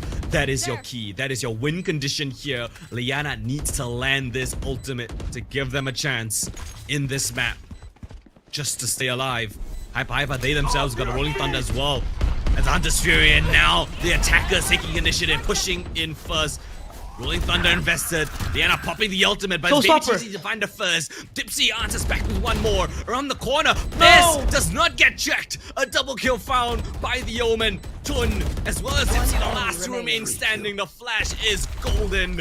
And Dipsy was for wear. 5 HP to a name. The time is ticked down low. And a headshot to Attackers boot win. as HYPA convert their opponent's map pick. 13-4. Beautiful showing from HYPA, beating Salapao in their own turf. Sunset was bloody, full of domination from HYPA, again showing why they are called the seasoned veterans. These are players with a lot of experience in their name, and it shows from their disciplined gameplay, being so patient on trying to tackle the chaotic, rushes coming in from Salapao. Salapao, they got caught up in their own, play style. It looked very beautiful for them, like in that 4-win streak, but still not good enough for them to tackle down HYPA and possibly mount a comeback. So yeah, that's 1 up now for HYPA. 1 win away from GC Pacific and even booking a slot to play the lower bracket finals against the players of Xipto Esports. But yeah, it's so unlucky for the players of Salapao. Yeah, I think if Salapao wanted to, have a good showing here, they needed to start strong. They needed to have a good showing on Sunset. Even if they got a couple of nice rounds towards the end, I think that would have been great momentum going into their opponent's map pick. But now the next map's got to be Ascent. It's HYPA's map pick, and well, I'm pretty sure they have like a triple initiator comp set up, if I'm not mistaken, from HYPA. Yeah. So Ascent is not going to be easy, right? Because you need to have very good protocols all across that map. And we'll have to wait and see how that one pans out. But yeah, again, HYPA 1 map away from GC Pacific. I think this is an expectation that HYPA have, and as well as for all of the players on that team. They know they have the caliber. They just need to have it on paper. They just need to have the results on screen in their record books. Yeah. So we're gonna go for a short little break, but yeah, I'm gonna throw it back to the panel first to see how they break things down. Okay, there we go. I thought we were gonna go on a break, like Coldan said, scammed us, pulled us out of nowhere. But just kidding. Coming back to the game, I think it's great. I think this is a great starting match for HYPA. Most importantly, to really set the pace, put Aluka in the heat to make her hot, to make her feel good, and most importantly, I think it feels like there was only one strat in the entire strat book, which is Yay, dog! I'm just kidding. Which is just W keying forward. Can you do that again? It looks like a W. Okay, Mochi, can I borrow your front pause for a second? Yep, W. That's the she strat. W. That is exactly the But- strat. Other than that, well, I Oh. think Mochi is scared because of Thunder, but going into the game, right, from what we saw, I think the big over... here we go. That's the right highlight. Here we go. I think the big overall theme was just HYPA was a lot more confident in their calls. Like, there are other things that we could talk about, but I feel like this is the number one thing they have to address moving forward. Because the first half, I feel like it was super obvious that they kept getting killed on transition. They could barely get a hold onto the side. They kept losing on the choke fights. And even on the second half, it felt like a lot of their players did get stuck on no man's land without any available trader or supporting pieces of utility. Aside from that, HYPA did such a great job of capitalizing on this awkward spacing, isolating a lot of these fights. Despite Salapao having these moments of brilliance, just wasn't enough to defend their sunset pick.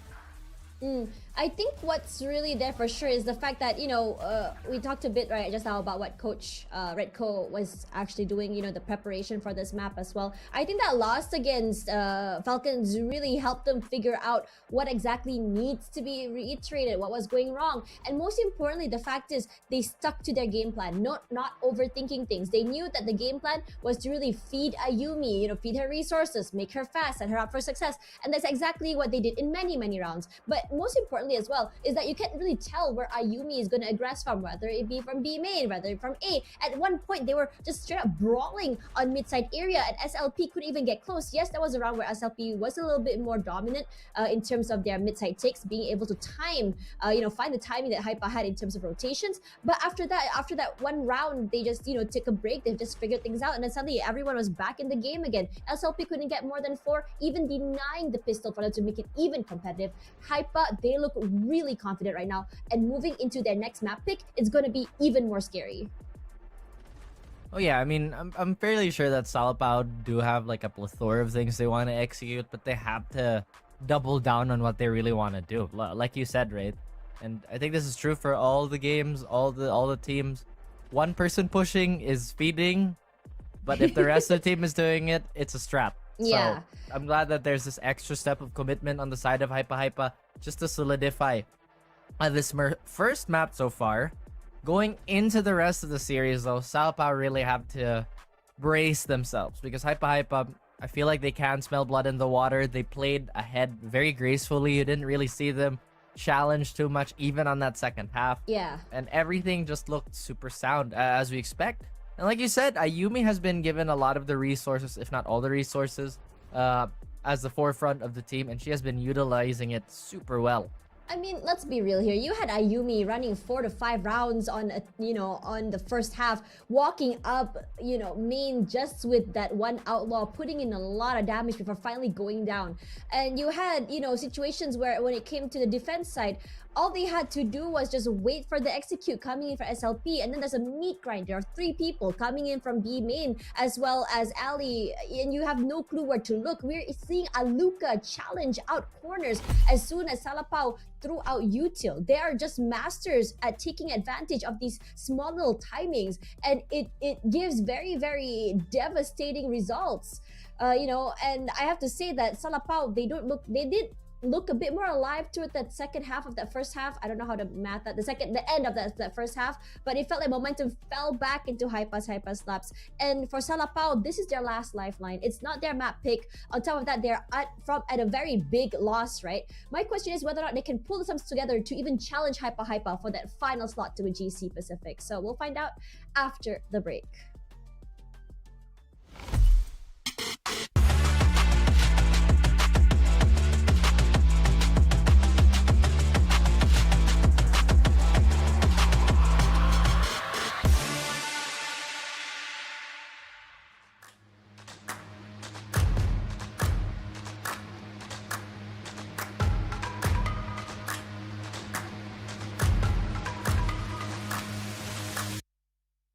Y'all sit back back and watch me speak. About to take over your screen. Talking bulls in 93. Talking mama, I'm on TV. Y'all know all I do is me. All I do is me. Y'all sit back and watch me speak. Y'all sit back and all I know, my money green. About to snap and make a scene. My cup off and make us free. My cup off and make them scream. Go back off for TMZ. Y'all sit back and watch me speak. Y'all sit back and watch me speak. Y'all sit back and watch. Watch me. Watch me. Watch me. Sit back and watch. Sit back. Sit back. Sit back. Sit back. Money long, nothing on credit. I got style, don't catch no feelings. All this bread ain't got no lettuce. I got style, don't catch no feelings. Watch me. Watch me. Sit back and watch. Sit back and watch. Sit back and watch. If it ain't got style, I ain't with it. I ain't with it. If it ain't got style, I ain't with it. Look, look. If it ain't got style, I ain't with it. I ain't with it. If it ain't got style, I ain't with it. Look, look. Look, look. Look, look. Look, look. Watch me. Sit back and watch. Watch me. Sit back. Sit back. Watch me. Sit back and watch. Sit back. Sit back. Sit back. Sit back.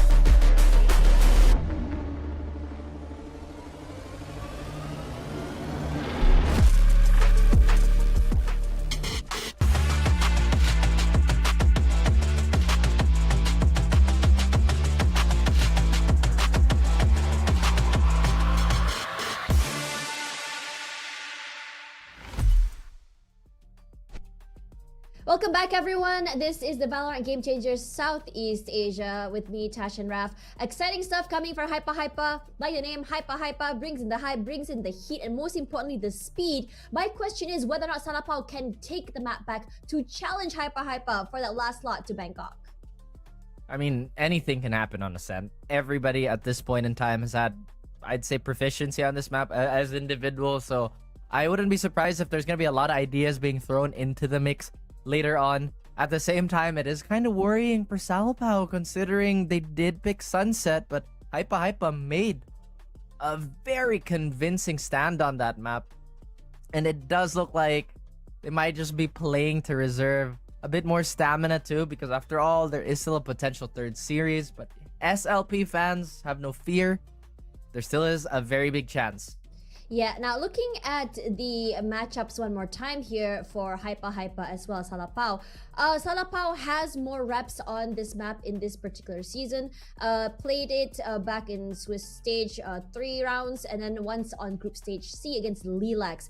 And it's been like a mixed bag. I think at 3 out of 4 wins, which is honestly not bad. Taking the biggest loss from Kimi's Kitchen back in round 5 Swiss stage. But meanwhile, HYPA, the last recorded game they played on Ascent was against Falcons Vega, and it was very, very close. A 13-11 win. And that was the map that HYPA was able to take away for this team, and the only map that Falcons dropped this entirety of the split.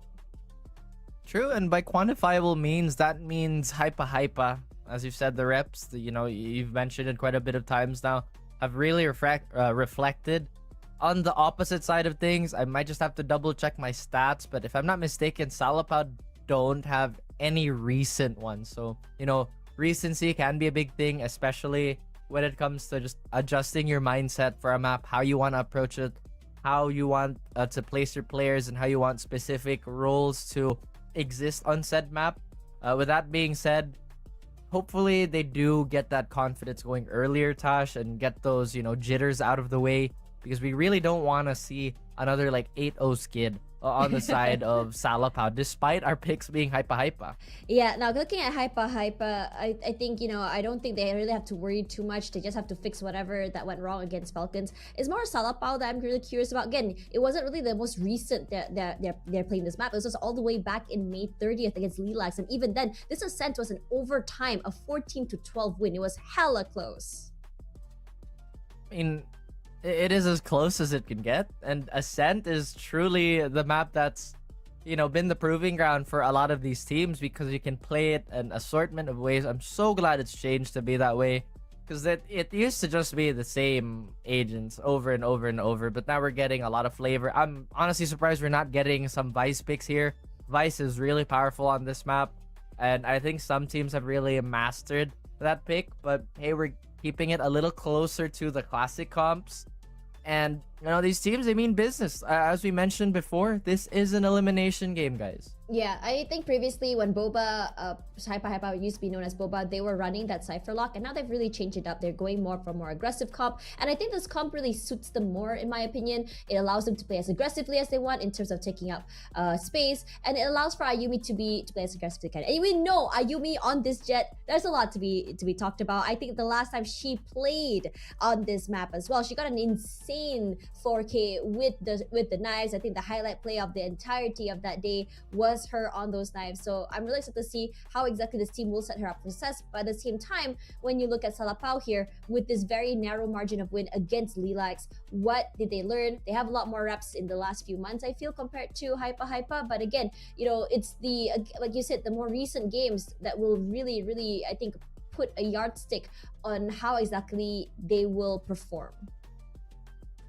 Yardstick can be really painful, months in this game can feel like forever. There's sometimes it's really the difference between 2 patches or 1 patch, but either way, I'm pretty sure they have studied up. Like you mentioned, I feel like this map might be a bit closer.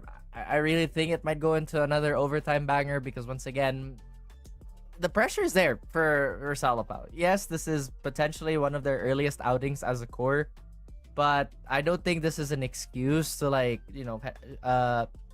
do you call this? Shrink when the spotlight is on you, because I feel like they've garnered a lot of new fans, and they've had some really explosive plays, especially with Tun dropping 30 bombs on that jet recently, and just them upsetting Mad Army. If I'm not getting my teams mixed up, so. Yeah, it's a long day, guys. Forgive me if my memory is a little shaky at the moment. Yeah, fair enough. Now, I think we can just look back onto Salapao's previous pinks. You had instead of Tun on that jet, they were running Tun on the Omen. I cannot recall if Tun was running the jet or Omen on this particular map today. I gotta look back on that later as we go into that game. Now, for me personally, Tun always drops the high numbers when she is on this jet. She can really carry, she's really quick, and she's very sharp with her aim. Usually when Tun is on that Omen, she takes a back seat, she plays a little bit more of a supportive role and lets Ileana do the things that she wants to do. But meanwhile, at the same time, Liliana is also no slouch. I think I think when you look at how she plays, she feels like a rocket in your face if she wants to swing, if she wants to aggress. And for Salapao, I think that their explosive plays is something they need to go back to. I feel it felt like they lost a lot of confidence in that game just now. Especially in that second half, it felt like they were hesitating. They wanted to take duels, but they weren't winning it because of the sheer overwhelming firepower that came in from HYPA. And for me, and I think that they need to take a step back and just remember what they're able to do, what they can achieve, and they are very, very much capable to challenge this very veteran team. Exactly. I mean, we talk about the intangibles a lot. That's definitely one of those things. We addressed it in the post game, that just play your game. Sometimes it's just the best way to go about it. I'm pretty sure I'm fairly certain there is going to be a lot of preparation from the support staff. Speaking of support staff, happy birthday again, Coach Redco. So, we're going to throw that out there again. Coach Redco has not slept yet, guys. My goodness, shout out to every single dedicated person on the team, fans as well. But with that being said, Tash, 3-1, 3 games, 2-1.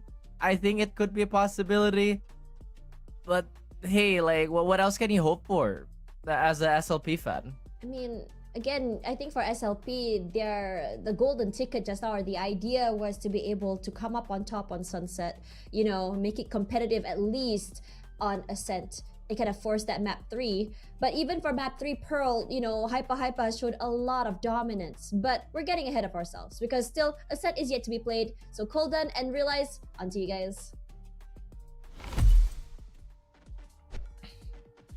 One win away from GC Pacific is HYPA Esports, but obviously Salapao, they want to spoil the party, especially the birthday party of Mr. Redco over there, and HYPA is the coach.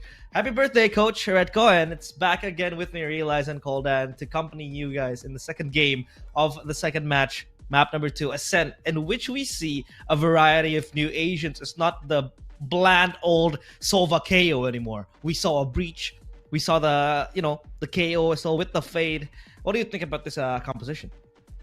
I absolutely love it. I think Ritko is cooking, and he is, dishing up a Michelin star meal. I love what we're seeing here with a triple initiator composition. It's something that we really haven't seen anyone play it to the highest level, not even in tier 1. Like, when the last time you remember that was Optic, and that was years ago. That was just them kind of experimenting, and now it's kind of come back into a little bit of resurgence thanks to HYPA. And they did actually win out this map of Ascent up against Falcons Vega 13-11 with this composition. So this bodes well for HYPA. Salapao have to brave this new composition, this new world of theirs. HYPA looking to secure themselves that slot in Game Changers Pacific. Especially with the Breach in the hands of Aluka. A very, very apt player when it comes to support, when it comes to flashes, stuns. She is your main initiator. And now, Angela will come peek, spots 3 players up top and mid, and Liana. That's a great spot for her. They're not gonna check it. The dash is expiring. She has to go for a pick eventually. Lovely tap onto the first. Flash peek in. Laboured shots though, and Polly will just destroy the follow-up push. It's only left on to Viz. They're stuck down towards mid, trying to assist, trying to claw back whatever they can, but Dipsy coming in from the back lines. Position has Dipsy now. An absolute, death field. It's just littered with corpses. Both on the door. Dipsy tries to find a little bit of damage, but doesn't even get that. The post-plan positions assumed from HYPA. Dipsy's gotta have some incredible things up her sleeve if she wants to win this one. Prowler at the ready. Haunt coming up soon. Does she have in store for us? Stun, primed and ready. Detection of a position. Baby Teasy confirms it. The stun follows up as well. The swing comes in from both. And HYPA, lovely pistol to kick things off. They stem the aggression from Liana. And then they wipe the floor and win the round. 2-player smart there. And if she was able to micro-adjust maybe a sliver of her crosshair, that would have been a very, very crazy clutch to get. But yeah, unlucky for her. That was a very, very unfavorable position to be in. And I think that was also Angela flashed, basically, or rather Liana, excuse me, because the flash kind of betrayed her in the end. But still, HYPA now looking to pounce even further with their lead. This is almost the same exact scenario we have seen in the previous map as well. Lipsy playing mid, and it seems like HYPA, they want to go for a direct push on towards B main. The scan comes in, however, doesn't detect anyone just yet. Viz sees the head of the jet of a Yumi. They might just explode anytime now. They're gonna wait for the timing. The stuns come in.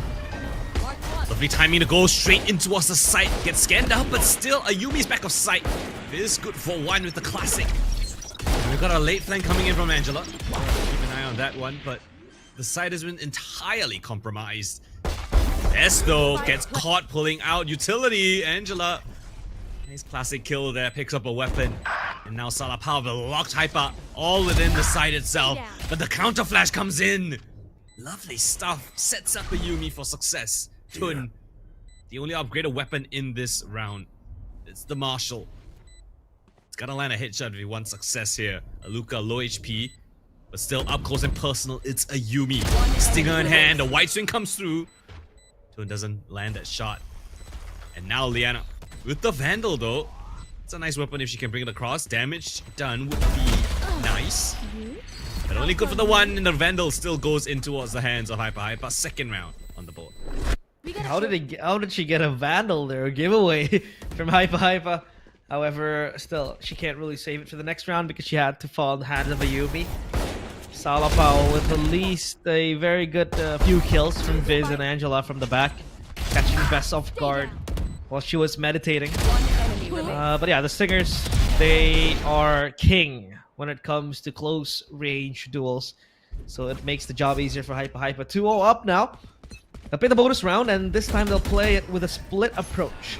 3-2 formation. With 2 players standing by on A, it's only going to be the supports. Bess and also Aluka playing far back. It's a triple stack on towards A site. Only Angela to jiggle out alongside 2 players left. The flash comes in.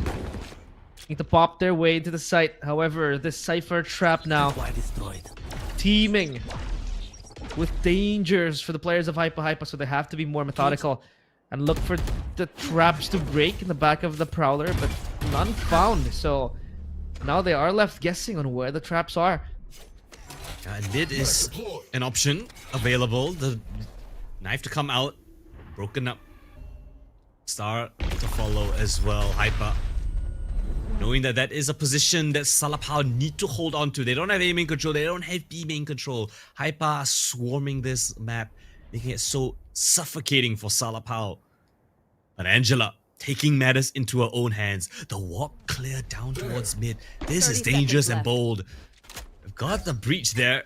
Aluka's position has been tagged out, but it's a B-side commitment in the mix. Angela's got to get spotted out. Labored spray, still managed to control it. Oh, but no. it's a Yumi in towards the site. Finds the first kill onto Dipsy. Looking for more, but the site has been compromised. Black goes down with just a couple of seconds to boot. It's a fast retake coming in from Salapao. They want to capitalize off the back of it. But Baby TZ with the Sheriff in hand. That's a beautiful headshot. A follow-up as well. Yumi pantsers upon the push. And Baby TZ with the weakest weapon in the round still picks up a triple kill. And another bonus for HYPA goes in their favor. What the hell is that, Baby TZ? So clinical with the Sheriff. Again, Yumi with a very good entry. But this was just marvelous from her. Magic, pure magic from Baby TZ. And now HYPA. They're gonna be content with all the weapons that they have. Or rather, Salapao. They have to be content with only the Sheriffs to play. It seems like it's a repeat of the previous map. Win the pistol round. Win the buy round and win the bonus round. And Liana will be enticed to push forward with 4 players. It's gonna be a bloodbath, Coldan.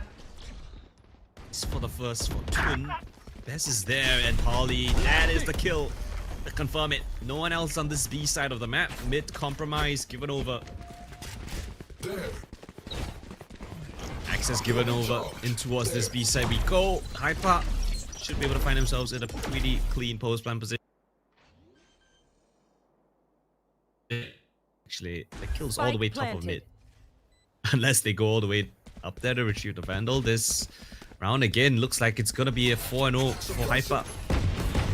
They're gonna give it their best shot. Molly at the ready. Scan to come in. Spotted out. Nice headshot from Angela, but Ayumi still here towards logs, marking this exit. They will try to swing it though. Salapao, persistent as always. They rotate around from the bottom. They catches all of them off guard. Ayumi with the triple kill. Lovely stuff to convert there for. Snack time. They really want to book their slot to Bangkok. HYPA 4 in a row. And this feels demoralizing now for Team Salapao.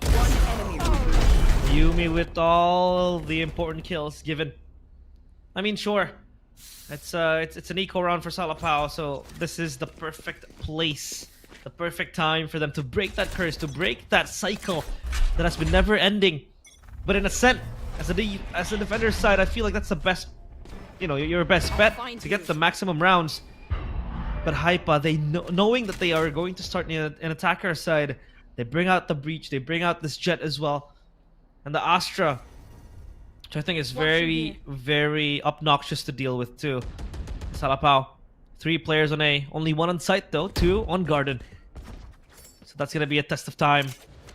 But HYPA, they choose to push back, grab the spike with them, and catwalk. Okay, this is new because they haven't really been through catwalk. They want to take it through short. But they ditched that plan and they would choose to go mid. A lot of early information. Now got a lovely jump peek from Viz. Confirms it. It's gonna be a B-side split. And it's all on Angela. Pops the ultimate. Trying to stall time. Calling for assistance. She's on an island. She needs backup now. Drops a molly for her good work. But Ayumi's there for the first kill. Best there to stop the flood retake in. And just like that, HYPA, the slow creep up and then the execute shuts down anything that Salapao wants to do here on this B side. The re-smoke comes in, the spike to go down. Angela Luffy eventually gets taken out of her ultimate. Again, Salapao, they will try their best. Even if it means banging the head against this wall. But the wall is unmovable. Stun follows up. They can't get anywhere. They're stuck and locked in. HYPA, the meat grinder, crunches them through. They're eating pows for breakfast, lunch, and dinner. 5-0. Oh no. Salapao, they were crushed, demolished, decimated in the switch area. That was HYPA with a very good wraparound from the back. Baby DZ was unstunned. But that stun stunned Leana. So Baby TZ knew the fact that happened. She was trying to wrap around in the back as well.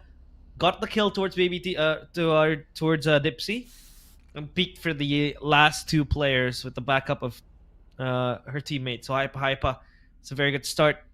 In Ascent, again cementing their lead. And this is again an attacker's sided start for them. There's still that conversation. There's still that debate going on. Is Ascent attacker sided? Is Ascent defender sided? Personally speaking, defender side still gets much of the advantage because of the quick rotations you can do through A or B, and then the fact that all the sites that you have to enter is very, very tight spaced. So I think HYPA are doing a very good job picking up 5 kills, or rather 5 rounds in the first half.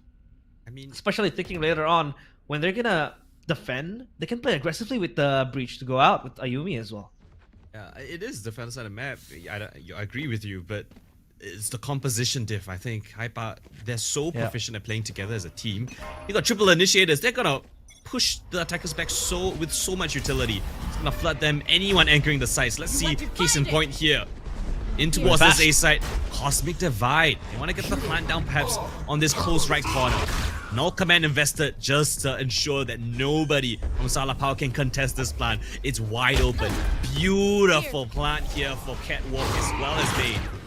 And as the wall drops, so does Salapao's hopes. They realize that this site is impossible to retake. So many crossfires set up. It's a late flank around coming from a Yumi down catwalk. And HYPA, all they need to do is buy time, delay. The smoke is there. Spam kills coming through perhaps. No one's on the spike just yet. It's a Yumi to get the first kill. Liana now still there, but the Rolling Thunder now hit up. Into the smoke they go. Baby Teasy, a Yumi fill the feed. Tun and Viz stunned up and locked out. Enemy remaining. A Yumi's position uncontested. Right into the very final hurdle. But that hurdle is just too tall to cross for this whole squad of Salapao. And while they take a couple of kills, it's still the round for HYPA. I can sense it very, very clearly. HYPA. So strong in the post plants. They have a lot of tools. They have the Astra, they have the KO. They also have the breach with the aftershock.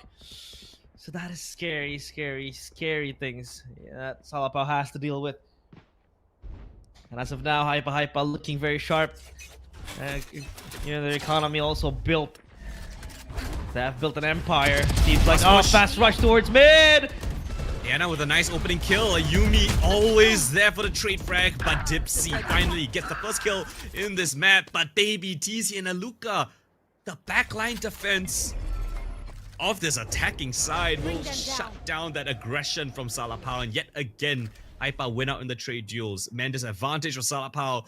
Angela on her lonesome. Yet again on this B site. Off angle held. Hoping corner to be unchecked. But of course, it's HYPA. They won't do that. Smoked out. And the Omen teleports back on the side. Tun has to do everything. Hit by the Nightfall, but Baby TC. And then Aluka hits. 7-0 HYPA. Still, I mean, Raf mentioned on the panel, they cannot go off. They cannot have another 0-8 half. Or one round away from that reality. A nice attempt at a mid push here. It gets absolutely shut down. I don't know. This is looking very bleak for Salapao. I mean, last map, their turnaround was at 8, right? So 8-0 into 8-4. We'll see if that is the power spike that they need to really get locked in and start plugging in their keyboards and their mouses, and that's where they might focus. But as of now, it's 7-0. HYPA running away with this lead and just dominating the first 2 maps here. The only 2 maps in the series, because it seems like they are looking to punch their ticket into Bangkok, into GC Pacific. And they will try to traverse around A main. A site will be the pinpoint navigation that they really want to enter. It's only Dipsy in the same position, same spot, same fate with the Stinger. Can she hold this push coming in from HYPA? Lovely utility. The paranoia hits a Yumi, keeps her honest. Backed up, but the scan hits every single one of the defenders. And Yumi's on a rampage looking for more. Baby TZ picks up one in the kill feed, but it's all a Yumi this time. The jackknife to cut open this A site. And Viz. Oh my lord, 1v5.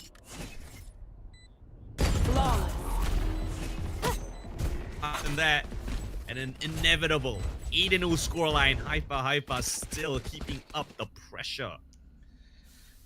Let's see, Coldan. Will this be an 8-1? Will the script be the same from the previous map? Because we have seen a lot of scripts coming to fruition today. And if that is a possibility, then that will come true. But Salapao now, they have the guns ready. Primed to perfection. Will they be able to cut down the players of HYPA? Ayumi is unstoppable, by the way. 17 kills, 3 deaths. Bring them down. This player has been standing out. The Malaysia representative here, Ayumi. But now, Leana and Aluka trading kills with Bess and Aluka as well. Dipsy gets the kill. Baby TC gets the trade.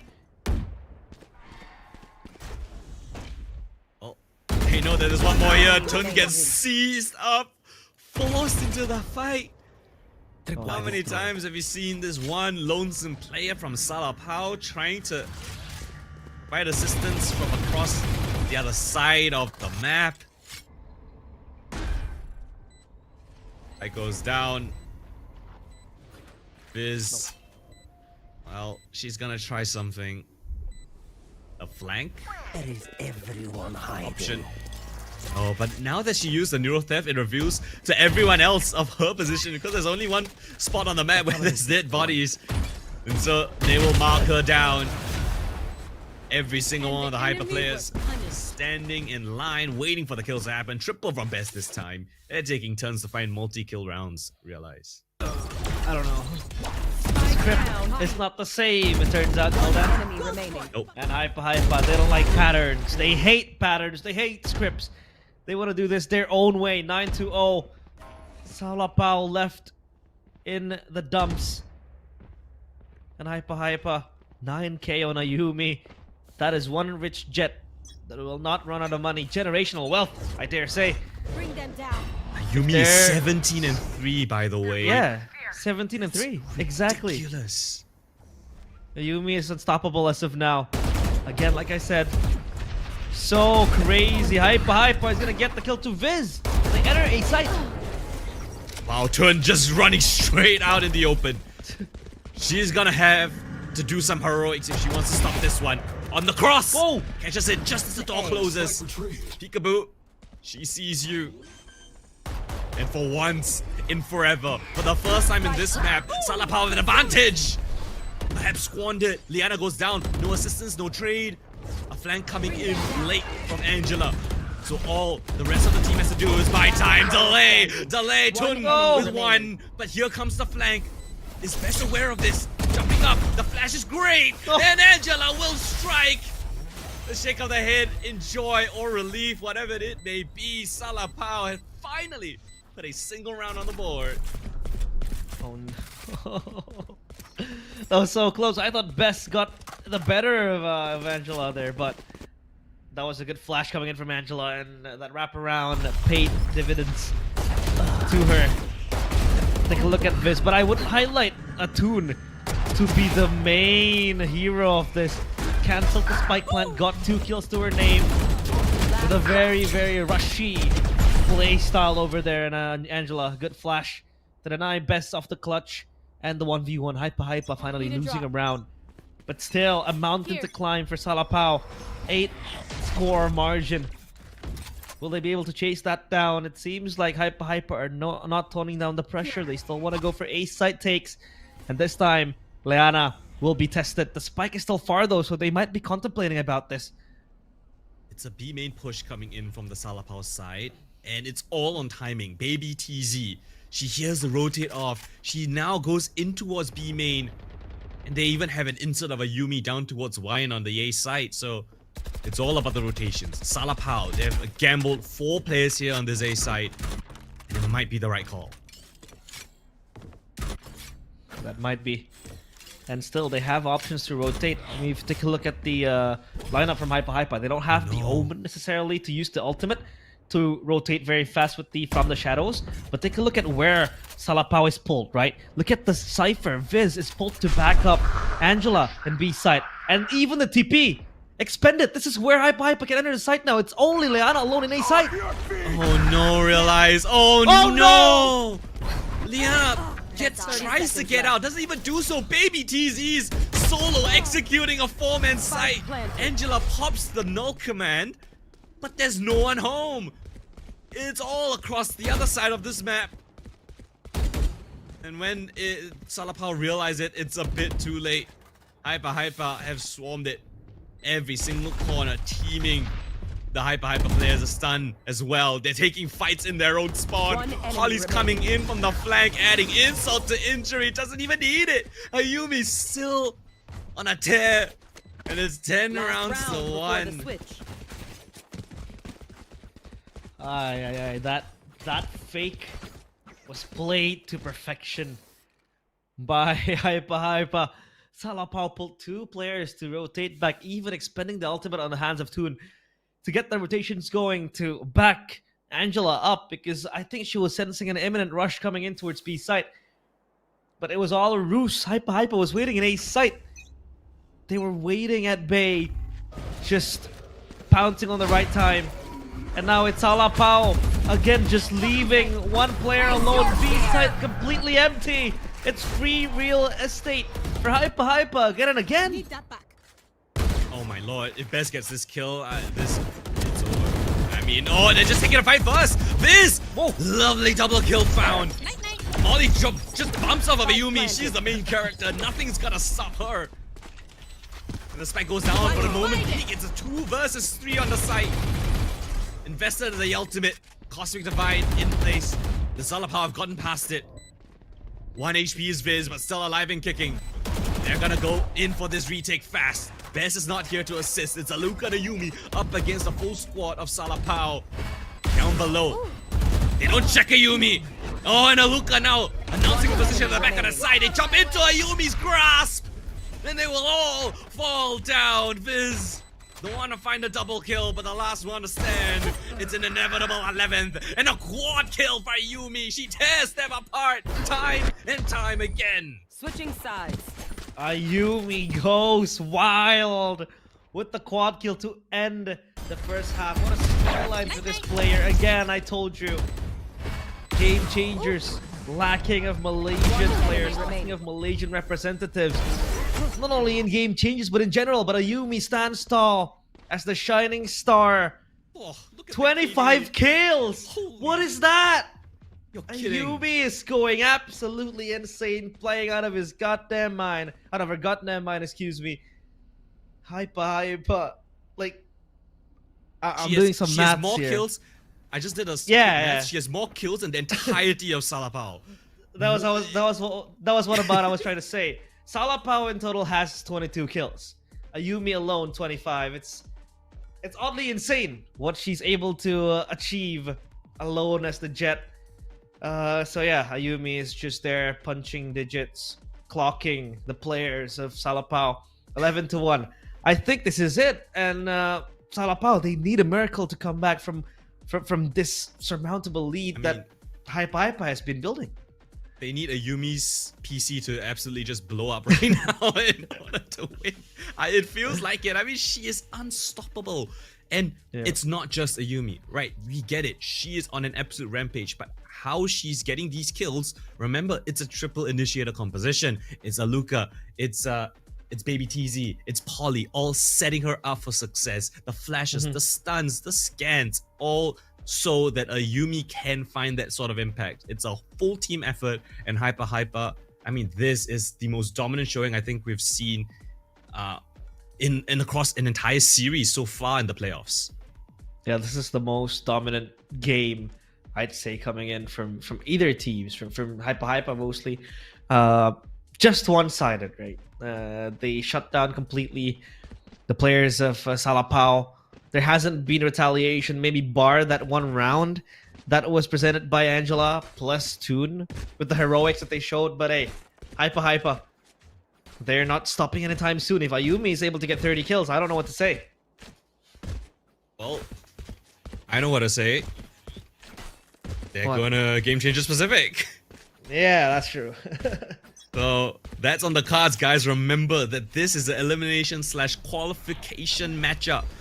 HYPA 2 rounds away from making it to Bangkok.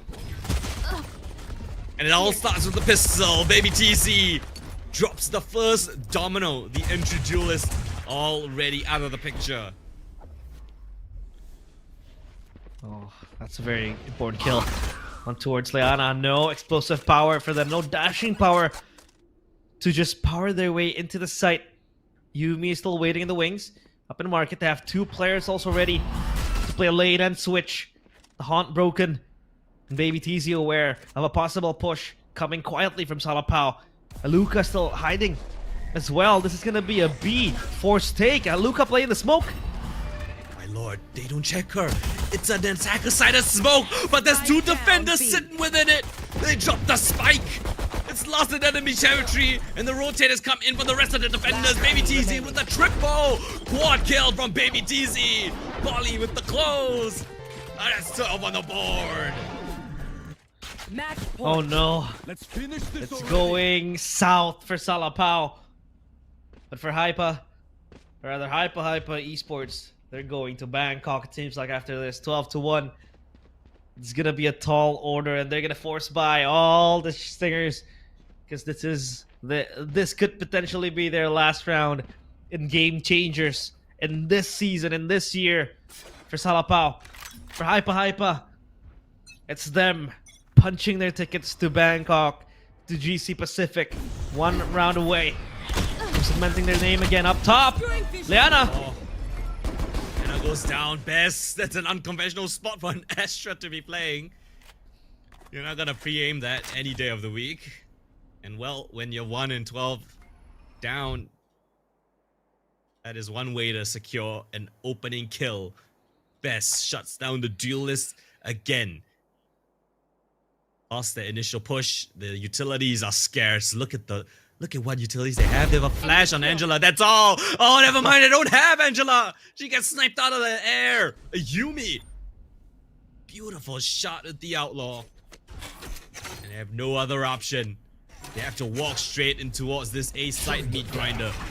3 players still stand here. In towards the site they go. Their final hurrah. Polly with the flash in. A shot to the smoke and Tipsy is the last person standing. HYPA on the verge of glory. Looking to punch themselves tickets to Bangkok. 30 seconds left. Give them the luxury or face the pain. HYPA with a 13-1 scoreline, 2-0 in the series. They take down Salapao, and they are your last representatives in Game Changers Pacific from Southeast Asia. Back with the old and with the new. It's HYPA. They are not strangers to international tournaments. They are not strangers to experience. They are veterans, and they deservingly get their tickets on towards VCT Pacific, Game Changers Pacific Bangkok later on. And what a way to end the game. What a way to get yourself a ticket to GC Pacific, because both maps have been very, very dominant from them. It was just all over the place for Salapao. Unluckily for them, this is not their day. And when it matters the most, they fall in the last hurdle. But props to them. Commiserations for Salapao for showing such grit and just making waves early on in the playoffs as well. But yeah, I mean, HYPA with all the experience and them having a very, very good day. It was a Yumi dropping more than 25 kills in that server. She was just unstoppable, but so was HYPA. Yeah, I have to shout out Salapao as well. They made Falcons sweat in the opening game of the playoffs. I thought that Salapao, they had a couple of weeks to practice. They found their groove, and they went for a really, really cool lower bracket run, upsetting Mad Army, giving multiple teams sweat. But here, I think the clear favorites won. HYPA. Congratulations to them. They make their way to Game Changers Pacific, and yeah, congrats to them. We're gonna send it over back to the panel to break down all that has happened. HYPA starting the day strong and continues going on strong. Ayumi had more kills in the entirety of SLP at one point, and honestly that triple ini comp really set her up for so much success. I mean, having triple ini on both ends, it can get incredibly hectic really watching the map when there's so many things happening. You have your smokes obviously from the Astra, and I think the Omen on the opposite end of things, plus everything getting thrown out by the triple innies. Now you add Ayumi to the mix, who's been absolutely destructive on Ascent. This is not the first time we've seen her pop off and just take over the entire game here. There were moments, as per usual, for Salapao to really have a chance to maybe bring it back, but I really feel like this was more of an extension of the first map where, they kind of came undone by the seams. They just couldn't hit their stride and maybe find that form of theirs that got them this far. At the same time, HYPA played so hungry, Tash. Yeah, HYPA was hungry. You could tell how much they really wanted this. The way I think what's most important right now is the util coming in from Baby TZ. I think usually on this map you expect her to play that anchor, but instead this time around, her being able to play on this Fate, she had insane lineups. It was really hard for SLP to really pinpoint, and every time the haunt came down, it just lit up the entire map for Ayumi to play off the positions and aggression as well. And because of this confidence and the information that Ayumi and the rest of HYPA was able to get, they're able to play these close angles, they're able to play around so many parts of the map. Oh man, it just felt like everybody was getting funneled into wherever HYPA needed them to be. I think for a moment too in the first half, a lot of the fights were happening between a switch and just like top of market. And HYPA, what else can we say? It was a masterclass of just your favorite word as of recently, dominance. Everything just kind of went their way. At the same time, what's glaring to me on the side of Salapao is that they had a good amount of opportunities. For example, the first kills, right? 6 first kills. It was a lot of utility being invested to get into that first kill, but it did leave us wondering what's next for Salapao. Did they get any meaningful map control out of this? Did they at least stifle the defense of the hyperactive HYPA? And it just really didn't come to be. Yeah, I think it's also what you said, right? About like, okay, we get those first kills, what now? I think it's also that situation that for HYPA, they have a nice, they're always hand-holding. You have a hand-holding situation where you're pushing in as a 3. Maybe, you know, Salapao try and challenge. Maybe a one-man hold on to B main. Maybe you have Angela pushing through smokes, getting one of her own. But it's an instant trade all the time. And on top of that as well, you had a situation, but I can't remember which round it was. I think it was round number 11, where Baby TZ was soloing the entirety of that B side alone. 1 versus 4, gets 3, and her teammates were all the way onto A. There was like no space that they have to contest for, even because Baby TZ had done so much damage. And even in situations where, you know, the plants, right? I think like Redco has been very creative in, you know, showing us what kind of cosmic divide, you know, plant they can do out there in the open. Anyways, Ayumi with the 490 ACS, 10 off 500, just another day, I guess, because what the heck are these numbers? You said it. I mean, how else can we champion Ayumi? I mean, we've been talking about her. She's had the spotlight for the last few days, last few outings of her team, and by right. Now, we're really hoping this continues into the grand finals, because I think chat was also calling her a raid boss, which is completely understandable why. I mean, there were also moments where it felt like, despite, you know, for the most part, the utility and the flashes were there to help Ayumi, but even on raw duels against her, it just did not go in the way of Salapao. It really did. There was one particular round, I believe, that Tun really did take that round into stride, stopping a waterfall of aggression coming in from Tree. So that was good. I think we did see Salapao try so many different things, going aggressive against shutdown, playing passive against shutdown. The triple initiator comp that, you know, that Coach Redco had already set up for them, the utility dumps from many different angles, and even the smokes that were set up by themselves were abused. So at this point, what can you do? But you know what we can do, we can have an interview with our only Malaysian representative here on stage. We have Ayumi on the line with us. Hello Ayumi, welcome back and happy to see you again going to Bangkok. How are you feeling about punching that last slot to GC Pacific?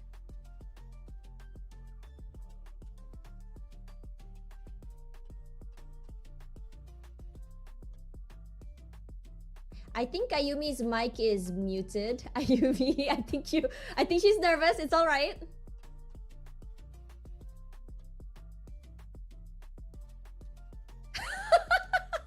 It's okay. It's okay. It is a hard day in the office after dropping 26 and, like, you know. Wait, hang on. Was it 5 she didn't or even have her mic on. It's all right. There we go. Hello. Hi, okay, Ayumi. Oh Hello. my god, finally you're on the line. Okay, first of all, I just wanted to ask you, I want to say congratulations on your win. What's it like being able to punch your ticket one more time to GC Pacific Bangkok? I'm happy that we qualified for Pacific, and I'm also excited to play against other regions. Right, now, I mean, I think recently a clip of you went super huge. A lot of Malaysians are starting to get, you know, very excited to know that we have a Malaysian playing in on GC, and you as the only representative onto the big stage. How does it feel? I feel very happy and also thankful that Malaysian Valorant community noticing my plays lately. And I also actually very shocked that I hit those shots. And how are you shocked? Also, I also want to thank you, our host today, Tash, for promoting me on social media. Also to everyone watching this live, don't forget to drop a follow to Tashbunny and FSL. Follow FSL and Ayumi. Wow. There's no need to- Wow, I'm getting glazed and then I'm supposed to be hosting, guys. Okay, let's talk a little bit about your strat, Ayumi. You had a triple ini comp, and Baby TZ told me that for your strat this season, it's the Ayumi show. Ayumi go kill. She's our superstar. This strat. Why did you guys decide to go for this strat? I actually don't really know, but I trust what my coach plans for me, and I just trust my teammates' utility. And all I need to do is just shoot my gun. If they trust me, then I should trust myself. What? Fair enough. Now, last question for me. Now that you're seeing a lot of support coming in from the Malaysian Valorant scene. Just like Davai, our only representative on the big stage for Tier 1, we also have you here for GC. Is there anything you want to say to your fans, your new fans who just discovered you? Can I speak Malay for this? Of course. I will translate for you. Don't worry. Saya ingin mengucapkan terima kasih kepada semua peminat yang dekat luar sana yang sentiasa menyokong saya dan juga tim saya. And I will keep giving my best until the end. And also want to thanks my family too, who support me from before until now. All right, she said thank you so much to the fans that have been watching her and supporting her for so long. It means so much to her to have you guys on board here onto her journey as well. The rest in English, you guys can figure it out. But yeah, congratulations, Ayumi. Also, I heard that Luca is not feeling so good, so I hope everything gets better later. But yeah, again, congratulations, and I'll see you in the next series. Bye-bye. Why are we not changing screen? I don't know.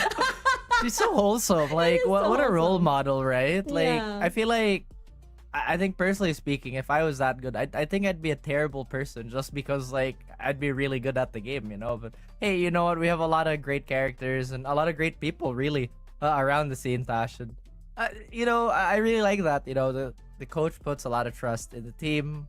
Ayumi puts a lot of trust in them, and if they trust her, then why shouldn't she trust herself? I think that's really cool. Yeah, I think it's really cool, and I think it looks a lot more clean, this team. I think from last season all the way till now, from Boba core all the way to here, it took a while for them to really find their bearings, but they look a lot more stronger, and I'm super excited to see how they are actually going to be matching up against Xipto, especially since it's a back-to-back series. Regardless, a longer break for us so that the girls can rest, and also our casters, and after this will be the final series of the day, Xipto versus HYPA. We'll be right back.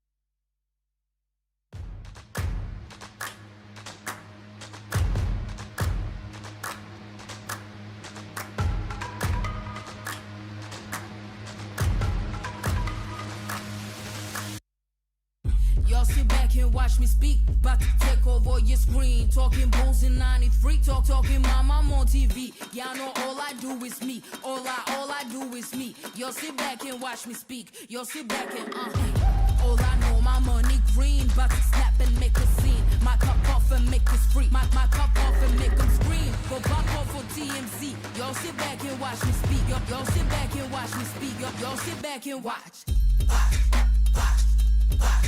Watch me. Watch me. Watch me. Sit back and watch. Sit back. Sit back. Sit back. Sit back. Money long, nothing on credit. I got style, don't catch no feelings. All this bread ain't got no lettuce. I got style, don't catch no feelings. Watch me. Watch me. Sit back and watch. Sit back and watch. Sit back and watch. If it ain't got style, I ain't with it. I ain't with it. If it ain't got style, I ain't with it. Look, look. If it ain't got style, I ain't with it. I ain't with it. If it ain't got style, I ain't with it. Look, look. Look, look. Look, look. Look, look. Watch me.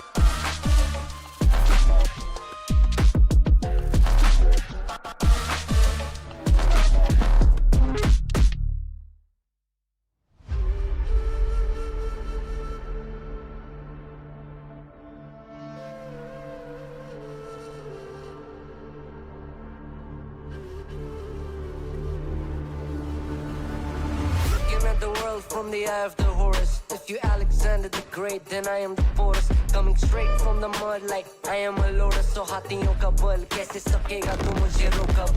देख तू कैसे मैं लड़ूं, तुम लोगों से ऐसे ना डरूं. डरूं मैं जिससे मैं तरुण, पानी पे चलूं मैं जिससे मैं वरुण. चाहे मैं जीऊं या मरूं, जो करना चाहूं मैं वही तो करूं. आता है तू ना गरीब, तू बेटी चीप, जब तक कटे ना तेरी ये jeep. Better believe you're gonna bleed. Pick up a seat, get your team. I'm the king of kings. Brother in arms in a battle. You all gonna die if you act like a vandal. Bring the realm to reality from every angle. This is the public service announcement from Mumbai to the rest of the world. I am a Raja. I am the Raja. भिड़ेगा तो उठेगा जनाजा ना. तू मेरी तरफ आना. आ गया तो होगा फिर तनाजा ना. ये भारतीय भाषा फिर दुनिया सुनेगी ये तराना ना. 'Cause I am the Raja. 'Cause I am the Raja.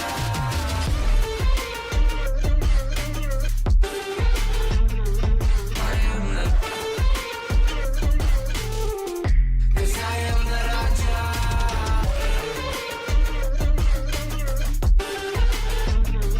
I am the. 'Cause I am the Raja.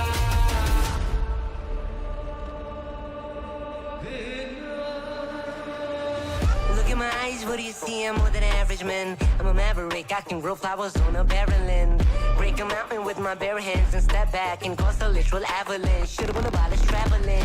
अष्टभुजाएं मेरी जैसे मैं tarantula. ना है कोई तोड़ मेरा जब से पूर्वजों का ज्ञान मिला.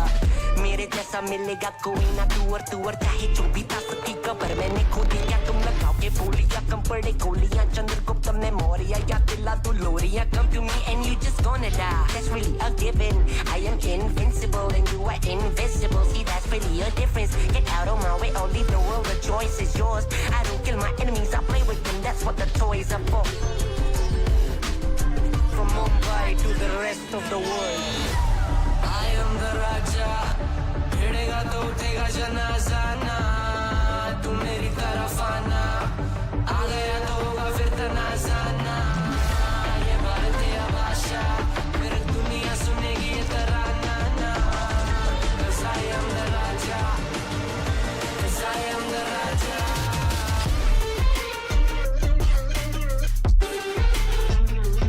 I am the. 'Cause I am the Raja. Put your back down on your knees. Would you just surrender? Put your back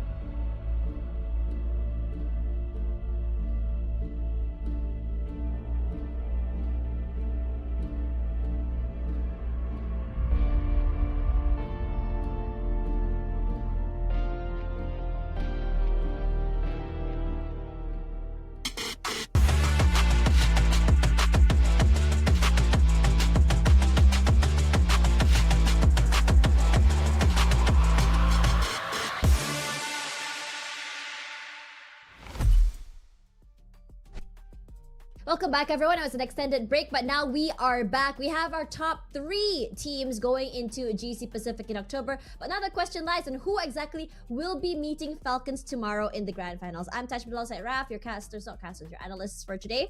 So let's break down what we're going to be expecting here. Xipto, Esports GC versus HYPA. I believe that many of us had predicted this already. Yeah, I mean, well, for starters, we had the exact same predictions for the entire day. So I think you and I, kind of saw this coming. At the same time, if it went the other way, I'd honestly be down for the happy surprise. At the same time, everybody's been performing great. It is now just a test, a test of can you still do it? Third map, second series for both these teams. My goodness. Yeah, and I think for HYPA is going to be a little bit harder as well because they are just, I think, 30-minute break from the last map to this one, to this series as well, compared to Xipto that had a little bit more of a prolonged break. The question is how long does this break mean, and whether or not they have the stamina to go for another 3 series today. Now, coming into this particular game, I'm gonna just let you guys know that Aluka will not be playing. She will instead be subbed in by the 6th player for HYPA, which is Yuri. Aluka not feeling so great right now. Oh, that's right. And again, just hopefully that emergency isn't anything too serious, because again, we want everybody in good health for whatever reason, right? But again, moving forward, I think this is going to be Yuri's debut onto the playoffs. And yep, such a high stakes game too. Yeah. Imagine you don't really get the reps that you have been talking about for the majority of the day now, and you get plunged into the fire, basically. Yeah, absolutely. I think she did play for another team in Split 1, didn't make it, now playing as a sub with the 6th man for HYPA. She has been around for the most part. She calls herself the water girl, but no, girlie, you are not the water girl today. You are actually gonna come in and play. Getting caught out of nowhere here. So it does beg the question. I think you and I both had this question right now about HYPA, right? On how exactly it would affect their comps. Will there be any role swaps? Will she be playing that same role still? Or will it be a problem for her, trying to play in with the style and speed coming in from HYPA. Meanwhile, for Xipto, they had an incredible start of the day. Yes, they lost to Xipto, but it was a very, very close match. It was really close, and at the same time, there was a long break for Xipto, right? It was a 1 whole series plus the 30 minutes. So how can they get into this matchup as warm and as quickly as possible? Because HYPA, it looks like everybody is going to be firing on all the cylinders, right? Just from the eye test alone, I don't think they're too gassed out from that previous series. But yes, again, Xipto, this could potentially be a vulnerable point for them. They need to get in the groove of things as quickly as possible, while HYPA is also going to figure out how Yuri is going to work in this configuration. And we're not saying that it's a bad thing. It's just how it is, right? One member change can affect the entire play, can affect how you want to approach the map. Correct. Now, anyways, head-to-head here, looking at Yume against Ayumi. Now, Ayumi has put in incredible numbers. She was dropping almost a 30 bomb, I think a plus 30, and almost almost 500 ACS, right, in the previous map as well, up against Yume, in terms of numbers. But the thing is, it's a difference in team comp, because Ayumi, everyone's just feeding her the kills, feeding her the util, feeding her the info. Meanwhile, Yume playing a fast sort of comp, fast style play, explosive, to get that space for her teammates, while her teammates are able to explode elsewhere. I'm just looking at this right now, and what really jumps at me is the first kills.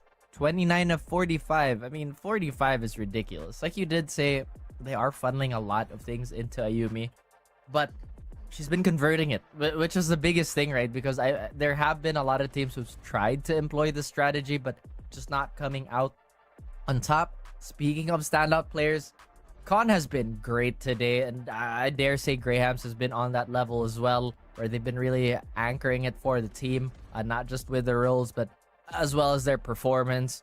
It's been great so far for Xipto, but unfortunately, Tash, we will have to say goodbye to one of these teams. Yeah, for real. Looking at Khan, I think what's really great for her is the fact that they put her on the Sentinel role, where it just allowed her to put down her util. That's what we talked about for the deadlock, right? Put down the util in the pregame, allowed her to move around the map as freely as she wanted to, and most importantly, it allowed her to do what she does best, which is shooting hits. The ACS is there, the shots are there, she's able to multi-frag as well. In so many situations, even against Falcons, she can hold her own in a 1v2, a 1v3 even, by quickly being able to isolate fights. And every time the fights are isolated, more than once she's able to get those crucial headshots. And speaking about another player that is insane when it comes to those shots, it's Polly, the IGL for HYPA. Not only is she the IGL, she's also running initiator now, moving away from the controller, and she's also able to shoot heads.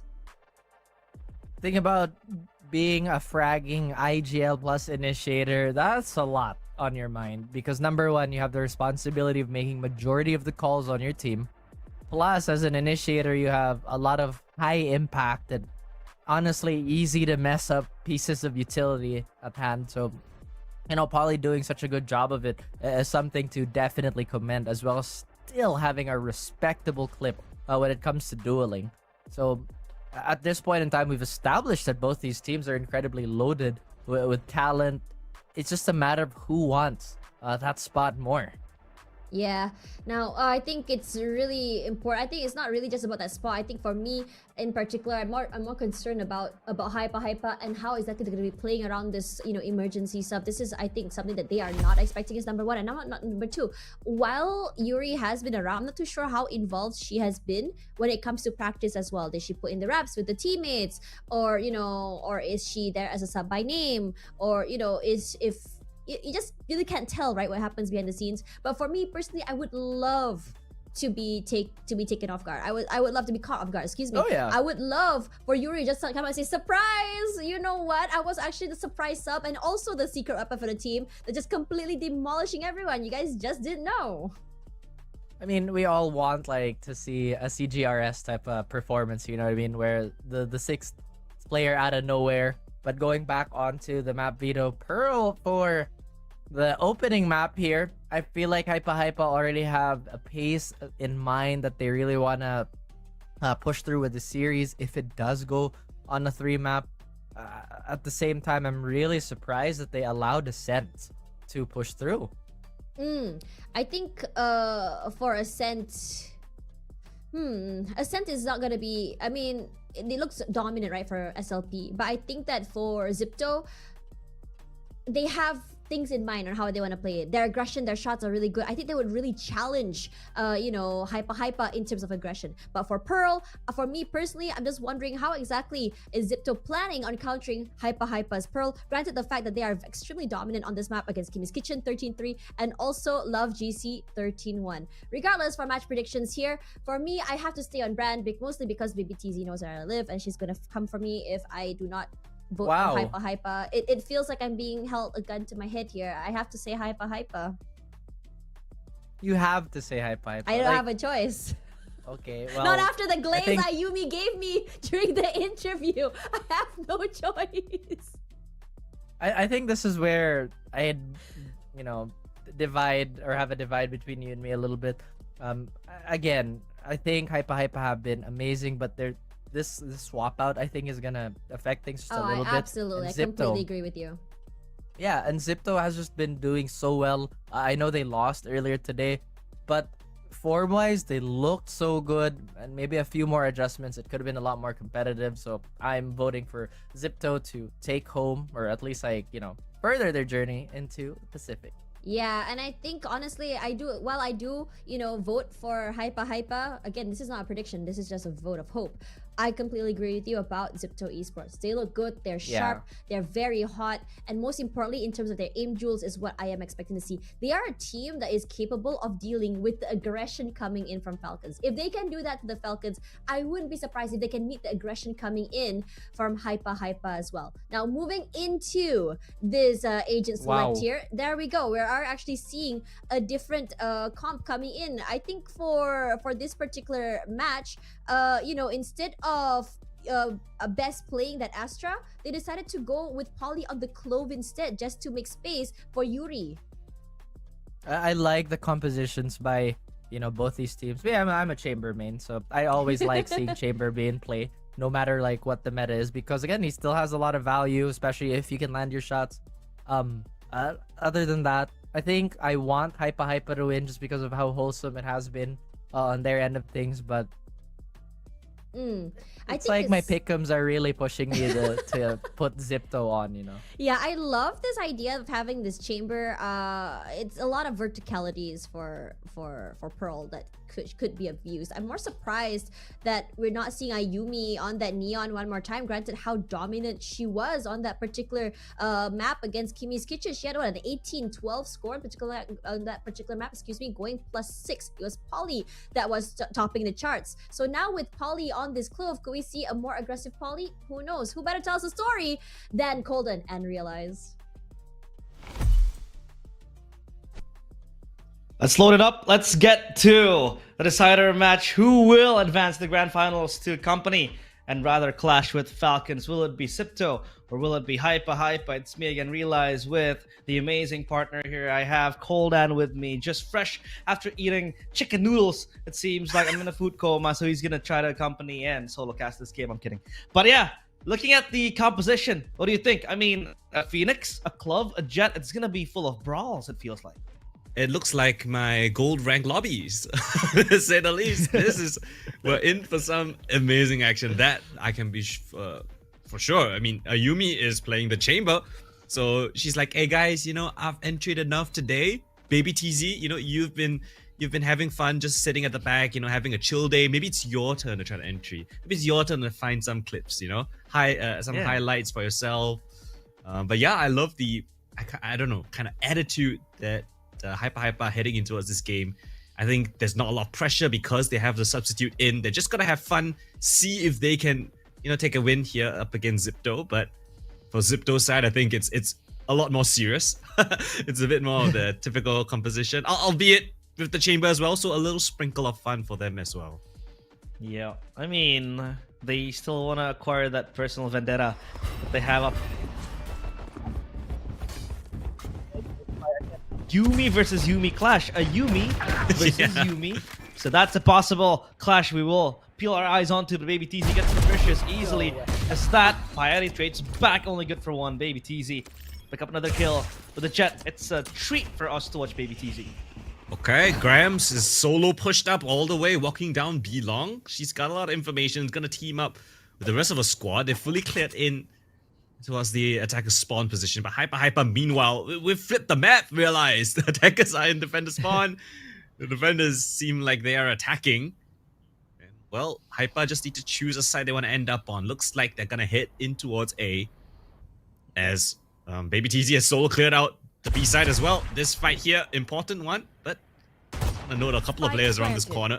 Tuck tail and run. So take his chances. The best could be next to the chopping block, but she will be the one to chop down Con to pieces. Rams gets to trade 3v2 still in favor of HYPA Esports, and Baby TZ is there, but Graham silences her. Down to Polly to hold Art. She'll be able to do just that, and Yumi stands with her as well. Her maiden frag given, but it's Polly who turns out to get the double kill. HYPA kick things off. Full hype. Is this the first Clove we've seen in the entirety of playoffs as well? It might be. So, another really interesting agent. Very, very versatile in terms of the aggression that you can have. And I do expect to see a lot of sharp shots here because there's a lot of aggressive characters, a lot of aggressive agents that are being picked. I really love to go for those picks, go for those fights. HYPA's composition leading in towards that attacking style. Second round should be a pretty strong one for them. No Sentinel. I mean, I don't want to categorize Chamber as a Sentinel. He's basically a pseudo duelist, just like Viper is a pseudo Sentinel. But HYPA inclined to take B side. They're gonna congregate here together as one. Little Piety in the back of the site, only with a classic. Not the best weapon you want. Close range, it could be deadly. Capricious gets one, but Polly and Baby TZ will both secure one each. One frag apiece. HYPA will go and try to formate themselves into a post-plant position. Only with Yumi, Grahams, and Con Together, they will try to retake this. Con gets one, but Ayumi replies on towards Graham. In the back of the site remaining. is going to be Yuri, finally getting her first kill officially in Game Changers Southeast Asia. Polly will close the fragging page for Yume to fall in the hands of herself. HYPA get 2. Welcome to the server, Yuri. Welcome. Lovely anti-eco round coming in. Ayumi now. It feels so weird seeing Ayumi marking the flank, right? It's usually her that's just running straight into their opponent's spawn. Oh. Again.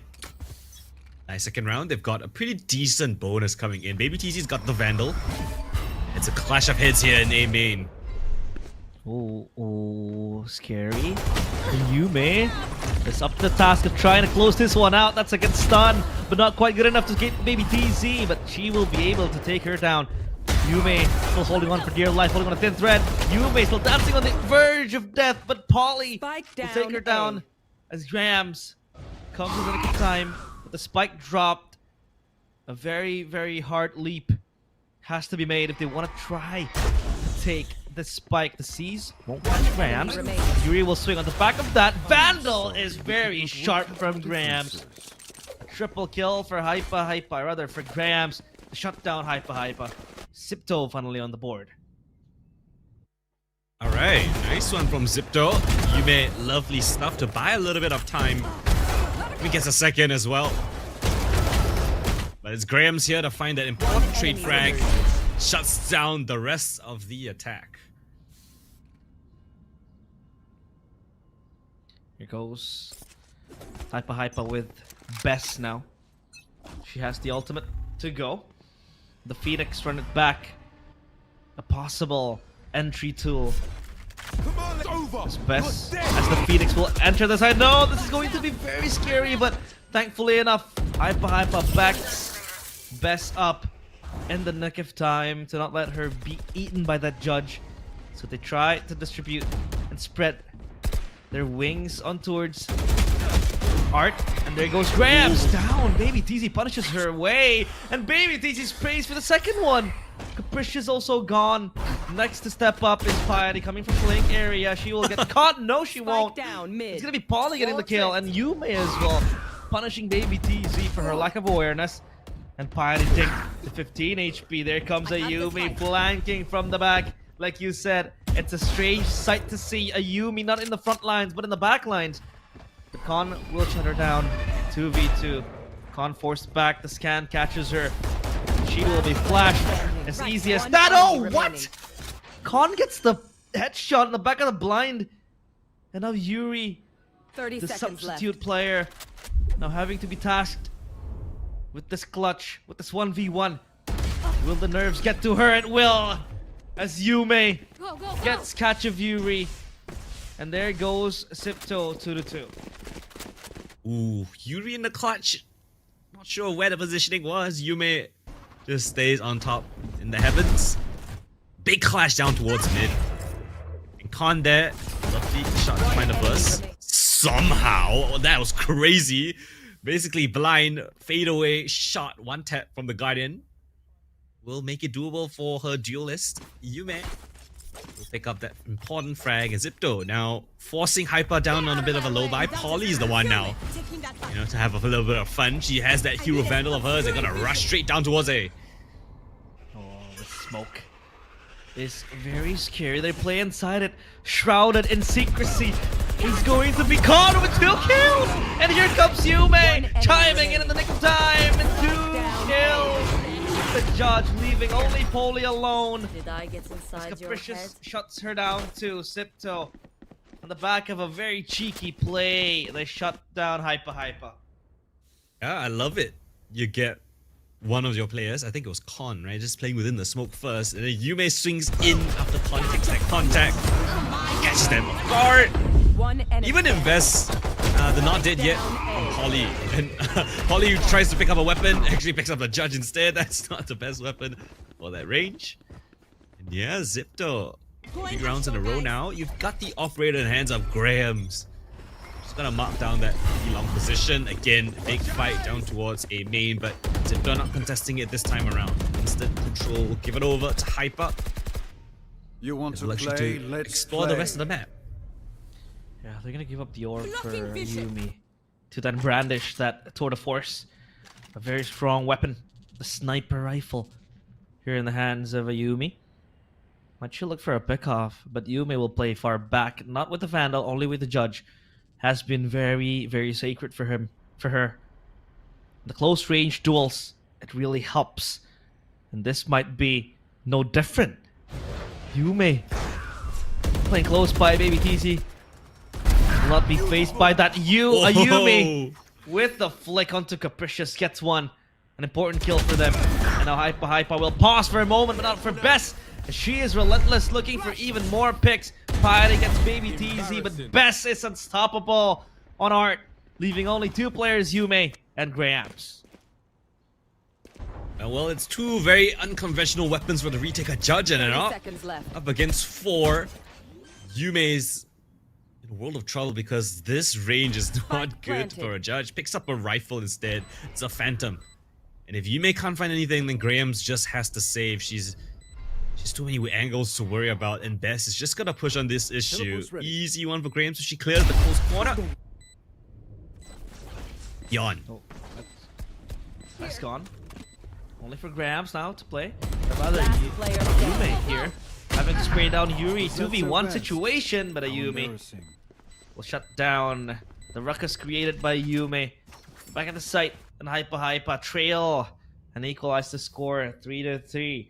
And it feels like so far HYPA has been freestyling for the most part. Not in a bad way, but like they're playing aggressive, they're playing in front. They want to bring the fight onto remaining.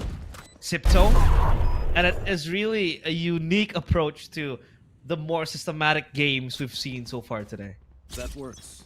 Yeah, it's a far cry from those slow methodical rounds, right? This one, it's very dynamic, it's very fast, and it's in your face. Look at this. Oh, shut down! A Yumi on point. Strikes fear in the heart of Yumi.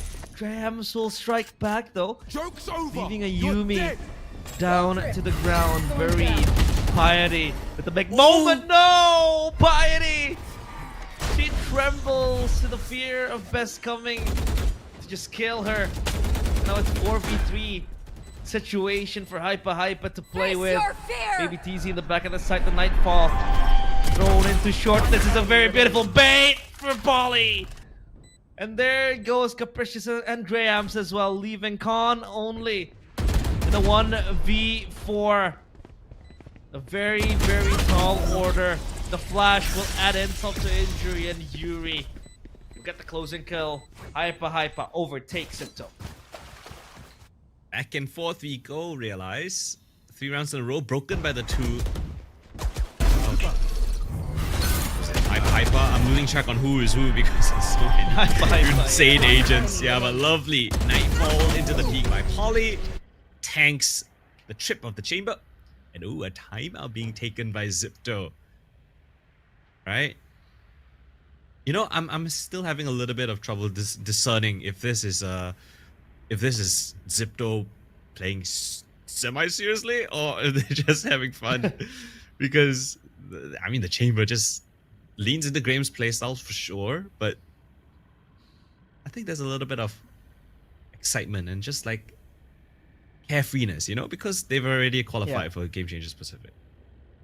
That's true. I mean, again, you really want to make your way into the grand finals because the grand finals is no less of I'd say high stakes compared to just qualifying to GC Pacific. Obviously, you want to be up there in GC Pacific. All eyes on you, right?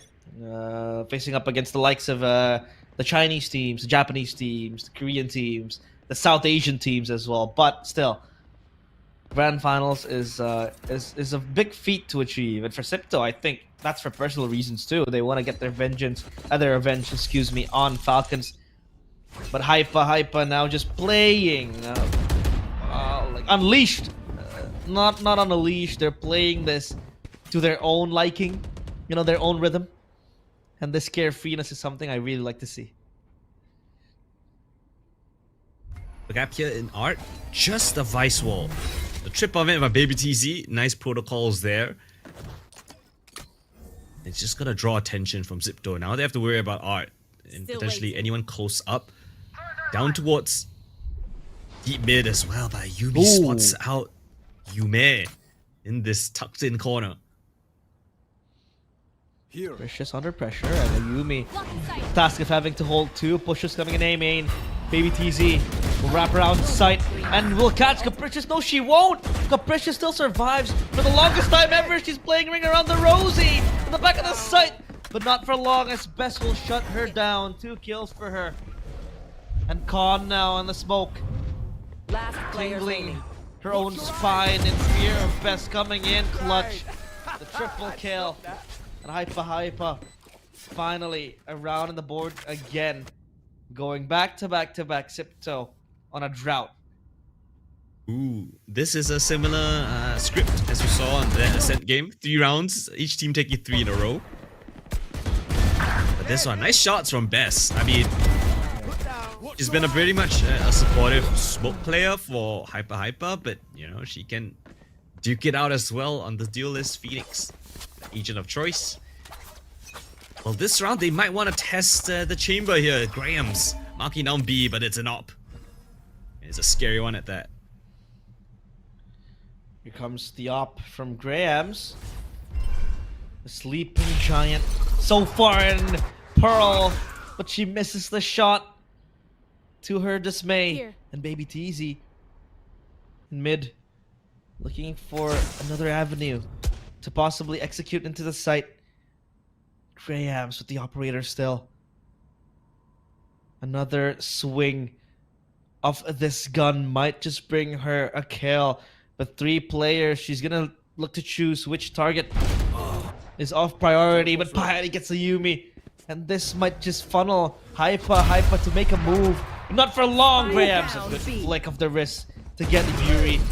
Now they push forward, but Graham's catches Best lacking. Polly onto Capricious and stun! Jumps to her demise! Nowhere to go. And it's now up to Baby TZ, who has been anchoring the site, but now has to clutch this one out. In front of her stands Yume, shutting her down, and Xipto finally getting their own round. Okay, Polly there was just like hoping, trying to jump away, give herself a little momentum. Lovely flick down by Graham's to kick off the first one. Chamber TP is still very, very strong if put in the right position. Stun there from the Astra. Lovely stuff. Maybe TZ gives it a shot, but the hold here in an off-ankle position will secure Xipto that round. And, oh, what's this? Polly with an op as well? Polly and a Yumi with an op. Double up on the attacking side. Realize we're just having scope battles across the map. Take us back to the MLG days, huh? You're dead. Get the camera, Mom. Get the camera. Oh no! Chamber diff, says Ayumi. As Graham's goes down, but Baby TZ will run through all the thorns laid out by Piety. But does she expect Baby TZ to be here? I don't think she does expect this to happen. Baby TZ will still get taken down though. 32 HP for Piety, as she will try to look for greener pastures. But as of now, it's all hard. The smoke dissipates. With the blaze wall popped as well, she doesn't expect for Best to cross, and she presents herself. Not for long as Yume gets the trade frag 3v3. Seems like Capricious in the back of the site will play with the Haunt and the Prowler. But will she take the risk of showing herself? Because Polly is coming from the wings now. With the operator, she will push. She will try to clear the angles, but Capricious will punish her. 2v3. Smoke blooms. One-way smoke at that. And Capricious will hold on for dear life, leaving a Yumi here with the operator. The Cosmic Divide will force her to play up close. Yuri punished, but no. She survives for the longest time ever. It's now up to Yuri to get the clutch. 1v2. That's a headshot. No, she won't. It's gonna be Khan finally punishing Yuri to get the defuse going as well. This crazy chamber hit to hit down towards speed. Make a boatload of noise down towards deep mid and then pivot in towards this A side. It's hilarious to me that Polly's walking contact playing as the clove towards this A side, trying to clear things out. And this confusion here within the smoke to kick things off. Best with a nice off angle, but gets caught up by Yume. Bye-bye. 30 seconds left. This up clove, the back of the side.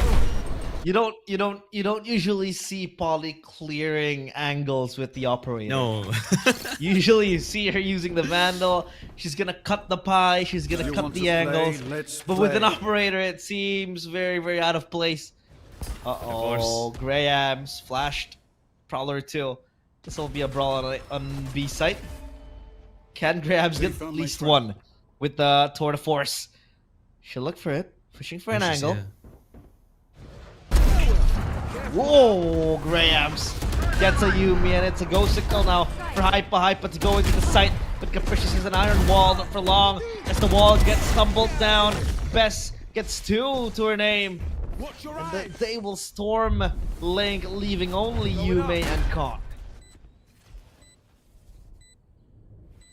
Great execute. Lovely stuff from HYPA. Face your fear! And the last 2 players of Xipto are so far detached. They Nightfall Yume. Detects that there's at least one here towards CT, and they might want to be aggressive on this one. Oh, no. Whiff of the shot, Bess. Farming up those kills, farming up that ultimate. One more kill and she already has the next one ready to go. Con dropping the stars in, but HYPA have gotten control over towards defender spawn. Waiting for the haunt to dissipate. Peek off of it. And it's Yuri to confirm the kill.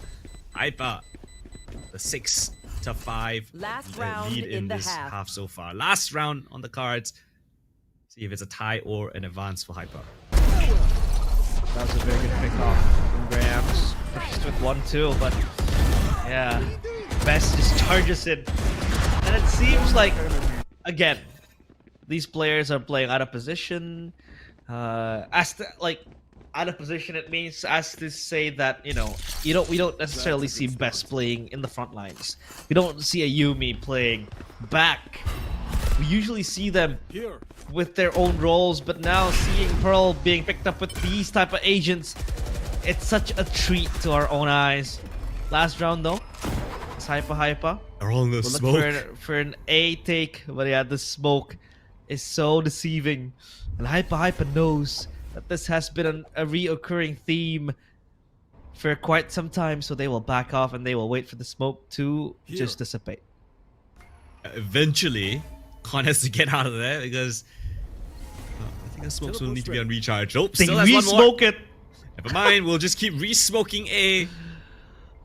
You have to walk into us eventually, right? Con just hoping that one of these HYPA players get in, but now smoke has to dissipate. Into the side we go, and lovely entry from Bez. Oh, Bez is tearing them apart.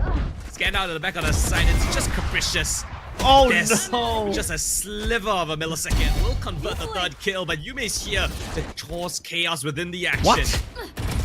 But Yume Yume? finding, both finding kills now. Yuri's stuck enemy within a rock and a hard place, but it's Polly to provide the assistance. And HYPA with the lead at the half. Switching sides. Thank goodness, because that was about to be a blunder from HYPA. They had all the advantage needed, but hey, Xipto was like, nah, we'll try to make you work hard for it. But Best with the triple on the entry as well. This Phoenix. The reason why it is so good on Pearl is because it's easy for you to farm up the orbs, but aside from that, the ultimate just allows you to become this walking recon with a second life and a recon that can shoot too on towards A side and B. B is very, very long, right? It's a very long route on towards B side. A side, it's kind of like narrow, so you know the run it back really helps you with the ultimate. So yeah, I think for now HYPA at least they know what they're doing with this composition. For Xipto, it's later on the defender side. Oh my Hey, god. look at me! wait, Michael actually did it. W Michael. Hello there. They really did it. So yeah, I'm supposed to solo cast this, and Coldan will just email me his invoice, so I get double pay because Coldan apparently is on a food coma. So I'm just gonna take center stage now with my face like this. Hey, take it away. Zoom in. Can you zoom in even further to my pores if that's a Oh possibility? my gosh. You're putting him on the spot. No, he says your request has been denied. I think it's a nice shiny forehead you have there. Yeah. My forehead is has- bigger than an airport landing, by the way. Look at this. Almost as shiny Showing as off all my the players facial features. in the server. Tash says she feels very uncomfortable. He's so close. Raw, Dash, I'm getting raw. I'm going very close. I'm a monster. Raw. That's very corny, by the way. What is this halftime segment? I'm all for it though. That's the strangest halftime segment that we've ever had here in Game Changers. But yeah, sorry for the discomfort caused. I blame Sorry it for on my the co-caster. producers. I'm sorry, Tash. My co-caster. You know, the day has gone on for quite a while. He's losing a couple of brain cells here and there. You know. Yeah. I had to go Yeah. to sleep at 7, wake up at 9. So you know, a bit challenging to do that. Really? But hey, we carry on. Nah, I'm kidding. I slept at 9 yesterday. Very, very early. HYPA with the Phoenix and the Glove to play with too. Again, on attack, it's the best, but on defense, they have to go out because they don't have the Vice, they don't have the Cypher to play with. Best will flash and peek out, almost gambling her life onto that. But Yuri down will be A. able to catch grabs at the back of the smoke. Big fight towards mid. Baby TZ finds only just the one. Piety and Con there for the frags, and well, Xipto, they might want to lean in towards this B side, but guess who's here? It's a Yumi, the raid queen herself. She's pushed up deep towards B long. But meanwhile, HYPA, they're also getting aggressive down towards mid. Yep, Precious will just run over that. Don't really want to fight the presence of the players of HYPA. Meanwhile, as of now, it's going to be Yumi getting the fight onto her own face. 2 kills quickly, leaving a Yumi in a 1v3. Will she be able to get the win? And possibly get an interview to promote Tash's social medias. Again. Imagine. Again! HYPA gets a second interview, and then maybe we have Baby TZ on instead. I mean, she's already interviewed Baby TZ as well as a Yumi. Uh-oh. So, No. any other requests, perhaps? Or do we have like a repeat, you know? The back-to-back Yumi. I don't think that'll happen because as of now, it's HYPA losing the pistol round. That means Xipto will be able to get the 8-7 possibly. One enemy They remaining. will be able to translate all 3 rounds in the second half. So yeah, Tash I think is in shambles because no plugs for the next interview. But HYPA now. 7 rounds with a few sheriffs in their hands. This is actually a very brave buy because usually I don't see them mostly buying these sheriffs when they lose pistol rounds. It's usually the classics. Right here. And now Yume will swing closely. Polly taken down. Baby TZ in the back of that door, standing very, very scared. Because look at the crosshair. It's locked onto the head of Baby TZ, but Best will answer back with the kill towards Piety. Yume next to the chopping block, but she'll run back to a safer position. They will try to storm B site. Oh, it's a Yumi. Oh, with shots that gets them access closer towards the site. Again, Baby TZ with the shorty in hand, hoping that someone walks into her face. And yes, it does Spike happen. down, But a B. teammate goes down as well. A Yumi eliminated after the round, and it's down on Bess and Spike Yuri yet planted. again.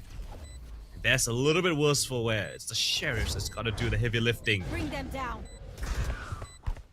Here comes the Prowler. Closely.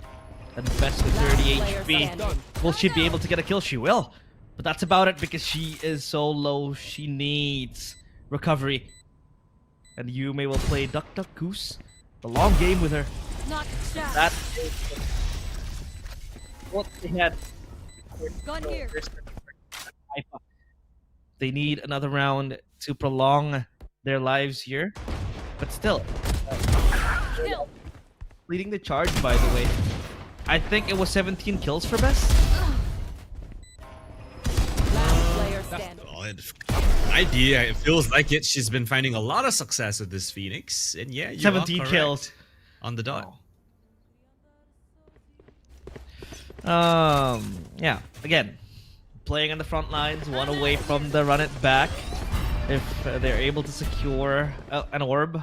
But look at that. They're deserting the B site. B site has been forsaken. No, They you would don't. prefer to play My up ultimate's close ready. towards mid and best. As quick as lightning. We'll get the pick off right there. Piety shut down too. Baby TZ scampering away as Xipto shut down early on with 2 players gone. Lovely opening from HYPA. Looking like they are really in the groove of this map so far. But I say that as Yume finds a nice kill onto Baby TZ. Polly will trade him out. Just the 2 extremities of the map right now. Individual 1v1s that Con will win out on B. And draw the attention away from the A side of where the spike is held at. Covering it. Smokes pulled back and Con Rotate. still trying to mask her footsteps. The Yumi might not be aware of this, but she is overthinking it as well. Because the smoke dissipates means that Con might just stab her in the back. But look at Graham's playing again. So far towards A. Oh, Con gets Yuri. And a Yumi is alerted by her presence. Oh, did she see a sliver of Con? Con will be trying to shoot through the smokes. But no kills given. So Grahams will try to clear this angle, get that Vandal to her name, or the Phantom. And she will plant the spike. Spike planted. 2v2. Will HYPA be able to close this one out? Great post-plan positions for Xipto, both in towards Secret as well as Flowers, the trip to reveal. Polly's position, she has a couple of smokes to work around with. Could isolate these fights, get the spike stuck in, but Graham's marking the angle like a hawk. And a Yumi, difficult crossfire, basically a 180 to break apart here, has to hit it. Instant headshot, looking for the second! And a Yumi with the 1v2 clutch, the hit hunter finds them both. Clutch. Ayumi. Sorry. Wow. This player is... I don't know. I'm lost for words. That clutch was very good. Again, with the headhunter, it really gives her that kind of like a... It puts her at a disadvantage because her enemies were all using rifles. But she gets it. And it's a headshot for both players too. This is a 2v1 that I would describe as a hard situation to be in because that crosshair was built upon a push coming into the backside. But I think Con was overthinking of a possibility that, you know, the Yumi could be coming from base or even from Canal, but still, Yumi with the clutch giving HYPA their 8th round. And as that happens, we have a technical pause. Classic. Maybe Classic. cheering a bit too loud, right? Because Yumi hit a beautiful 1v2 clutch. Or maybe Con excellent. slams her desk. Perhaps. On the back of a possible, like, on a clutch that shouldn't have happened. You know, anything can just happen. But yeah, I think so far HYPA playing their defense in a beautiful way. I'd say they play it fittingly because they push out, they look for information, they know they have the dueling capabilities in the hands of the Phoenix, in the hands of the Club, the Jet 2, Baby TZ on the Jet. Feels like we're in 2021 again. But yeah, HYPA, they have to run it back to use, and even 2 away from the Blade Storm. Let's see if they will keep up the aggressiveness, and it seems like they will triple push the A main area. Instant run it back, invest it. Defense, HYPA, they are getting aggressive down here towards A main. Yume around this close corner, gonna blindside best to take out. Meanwhile, a Yumi with the judge, best position. Watch your eyes. Chamber Judge, very good. Baby TZ gets the kill beneath that flash. Capricious will trade one back though with a reply. So they will run away from the crime scene. Forced back by the fangs of HYPA. Leaving Con to play deep into Arc. Bring them down. Do they realize that this is happening? Ayumi will play far back with the Vandal stolen from the corpses of I win Xipto. again. Oh, that's a good tap. Piety sent to the afterlife. And Capricious will convene together with Con towards sewers. as they will try to find a way out of this hellhole. Outpost ready. Rotations coming in from HYPA, but again, it's still Ayumi on this angle. The ADS Vandal. One enemy My ult remaining. is ready. 30 Aw. seconds left. Spike drops down too. mid. And Ayumi stares at it, hugs it tight and close. And Con, yeah, she has to save this. She's gonna play the saving game because credits are crumbling, and she needs this weapon, her prized possession. 11 seconds, 10 seconds into left. a win for HYPA. Giving it away to Xipto, or rather to HYPA, with Xipto stumbling yet again. Pick up the Vandal again. Poly. Live and well. HYPA. 4 players still standing. Lovely stuff for the economy. You've got the tour de force available on the Yumi. Yumi's actually going to drop the rifle over to Bess. Pick up an outlaw. Interesting. Attempting to read the economy on the other side, but Xipto. Yes, there are a bit of questions in terms of the buy, but it looks like most of them are going to have full armors regardless. So the outlaw might not find as much value as one might think. You want to play? Let's play. Here we go. The alt popped as well by both chambers possibly, and this time it's by Grams. Here. Toward the force. Here. On towards A main. Only Polly to challenge the players of Xipto here in A site. So she's gonna choose to play far back. Wait for a possible backup to arrive because they know that they need to back Polly up. Polly cannot challenge this alone. She'll try to hold her ground in the back of the site. An overdrive pop by Yume. Looking for enemies, but Baby TZ up top. Flying in that box, getting the kill, but Piety and Con will punch 2 back. And it's Polly, the one who was guarding A site now. Creeping slowly, closely into the site. Ayumi with the outlaw will have to play slowly but surely. Haunt thrown, recons galore into the site. They will try to look for an angle to push forward. Yuri, just barrage of bullets thrown at her. But Polly gets the kill, and that's gonna be Piety! Those were your Punching last clocks words. and taking Ultimate's names. ready. All to herself. Xipto get a via Piety. Lovely stuff from Piety. I mean, she was one of the players that really stood out to me in terms of her fragging ability, despite her being on maybe a more restrictive role, such as Sentinel / Anchor. But when she gets put in these kinds of situations, she'll find those impact frags for ya. Again, now, tour de force, we see it on the attacking side. Now, Ayumi has the chance to pull it out. Knives in the form of the Blade Storm on Baby TZ. And they're both actually leading towards this A side of the map, but B is where most of the players reside for the time being. Best push back. Watch your eyes. Flashpoint available. Goes in for a bit of a look and comes a boatload of damage because of it. Has to go back, no healing. Hot hands used to delay the push coming in, but Yume now might just punish Bess, who is ailing. Oh, Bess will shoot her head and just get the kill. Surviving with a sliver of HP. That's a Yumi in the backup too, and Baby TZ Nothing's with hot perfect, knives but coming by. that's And HYPA, they get 10. That was a flawless run as well. HYPA looking clean. Nice adaptations. Best, despite her taking a boatload of damage, the crossfire setup within the actual site was so solid. Not a single kill was found by Xipto on the initial push. As a result, their money is looking in a pretty bad state of affairs, right? It's only just that Bulldog.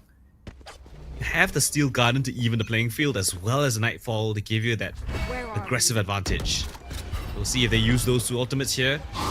Not HYPA is gonna be up on 11. Closely spraying through the smoke. The Yumi dancing behind that. She's gonna TP away. That's Grams. So Yumi still is an ever-looming threat. Prowler will spot her. And now Baby TZ cracks the skull wide open. That's gonna be Piety down. Leaving only 4 players remaining with 4 sheriffs. Not ideal. But if you can go together and not peek Baby TZ one at a time, you might have a chance. But look at Yume picking up the Bulldog. Dropped and left behind by Piety. You might want to commit to this push. That's a possibility. surely, baby. TZ down. Polly gets the trade. She will overheal with the vulnerable miss thrown only at her. So now HYPA, they choose to play this slow, giving Xipto time and space to think of what they're gonna do. HYPA have all the extremities, A main as well as B long, fully pushed 30 up. seconds Xipto left. have the middle of the map to work around with, but with the trip still alive and running in art, there's no doubt that it's gonna be the B play for at least the time being. Spike goes down, but the retake is gonna be so strong from HYPA.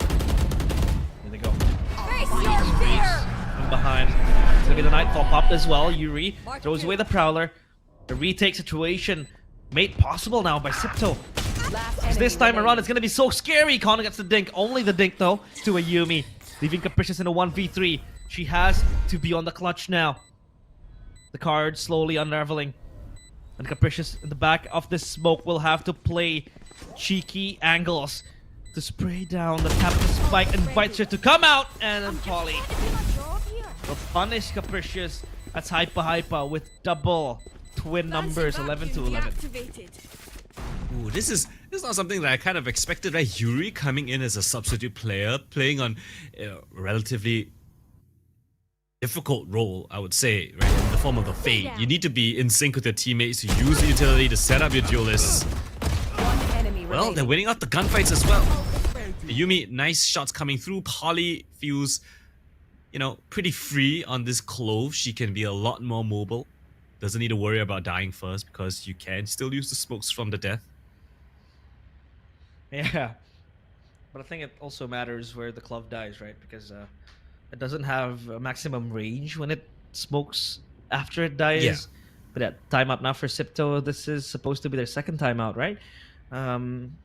So yeah, I think it's all about just stopping the train that HYPA is boarding right now. They're doing it very, very fast. I mean, every take that they did has been very aggressive. I mean, a Yumi playing far up this time around as the chamber. Usually, you know, on defense, I think she was playing much more of an anchor-ish type of role, and now she is the first to take the duel. And that makes sense, because as the chamber, you have that repositioning tool with the rendezvous. So safety is still there if you really want to play aggressively. Xipto, I don't know. This is looking bleak for them, especially now. If they're going to commit to a bye here, last round won't be optimal for them. And I think Xipto are actually just realizing, hey, okay, you've thrown away a couple too many rounds. This is out of control. HYPA might be running away with things. Xipto definitely do not want to throw away an opportunity to be the second seed and potentially first, considering that they definitely did take Falcons to the map number 3. Dropping straight into the smoke though. Baby TZ, what a flick comes in from her. But Yume identifies the updraft location and will trade Baby TZ out. So still man advantage for Xipto. The reclear coming in from Polly early on. It's gonna give her a lot of information. Yeah, Polly at least confirms that the players of Xipto has set foot back from Art on towards B side now. It's only Yuri again. The new player tested. On the back of the site, she will stand, jiggling for information, but nothing confirmed just yet. So it's now just a guessing game. She has to piece together the bigger picture now. She sees them, and she calls for backup rotations being made to Yuri. She will only have to hold for any longer. 30 seconds left. They'll only try to scare her back, and she will evacuate herself far back into B tunnel. Planted. As the spike gets planted, Xipto has another chance to get a lead, to get around, to prolong their lives in the first map of this lower bracket finals. Yume is playing with fire down the smoke. It's gonna be Ayumi coming in with a shorty, but Polly replies back with a vandal kill of her own. And now it's Capricious under pressure. Brittle slowly but surely weathering the storm. Gets the kill towards Polly. Polly pops the ultimate. Second life, second chance. But no, it won't be of enough importance as Capricious. Where are the Triple kill with the tap of the heads left and right. She is cracking domes and skulls. HYPA. Still yet to confirm match point. Still relatively far away. Xipto are not going down without a fight. Some peek here coming in from Grams. Lovely to find the first. And then Yume. Nice adjustment, understanding what a jet could be. And lovely shots from Capricious, just to shut down everything the HYPA threw at her. 11-9, Xipto. Looking for another round on the board as a Yumi purchases up this operator. Aims down mid. Here they go. Fire is holding so far back. And Grams will spray through that sight. Which she saw of Bess. Bess might have to move back. Has to run it back again. The Phoenix ult easily cycled and rationed. Baby TZ standing together with Yuri towards B main. Looking for possible trespassers. But as of now, the spike will be collected. And Xipto, they might want to sail back to a different route. Taking mid is sensible. Because there's only Paulie who is even rotating as of now. Oh, Ayumi Down mid. breaks the silence. The single shot of the operator. Another flick will connect and Piety down. Don't you dare take art, she says. Night, night. That's a 2 kills needed. 3 even for Baby TZ to contribute. And now it's up to you, man, Grams. 30 The seconds 5v2 left. looking One very, enemy very remaining. bleak. Even Ayumi with the 3rd kill. Make it all 5. HYPA. Flawless match point. And they're doing it. It's mixed roles. Then this is not the. I mean, yes, they are really good at what they play, but this is not the traditional composition that they ever play at all, or even close to it. But still, you give a Yumi an op, she will still hit those kinds of shots, especially on the defensive side as that chamber. The slide coming in, not to displace the last defender. Yumi leading the charge 20 and 13 as the chamber. Yume is pretty much on par with her, 20 and 17, but this aggressive push from the HYPA squad wants to end things now. Run it back all the way in towards the spawn by Bess. Spots up Piety, but Piety ain't gonna give him the light of day. Swings in again, identifies the push. Just gonna buy more time. Oh no! The wall. That is safe for Baby TZ now. The Shorty kill. Shorties galore. Towards mid plaza there. That's Best with the flash. Flashes herself. That's gonna be fine. She won't be punished for that. Nightfall pop too. Making Xipto push back towards sewers. And Canal. Best though. Oh, playing with timing! No! Best fumbles. That kill towards Yume. Yuri stands tall here though in the back of the site. The haunt to bait out the players of Xipto. Yuri still beating with a pulse that is slowly weakening too. Grams will punish her down. It's up to Ayumi and Polly to deliver the clutch, to deliver the 2v3. And Xipto will just stuck themselves into the site safely. Half HP on Grams, but Capricious and Khan both very, very healthy. A stinger in the hands of Capricious might be very, very good for close range battles. Grabs at the back of the site will not be needed as Khan will pick everything up herself. 12 to 10. Xipto still surviving on a thin thread. Oh. They do so. This is an awkward fight, shooting the wall, and then the activation to protect Baby TZ. Sorry, not Baby TZ, the Vice. Yeah, nice post plants coming through. Grams finds a nice kill onto the big player, but Khan locks things down. It goes with the trade as well. So 12 and 10, the scoreline. 2 rounds of difference. We've got a couple of ultimates on the cards. Yumi's got the total force. The lightning fingers from Yume is an option as well. Like mid is the port of call. Polly now under scrutiny. Here comes Yume with the overdrive, but Polly just shrugs shoulders with her. Yuri under pressure again. The stun is good to catch her. Polly! But Polly is down. No smokes now for Xipto, or rather for HYPA, excuse me. With minimum weapons to deal with, Yuri will be the one to execute Yume. 4v4. They're puzzled by what's happening. So Yumi is called to rotate back as well. A-side battle will ensue now. Another spike. Break of the scan as well. Smoke to allow them in. But corded utility in hand, Piety collects. It's just a Yumi left. 1 versus 3 and Xipto, they're pulling it out. These beautiful mid-round calls. The tour de force searching for one more kill. Whoa. The quickscope found. 2 marker angle and Khan will not miss. And somehow, this game is going the max distance. 24 rounds, all of regulation required and potentially even more. Last player standing. Looks very, very scary there. I mean, a Yumi, for a second I thought that she would get a clutch here. If by any chance Khan and the last player there, I think it was Piety, if I'm not mistaken. If they did line up, and that could be a piercing shot to the chest. But HYPA still yet to halt, rather still yet to proceed with their celebrations because Xipto is making a run for their money. Best has the flash. The Prowler flown to no avail. The flash only stuns 1-0. Xipto! They fight back. They clap back. Maybe TZ and Best gone. It's only again up to Yuri in the back of the side having to play this in a very hard situation. The stun is good to catch her.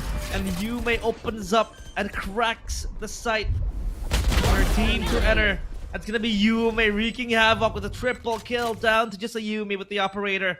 1v5. This is impossible, I dare say, Coldan. Oh, the lead squandered away. Xipto are back in action. Yume. Lights out performance in this round. Entries in, takes over the round and gives us overtime, realize. Overtime. This is the first overtime we have had today, it means. Yeah, and we've got the most interesting composition as well. That's true. The most, I'd say, barbaric composition. With Brawly, the Neon, with the Phoenix, with the Jet, with the Club as well. They're just fighting. They're just and all they missing have, Arena, you know? Arena. Imagine if they go 5 duelists. You know, not that far from what we've seen in Game Changers, to be honest. I mean, if you want to go like stretch it out a bit, SMG defeated EG with the 4 duelist composition. Yeah. Oh, we all remember which they that thought very fondly. which they thought was a warm-up match. They thought it was a ping check. Yeah. Yumi. Oh, here comes a Yumi. Good pick off there with the operator. Yumi has to go down and bite the dirt. That's gonna be a Yumi repositioning. Playing far back again to just preemptively expect a push happening from Grams. This is great for HYPA. It's the attacking sides that, you know, they've been able to find a little bit more success in. Grams is not gonna move from an angle. She's got, what was it, Khan marking this B shot position and Yumi testing it. Shots fired. Yumi's on a single point of HP, but Grams is in such a committed position. If they just flash her out, she's has to back away. And she will back away. No, she won't. She'll challenge deeply. A Yumi gone. And now they will try to look for Grams. The shorty catches her lacking. A dink as well to Khan. It seems like maybe TZ trying to play the long game here. Khan, the back of the side, not stable enough to hold her ground. And it's baby TZ again, just rampaging into the site, leaving only Capricious with 11 HP, dripping and hemorrhaging with blood. But Yuri will be able to lock in the match point. HYPA with 13. Oh, just the round they needed it. In overtime, they find it off the back of a Yumi opening kill. Grams tries to stay for a little bit too long. And then the entries from Baby TZ. I never thought I'd be able to say that sentence. Baby TZ going in for those entries as a Jet. Yeah, they do it. 13-12, HYPA.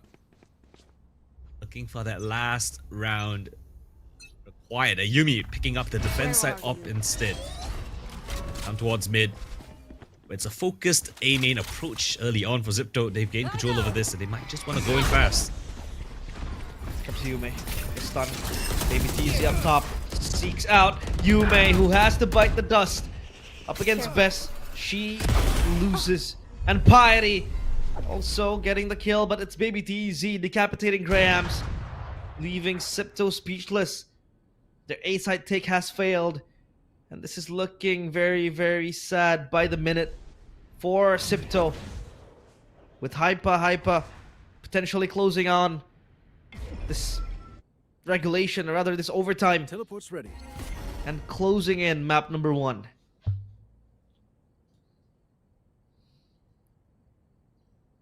Searching for more. Baby TZ. Check around the corner. Multiple players spotted. It's crossfire. It's gonna be hard to break apart. Best. Bit of an off angle. Dodges the flash. Cons don't want to pick up the kill first. Baby TZ is still within the smokes. 30 seconds left. A little bit of time. Oh, Baby TZ gets the kill. Are they aware of this? The shorty is there. Blades out, knives out. Not sharp enough. Quite dull. And Capricious will fall too. Polly with the closing kill to secure HYPA. Their first win in their first map. It's gonna be a 1-0 now. HYPA with the lead. Wow. Did anyone see that coming? Not me, because HYPA they seem like they weren't playing the comfort roles. They had a substitute player, but still they take down Xipto with unconventional agents, and they do so in an overtime affair. Yeah, that overtime looked like it was going to be stretched even further, but that was Baby TZ, especially with the shorty hiding behind the smoke, and also Capricious technically was very low, and I'm quite surprised that my face isn't zoomed out again. Thank you very much, production. Please don't do it. But yeah, I think we will have our panels to dissect what has happened, and will it be a 2-1 or a 2-0? You know what, Raf? Just like how we're like, okay, stats don't lie, gonna be hard for HYPA to win. Trek just texted me. I don't know how the frick we won. Is her first text to me. So...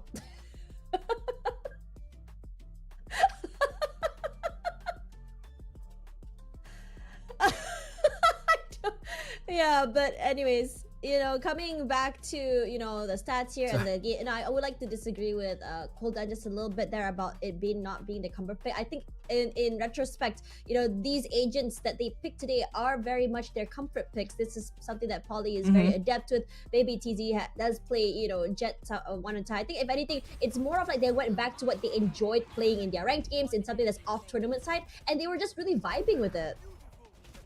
I mean, like we talked about, you know, and like I said, with the text that you mentioned, sometimes you just gotta vibe it out. Now, I did say, and we both did agree, that this will eventually turn into a brawl. Yeah.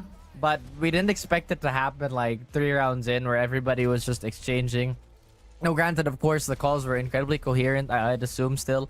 Yeah. But there are really moments that were eyebrow raising. For example, there was I can't remember which round it was, but I think 3 HYPA players had their utility out. Yeah. I was like, whoa, that's crazy. Yeah, and there were like some moments where you saw Baby TZ and Polly just push up all the way to main. Baby TZ getting stuck in the corner, and they somehow get away with murder, even though it was a very, very silly play, right? But I think, yeah, I mean, despite them having fun, they are all very, you know, mechanically gifted players. They're very sharp as well, and you're playing in a situation where a lot of pressure is off your shoulders, especially since they have already, you know, I mean, what Baby TZ told me is that they were just trying to get that last spot to Bangkok, and that was it. So I think in this situation, it felt like, you know, a lot of pressure were all those off their shoulders. They just have fun with a lot of things. But Ayumi, I think for her, this particular map, right, even though it's not those high-speed, aggressive duelists that she always plays, the verticality on this map, she abused the heck out of it with that chamber. I really do think Pearl is such a great chamber map, just because of one of the points you made. Aside from the verticality, it's just you can control pillar and get out, basically, or mix it up, put your TP a bit more forward, and double peek if that's what you really want to do. Aside from, it is a risky play to run, but hey, both teams did feel that chamber. We do have HYPA coming out on top. Yep. Same story. I think statistically, Those HYPA has been so crazy. good. Yeah, exactly right. Like when HYPA gets a first kill, they're very diligent in following it up and converting it into a good round. Yeah. Something that they've been consistent with since the last week, since the beginning of our playoffs, really. And I think that it's also really important to note that for Yuri, despite it being her debut match, her first time playing on the big stage with these girls as well, is the fact that, okay, she didn't really put in those big numbers that we're seeing for the rest of HYPA, each dropping over 20 bomb each, but her assists, 13. It's not like the most insane lineups that we're seeing from Baby TZ either. It's just very direct, straight to the point, honest utility. It's not much, but it's honest util, and it works very well to really, push off Xipto from their holds, to really clear out the sides. And in fact, most importantly, the way that they played with the Prowler, basically it sets up Baby TZ for success. You set the Prowler in, Baby TZ comes running. You set up the Prowler in, Bess walks in with her ult. So it's really hard to really hold when you have an initiator that's just so good at pushing you off your angles. Anyways, Baby TZ back online with the MVP role, because I guess they can't really play their stat Ayumi go kill on the chamber, right? So Baby TZ this time around on this jet, showing us that yes, she can definitely play duelist. Oh yeah, and again, no doubt in anybody's mind, and you did see like everybody kind of flex onto different roles.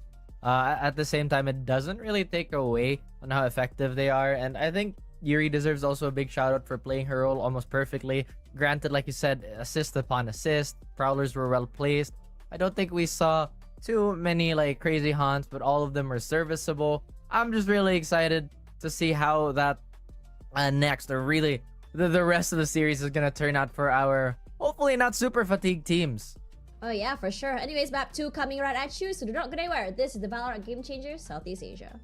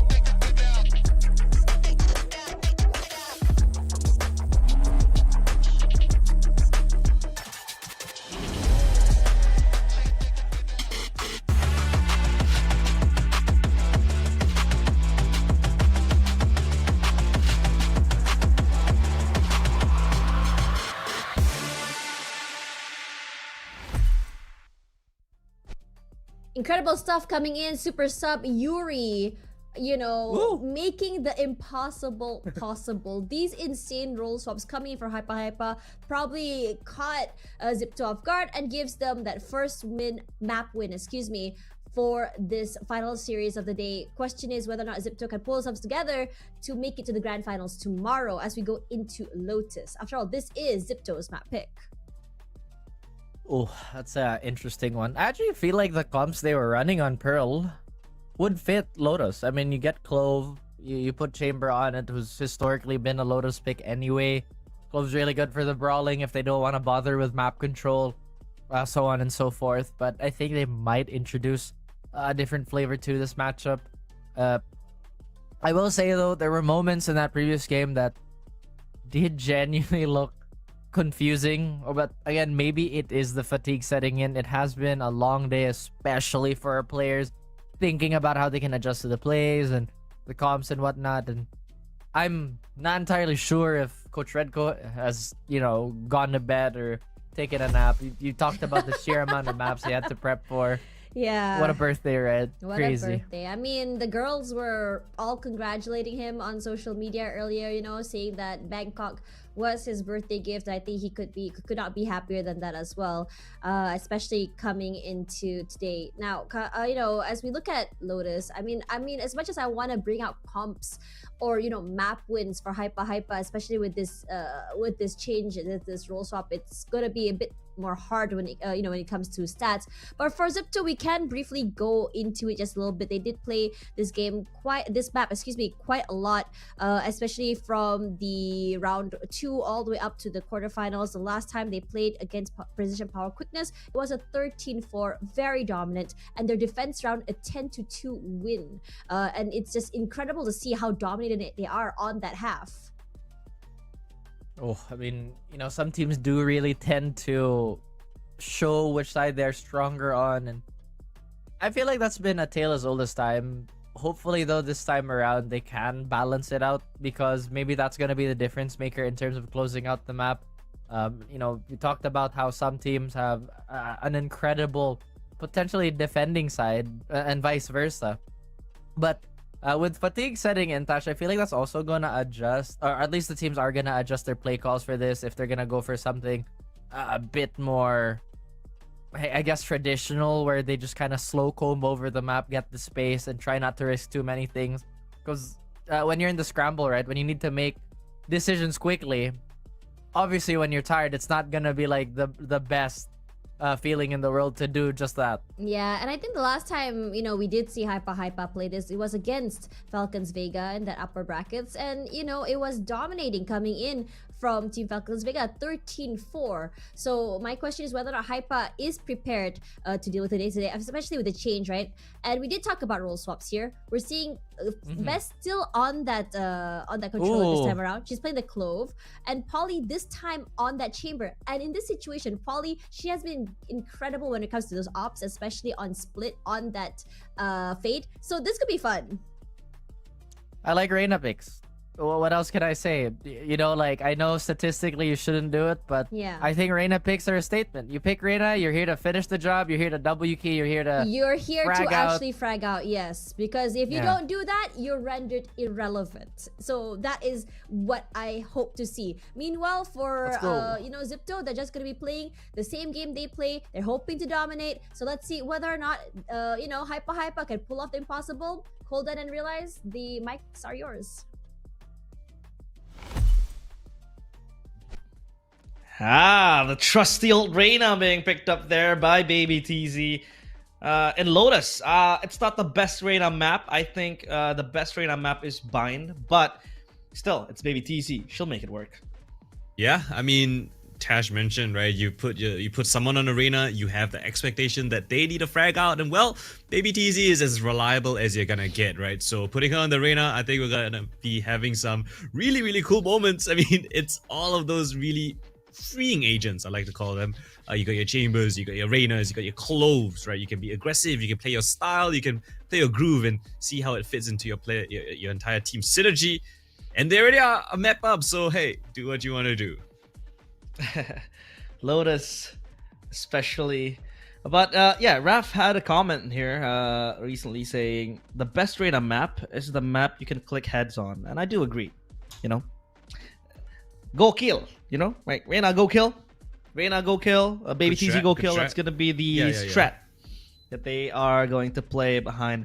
I kind of wished that maybe they went for something even more funky, like add in, you know, maybe neon else to the you wanna mix. see? What else? Waylay?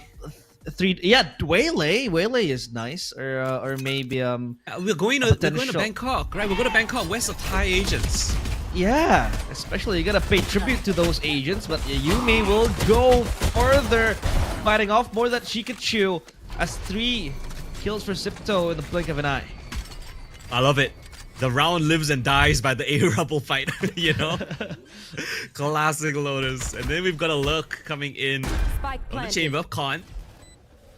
Holly on the chamber now. She's had the time playing the smokes.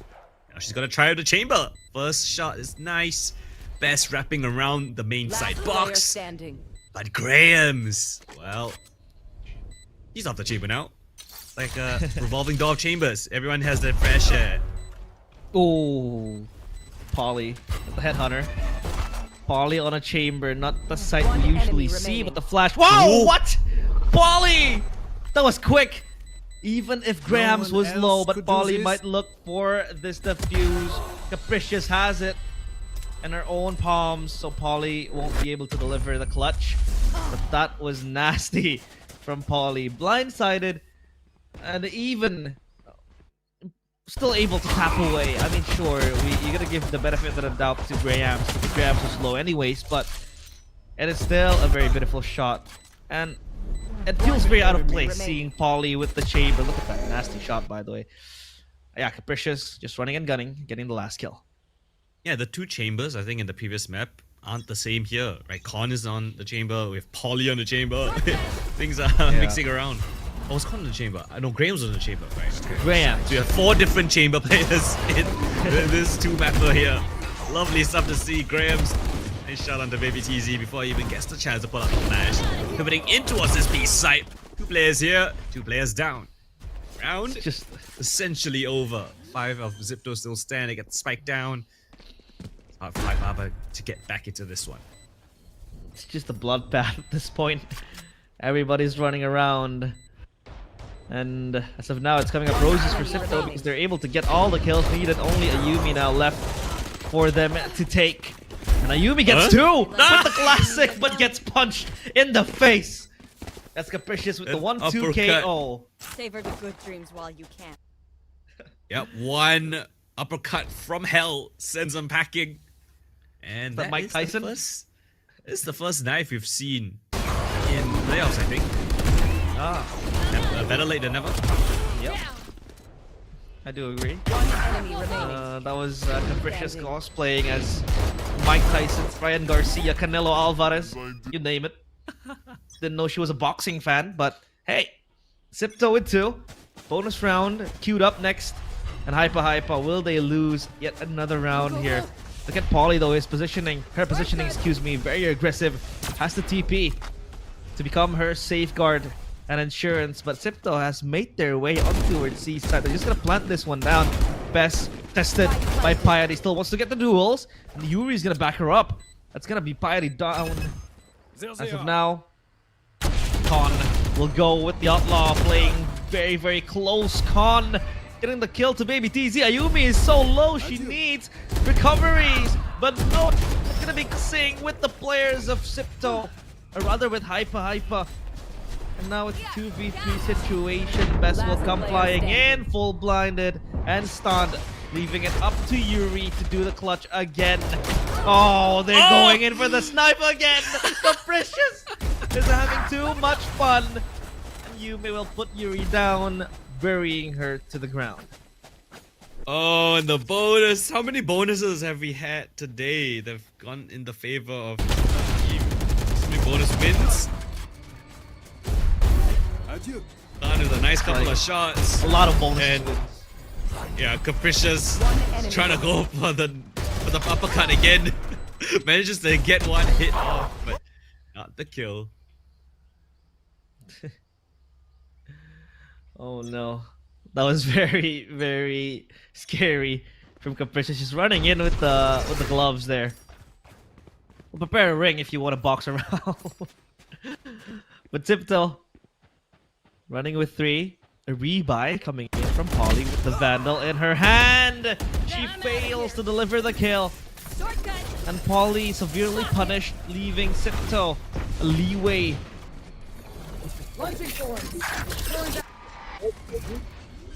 Yume will catch you.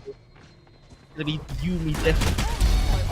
One enemy remaining. Gets the kill to Baby TZ. The third one even.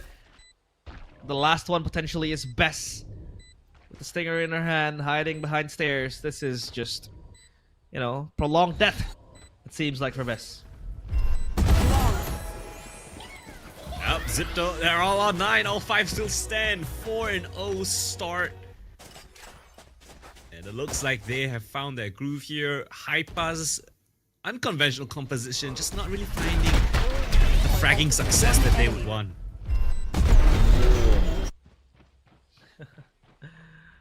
Well. 4-0.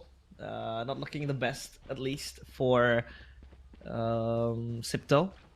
Or rather for HYPA. But now Polly will try to play with the orb.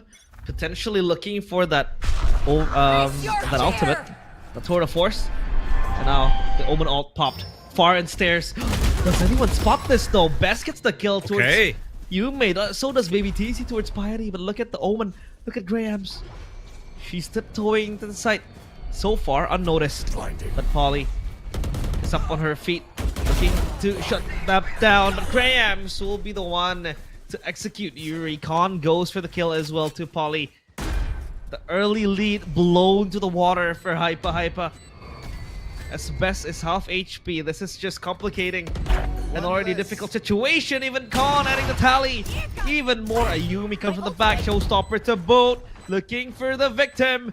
Who's gonna eat this rocket launcher? No one is. Because Graham stands tall with Capricious on the back of her. Xipto with 5. HYPA. Nothing. Man, this is a crazy ton of events. I think it was Xipto that were down like what? 2 players? And then this 3v5. Lovely. The execution. Graham's blindsides Ayumi with the rocket launcher and eliminates her from the round. Not even getting a chance to shoot it. So now again, HYPA down on a low buy round. At the very least, they've got Polly on the Tour de Force. She's going to be playing towards this B main position. And Coldan spotting out presence here already. Not going to give them a light of day. Give them a chance to maneuver. Oh, that's cheeky. Bess gets 2. Not for the third one. She will pop the ultimate. Looking for a possible bait. Nightfall popped as well. Bess will fight her way into the mound. And Polly gets fired. It's going to be the last kill towards Graham's. The triple pocketed by Bess. Looking for the quad. Will they possibly knife her? No.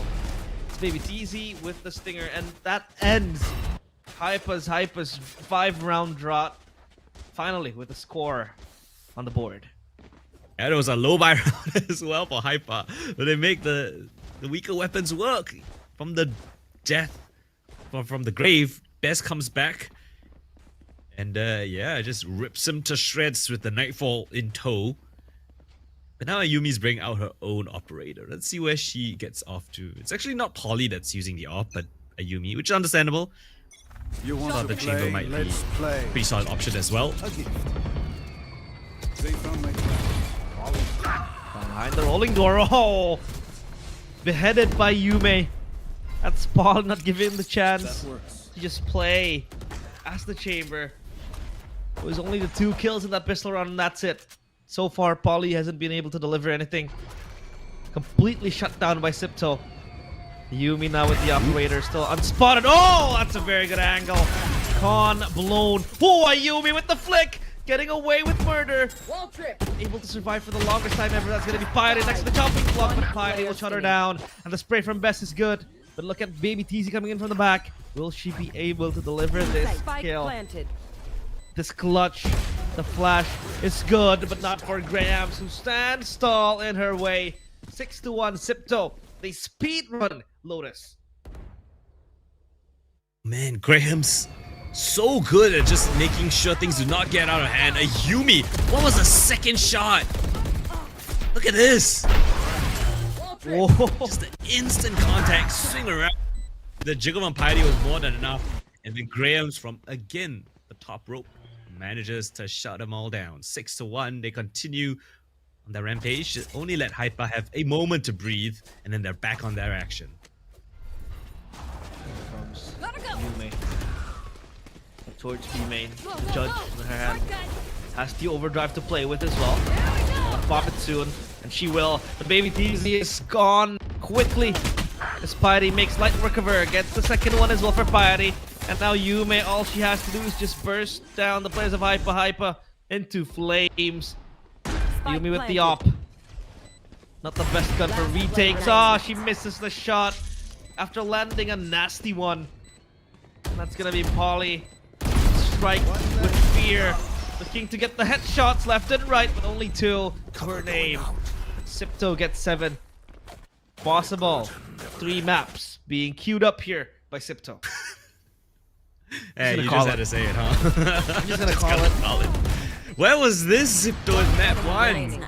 They look like they're not missing a beat. Capricious is firing on all cylinders, going for knife kills. You got Graham's just absolutely dominating this controller role.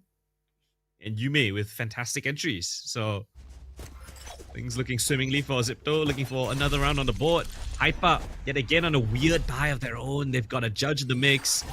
Holly doesn't have anything. She has armor and the Headhunter. That's about it. And the free seaside for the taking. Here. Polly gets Capricious though. That's at least a very, very good pick off early on. Yeah, no nightfall. Does Piety see Polly? They're hiding behind that door.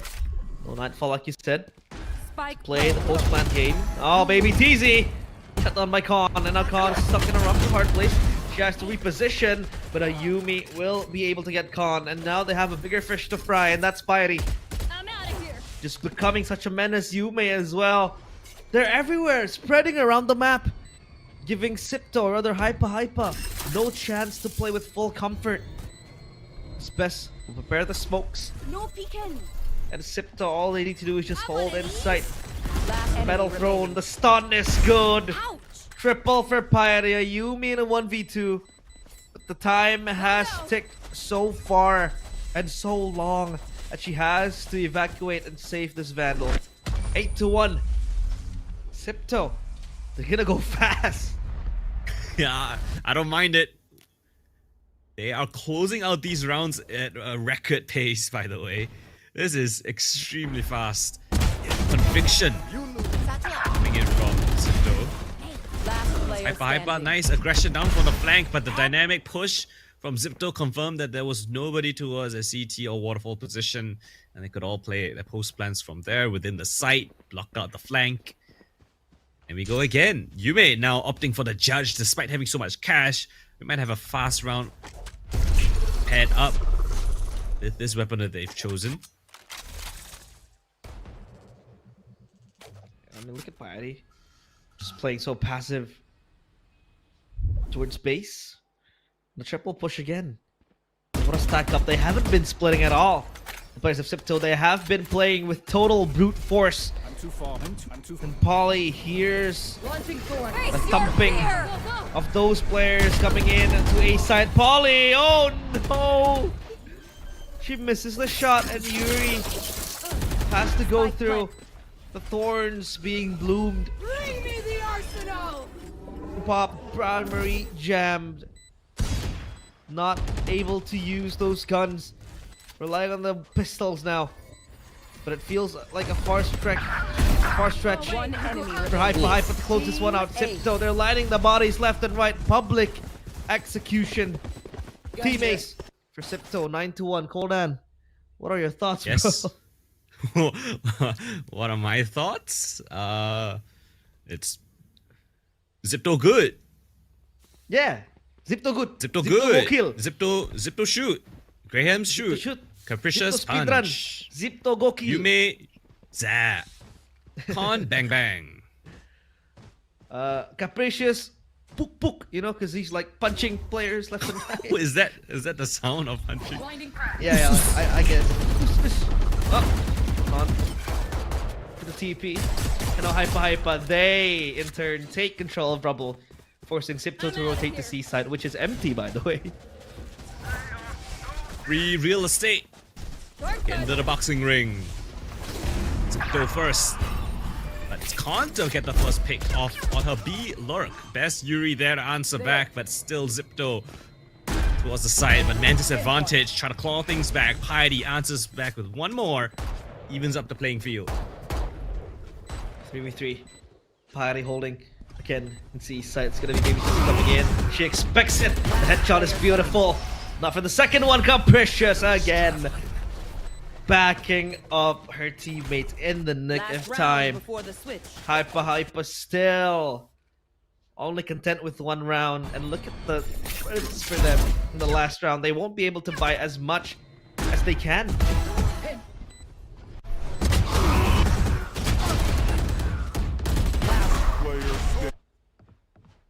Alright, 10-1. We've seen this scoreline before today. Actually today, earlier today. Yeah. Salapao was HYPA against Salapao. Xipto, you know, replicating that sort of success. Looking for the 1-2 punch to close out this half. Give us all ones on the board, shall we? In towards the B side we go. Man, up towards heaven. They're all trapped in HYPA in towards that broken door. This might be a messy round here. Just a couple of moments. Oh, the operator connects.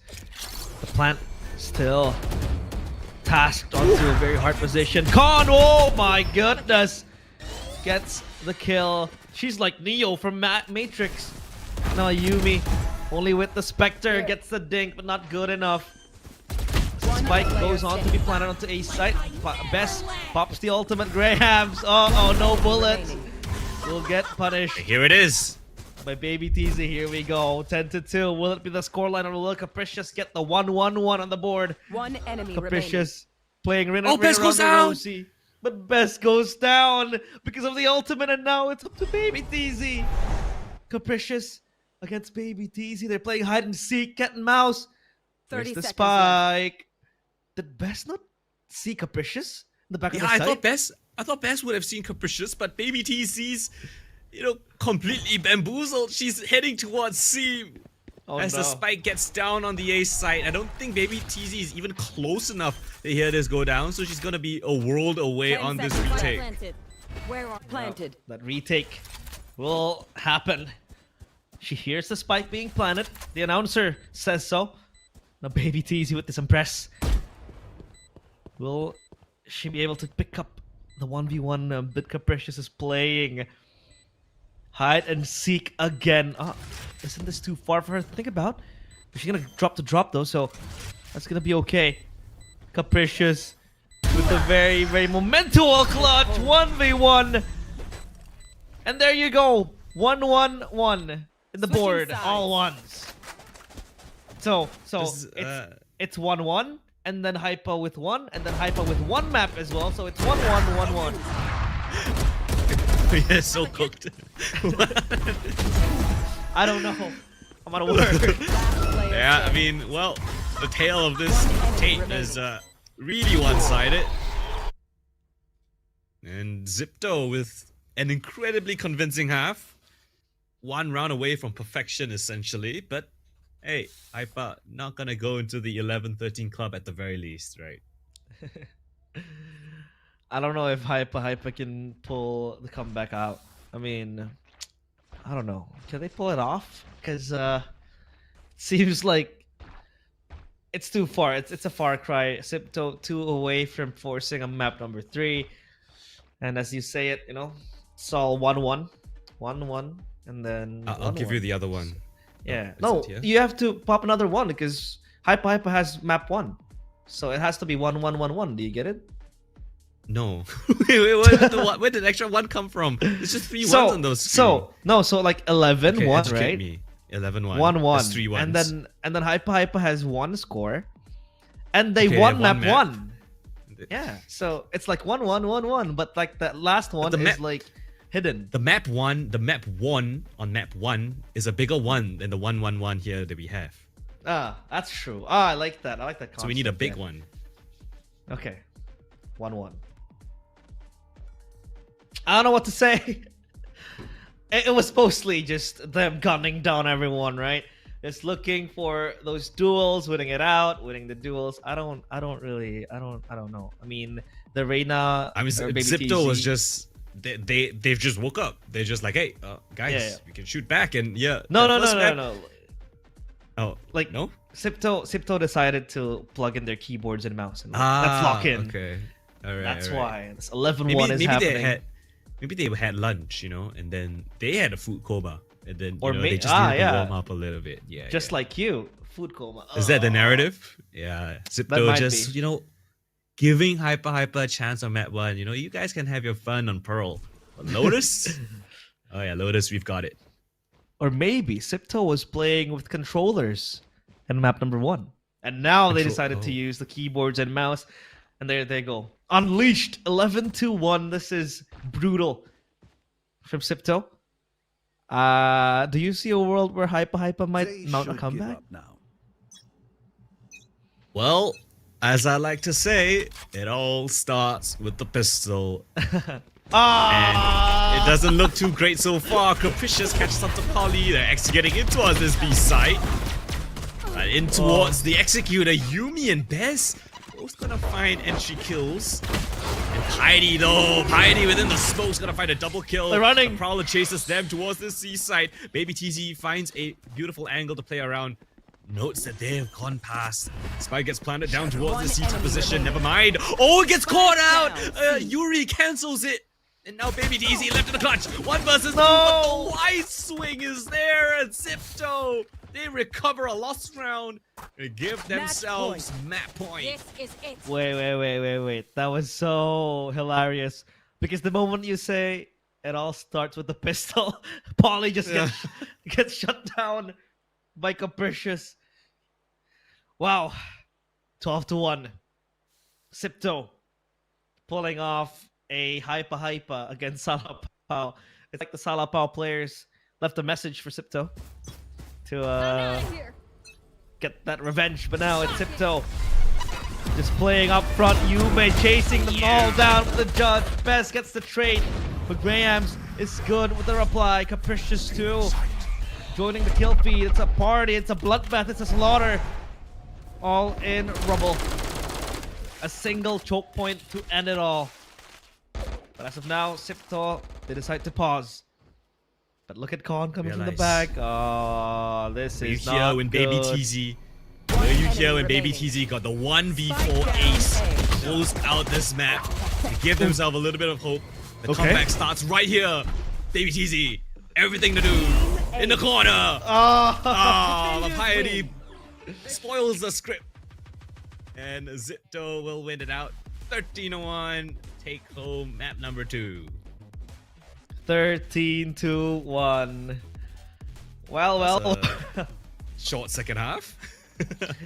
I think I don't know. Welcome back. Yeah, welcome back. I think it took. I think it feels like it was just a second ago we were on frame, and now we're in frame again. Well, so hello. Welcome to the podcast. Welcome to the podcast. It's a 1-1 scoreline now. We're kind of speechless. More ones. Me and Coldan, we're both speechless. So please, Raf and Tash, help us. I don't know, Raf. How can we help them at this point? But, what? I don't know. That's what I'm asking. It's been a long day. I wanted to say something and the gloves are off because I had to look for this. There makes so many Are you trying to do an Ayumi references, cosplay? Is that what you're trying to do here? I don't know. I don't think there's any player to knife in range. But what I'm saying is right now everything just feels like it's a fever dream. All the things we talked about, how organized HYPA is, just not there. This map. I will say that everybody's still doing their best to keep it all together and keep this cohesive. Maybe they were right. Maybe they just needed that warm-up lap on the first map, and all that stamina has just kind of dissipated, and this is the last legs. But hey, we still have one more map ahead of us. Yeah, for sure. I mean, honestly, again, even Baby TZ was surprised that they even won that first game. I'm also surprised to see that one punch in the face coming in from Ayumi. But most of anything, I think for Xipto, this is their map. Like, they're very aware and adept and know exactly how to play. And most importantly, they really are able to exploit Baby TZ. And I say this, the word exploit is because for Baby TZ, in order to be playing the arena, in order to be able to stay relevant, you need to get those kills. If you're getting shut down very early, if you're not able to dismiss, overheal, you're not gonna give so much impact. And against aimers like Xipto, who can easily quickly break your leer, there's not much you can do. That's true. And the life cycle of a Reina player is Reina tries to get a fight. Fight doesn't go their way. Reina needs momentum. Reina forces a fight. Reina doesn't get the fight. Reina and it dies. just starts over and over. Yeah, but again, I respect all Reina picks. I love the Reina pick. Again, it's just a sign of confidence, but sometimes it really just isn't there. And I really have to think that this could be one of those moments where maybe HYPA is just taking a breather. Maybe they really did gas out, so to speak, because it has been It was very long series. Yeah, back-to-back series as well for them. I really feel for them. If you ask me, the back-to-back series plus an emergency Sabah, you're not able to play your game as much as you wanted to, if anything. So the fact that they were able to still get that pearl was honestly surprising to all of us. But for this map, Xipto a little bit more aware, a little bit more adept. They have more reps on it as well. So they were able to play their own game compared to the pearl, where I believe that Xipto probably got caught off guard. Oh yeah, absolutely. I feel like the element of surprise may have already passed, but HYPA on the very same day had a very dominant series, but in turn get the opposite end of the stick here. Get very, very committed comp. There's not a lot of confirmation on their end. Sure, you have the haunt, but it's really not as powerful as, let's say, a Silver or maybe a Sky Flash or anything like that. Going back to it, Piety with that Vice was tearing it up. Yeah, 310. I think for Piety, it's great when she plays that anchor. She's very aggressive. She plays off util very well. On top of that, you pair it with her insane shot, insane aim. It felt like, because HYPA just wasn't on that same page throughout the entirety of that map. I think it felt like Xipto was able to abuse so many things. You are in a position where you're not able to clear corners, you're not able to play off one another, you're not able to go for those double swings. It's not going to be easy either. So if anything, that map fully in control. Xipto looks very hot as well, but it does mean that we're going to a map 3. If you ask me, in the beginning of the series, if we're gonna getting a map 3, I would have said no. But now, you know what? Anything can happen. So let us know if what you think is gonna happen on map 3 as we go out in the break.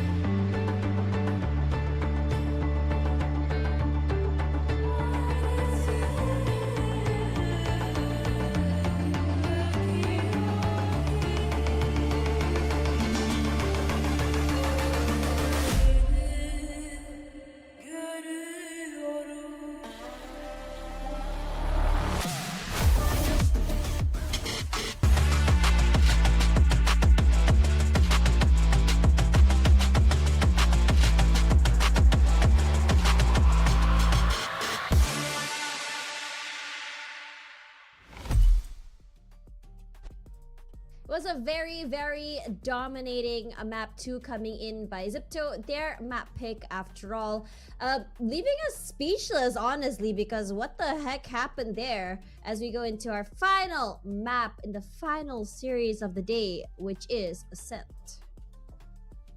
Yeah, it seems like they were too much. They're making too much noise in the library. Somebody had to sit them down and give them a little talk. But now we are going on to Ascent, and okay, you know, we know about how first, yeah. We know how Ascent turns out for HYPA. HYPA is very acclimated to this map despite the changes. But realistically speaking, I just really don't know what happened in Lotus. Did they just really get tired? Has it been that long of a day? Honestly, it is valid if they say yes, because we started like 12 o'clock, right? Yeah. Maybe even earlier. Yeah, we started around like 12-ish, so it makes sense. It's been a very long day. Right now it's already 7:30 p.m. here in Malaysia, so it's been about almost an 8-hour broadcast for these girls as well. Granted, they only played 2 series. It's still a very, very long day. Now, coming into the final map here for Ascent, we know, like you mentioned before, HYPA looked really good on Ascent the last time they played. Instead of going for that usual Cypher lock comp that they're used to back in Boba, they decided to change it up. And it's a more, the triple initiator looks really good. It's aggressive, it works, and it's very dominating. Meanwhile, for Xipto, you know, on this particular map, yeah, they had some reps. They won against Mad Army. In fact, it was a very, very dominating win at 13-4. So, you know, both teams have a lot to show for. But for HYPA, not having Aluka on board is honestly, it could be something that's a little bit more harder for them to deal with. And this time around, because Yuri coming into the fray, they're swapping out their roles once again with Baby TZ on this jet. Yeah, and you know, HYPA, something out of their usual here. They are going to run the Yoru. Yoru is incredibly powerful, incredibly flexible with the flashes and just the ability to relocate at will. So, you know, this is a bit of a throwback to older comps, obviously, with the Killjoy. I am looking at the Xipto comp, though. I like the Vice and the Deadlock, so meaning if there are going to be any leaks from any parts of the map, then they're going to be fully aware of what's happening. For sure. My question is right now whether or not this is still a comp that they're actually actively working on, or if this is something they just put together last minute. The last time they messed around, they took Pearl. Let's see whether or not Ascent will have the same story. So Coldan and Realize, on to you guys.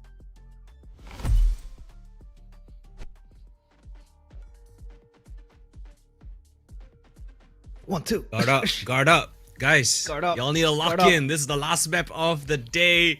It's do or die. Winner goes into the grand finals. Loser, well, not too bad. You've still qualified for GC Pacific. But yeah, this is Ascent with some interesting compositions, or at least on one of the teams. The other one, I think it's for Xipto. They are still running their standard composition, and they know that they can win this. After a dominant showing on map number 2, let's see what they have in store for us on Ascent. I mean, I kind of said it like when we were on break. What if they go map 1 funky picks, map 2 funky picks, and then map 3 they're gonna go with a normal composition? Oh, they lock in. And they did. They're locking in. They want that cash prize. They want that rematch. They want that grand final slot. But hey, still, of course, it is. It makes sense. Of course, you want to play that grand finals. You want to get possibly first place, right? You want to topple down the Titans, the Giants, and Falcons. Xipto and HYPA both battle it out, juke it out far. But Ayumi with the Yoru here in Ascent. It's going to give her a lot of mobilization with the gate crash, but we'll have to see how they play this one out. More standard now. We got Ayumi and Baby TZ as the double entries as the duelists on this defensive side. So a lot of combat power, but it's Capricious to go down first. Beautiful shots. Capricious to find the kill first. Beautiful shots as Khan gets caught out in the open. Piety now finds that frag onto the substitute player of Yuri. And the B side, well, partially open for business. One good smoke here, or a paranoia is good enough to get them over the line. They're gonna go to B now. They have to spike with them. Khan is gone, but Capricious will try to pop the heads, or rather the bodies of HYPA with 2 kills quickly. Make it a triple for her. And Xipto open up the fray again with the very, very fast approach. It feels like a rinse and repeat from previous game. But now HYPA, with this composition, it seems like they are kind of enticed to peek out, right? You sacrifice the KO and place for the Yoru, and it enables you to play aggressively. But playing behind the Yoru flash will be very tricky, especially when the Yoru has to be playing in mid. But now she will try to join her teammates, preparing that gate crash to just pop it defensively later on as a safeguard. Right, no more crazy fighting. Or at least for the time being, Bess is a little bit inquisitive, but there's 3 more players around this corner, and Grahams will feast. Lovely shots through. Oh, all 3 kills for Graham. Spidey shoots down Ayumi as the smoke plumes, and Yuri left rotating all the way from their B side. Our teammates have gone. Not a single kill we found just yet.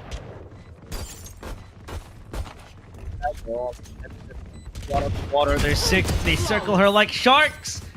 And Capricious will get the last kill towards Yuri. Flawless again. Xipto running it down quickly. HYPA. Just demolished. But that was given because they're on an eco. This will be the real round where things get heated up.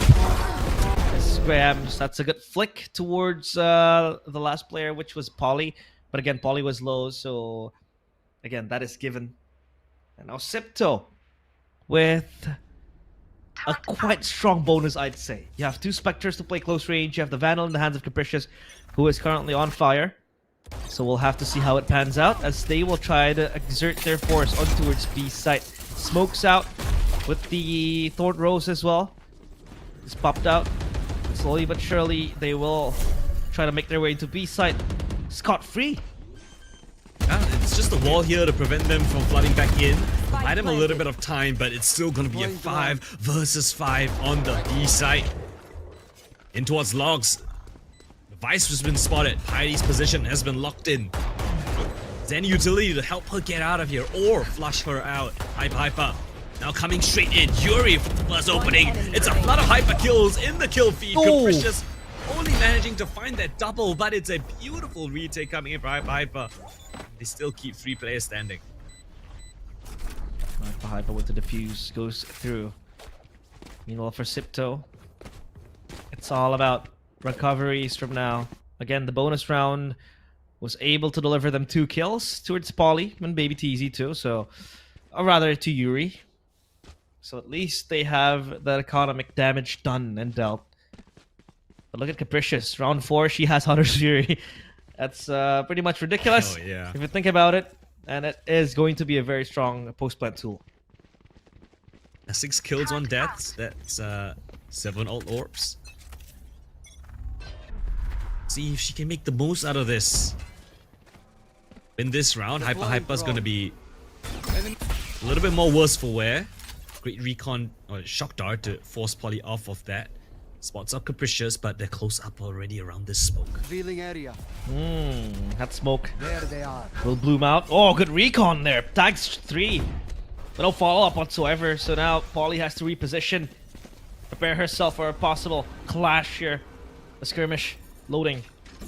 The drone flown to look for information. Turret procced as well.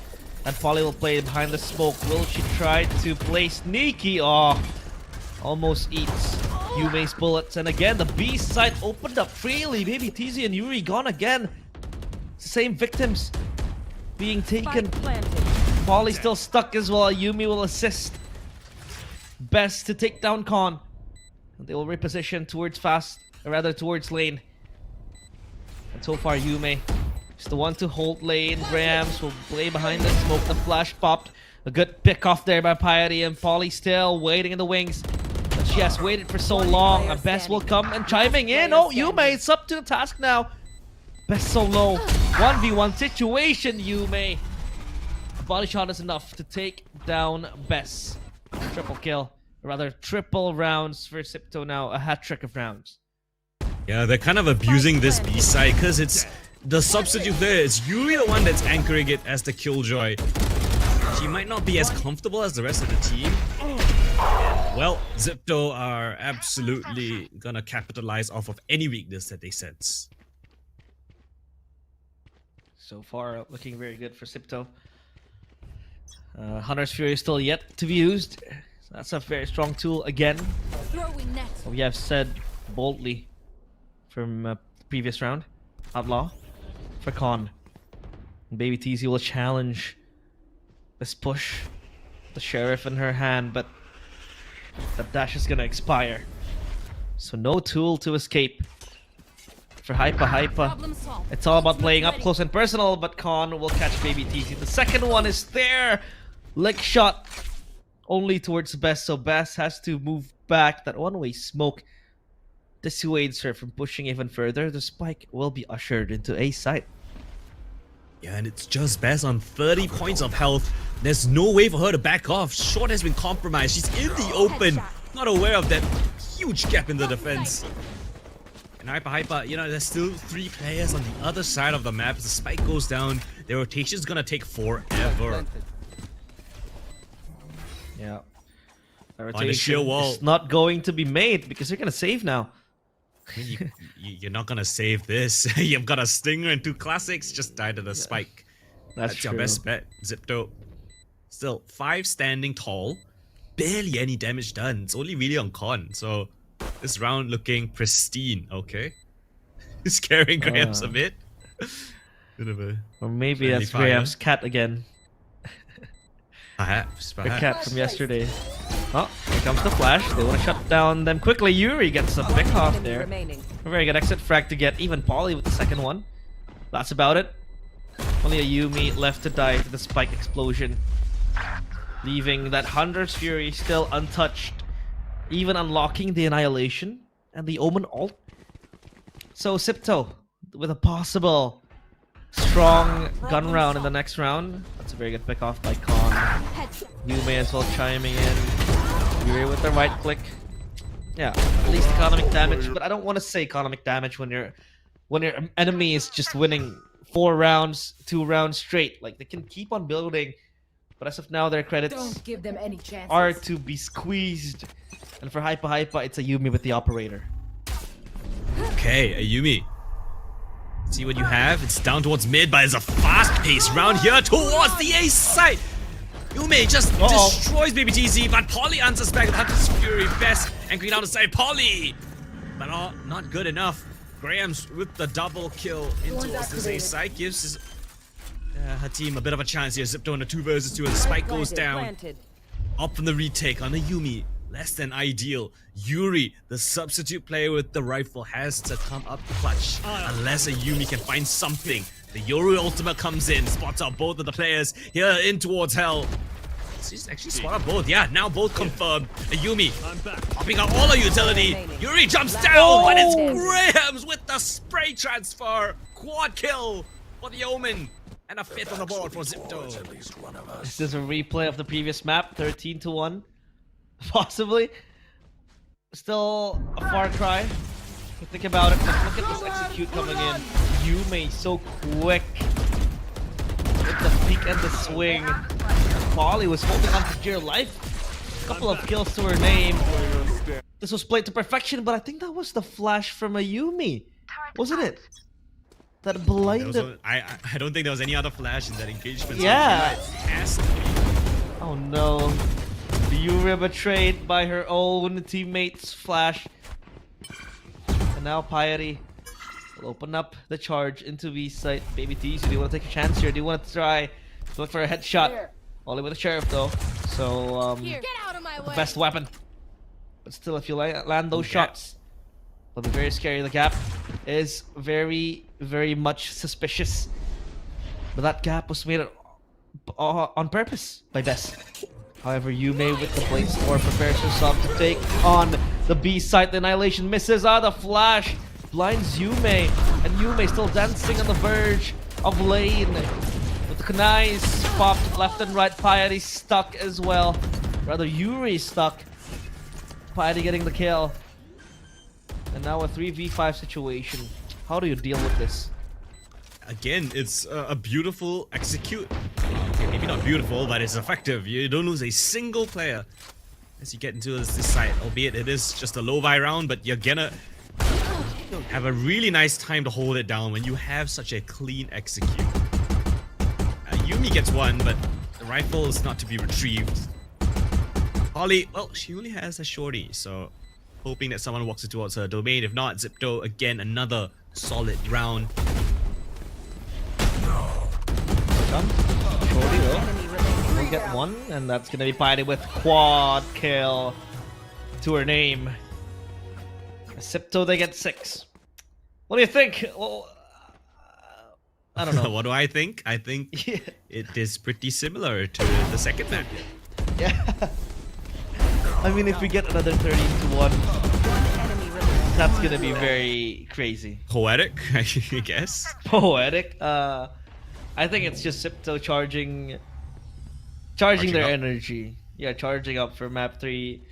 I mean, map 1 was it was pretty close. Again, overtime at 14-12. Map 2 was like, what? Okay, map 3 is going to be even crazier. Here comes Yume. Dashing in. Oh man. And Steel Yuri. Garden. Yuri, what will you do, Yuri? Bess is here. Bess is not here. Oh, Yuri's gone as well. Gone. Okay, gets caught out. Oh, but Grahams, the trade is sublime. And Yumi, good luck. Enemy remaining. Goes in, I respect the attempt.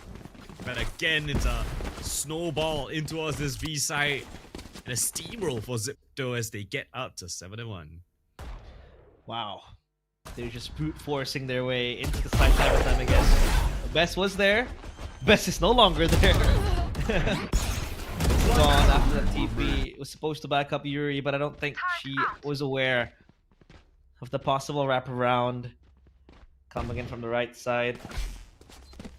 But yeah, 7-1 Xipto now. They're flying far with this lead. Yuri with the lockdown as well, ready to be used. Yume still winning! Even on the back of that grav net thrown by Con. At this point, I'm inclined to say that they're trolling, but Grahams gets Poly. Now Yume will still run with the judge, running rampant around. Grabs with the triple kill. Baby TZ. 1v5.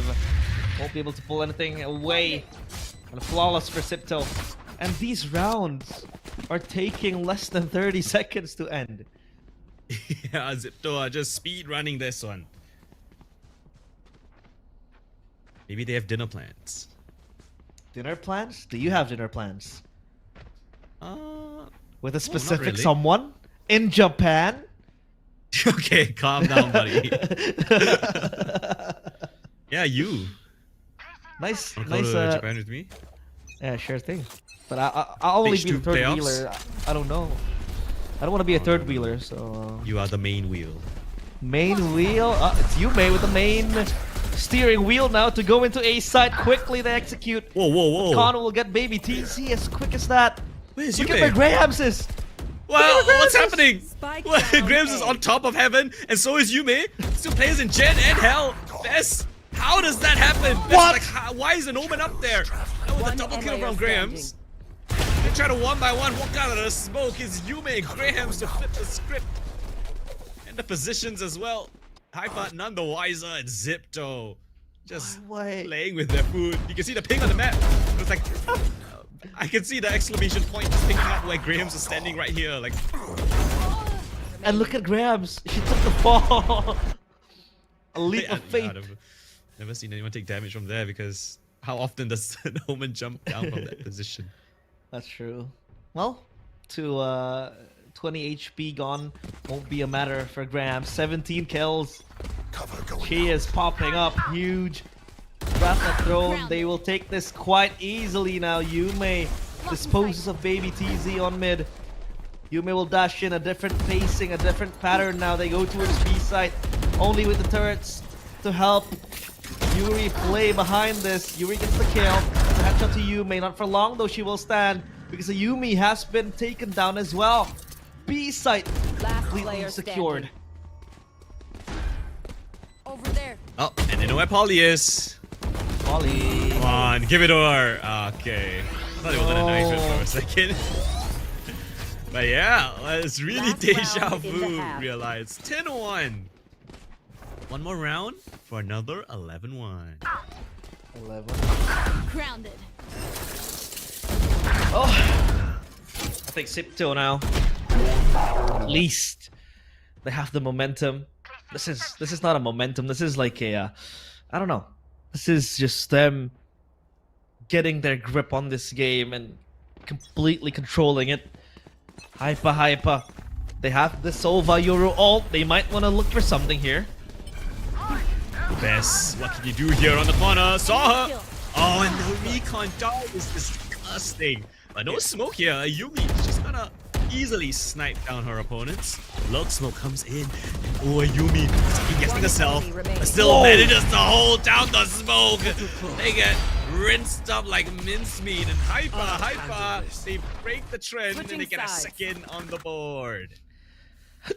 Oh, sorry, I had hiccups looking at that. But yeah, 10-2. I mean, even if they lose here, Coldan, it's a trend that changes. It was 13-1.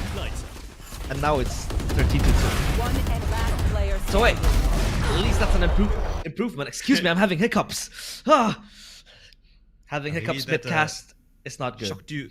Yeah, actually, I've never encountered the situation where. A caster had Me too. hiccups. I haven't had hiccups every time I casted, but this is the first time. So That's a first for everything. I yeah, realize. exactly. But this is not the way I want it to be because it really disturbs me. There's a way. There's a lot of ways to fix hiccups. Number one is to take a deep breath and just hold it for like 10 seconds. Can we do that? That's a big one. We But just hold our do you know the most effective way to stop hiccups? No, what is it? Tell me. I learned this from my mom. It's to eat sugar, just like plain Really? sugar. Sugar? Yeah. Just plain sugar? Plain sugar. One like a small teaspoon. Eat it, drink, and it's gone. Really? So- That's. Well, I need to try that eventually. Maybe you can have try to. it now. I'm gonna go to the kitchen right now. I'm kidding. So yeah, 10-2. Xipto. I think there isn't much to say because they were just running around and playing confidently. I like how, again, you said, comfort picks for them. They make it work. Usually when you see the Yoru Sova in like for HYPA, there is synergy there because you have the Yoru ult to play as a human recon behind the Hunter's Fury, but we haven't seen that a single time because Xipto was just too fast, too quick. HYPA couldn't play retake because every time the spike was planted, they were down to like 1 player, 2 players. So yeah, Xipto is just making use of the pace, and HYPA totally shocked at how Xipto is playing. Like that's just so quick from them, unstoppable. I would say. Yeah, and in the words of a very famous fighter, speed beats power, but timing beats speed. That's true. I shall So speak. we'll see if HYPA can dodge and weave, some of these shots that Xipto are sending them. Maybe land a couple 1-2 combos, get the momentum going, get the confidence going, start off on the right foot. And yeah, it all starts with the pistol. So let's see if HYPA have it in them to make this match a little bit more interesting. Float like a butterfly, sting like a bee. Right?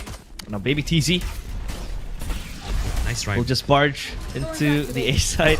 A flash comes in. That's a clone broken down by Piety.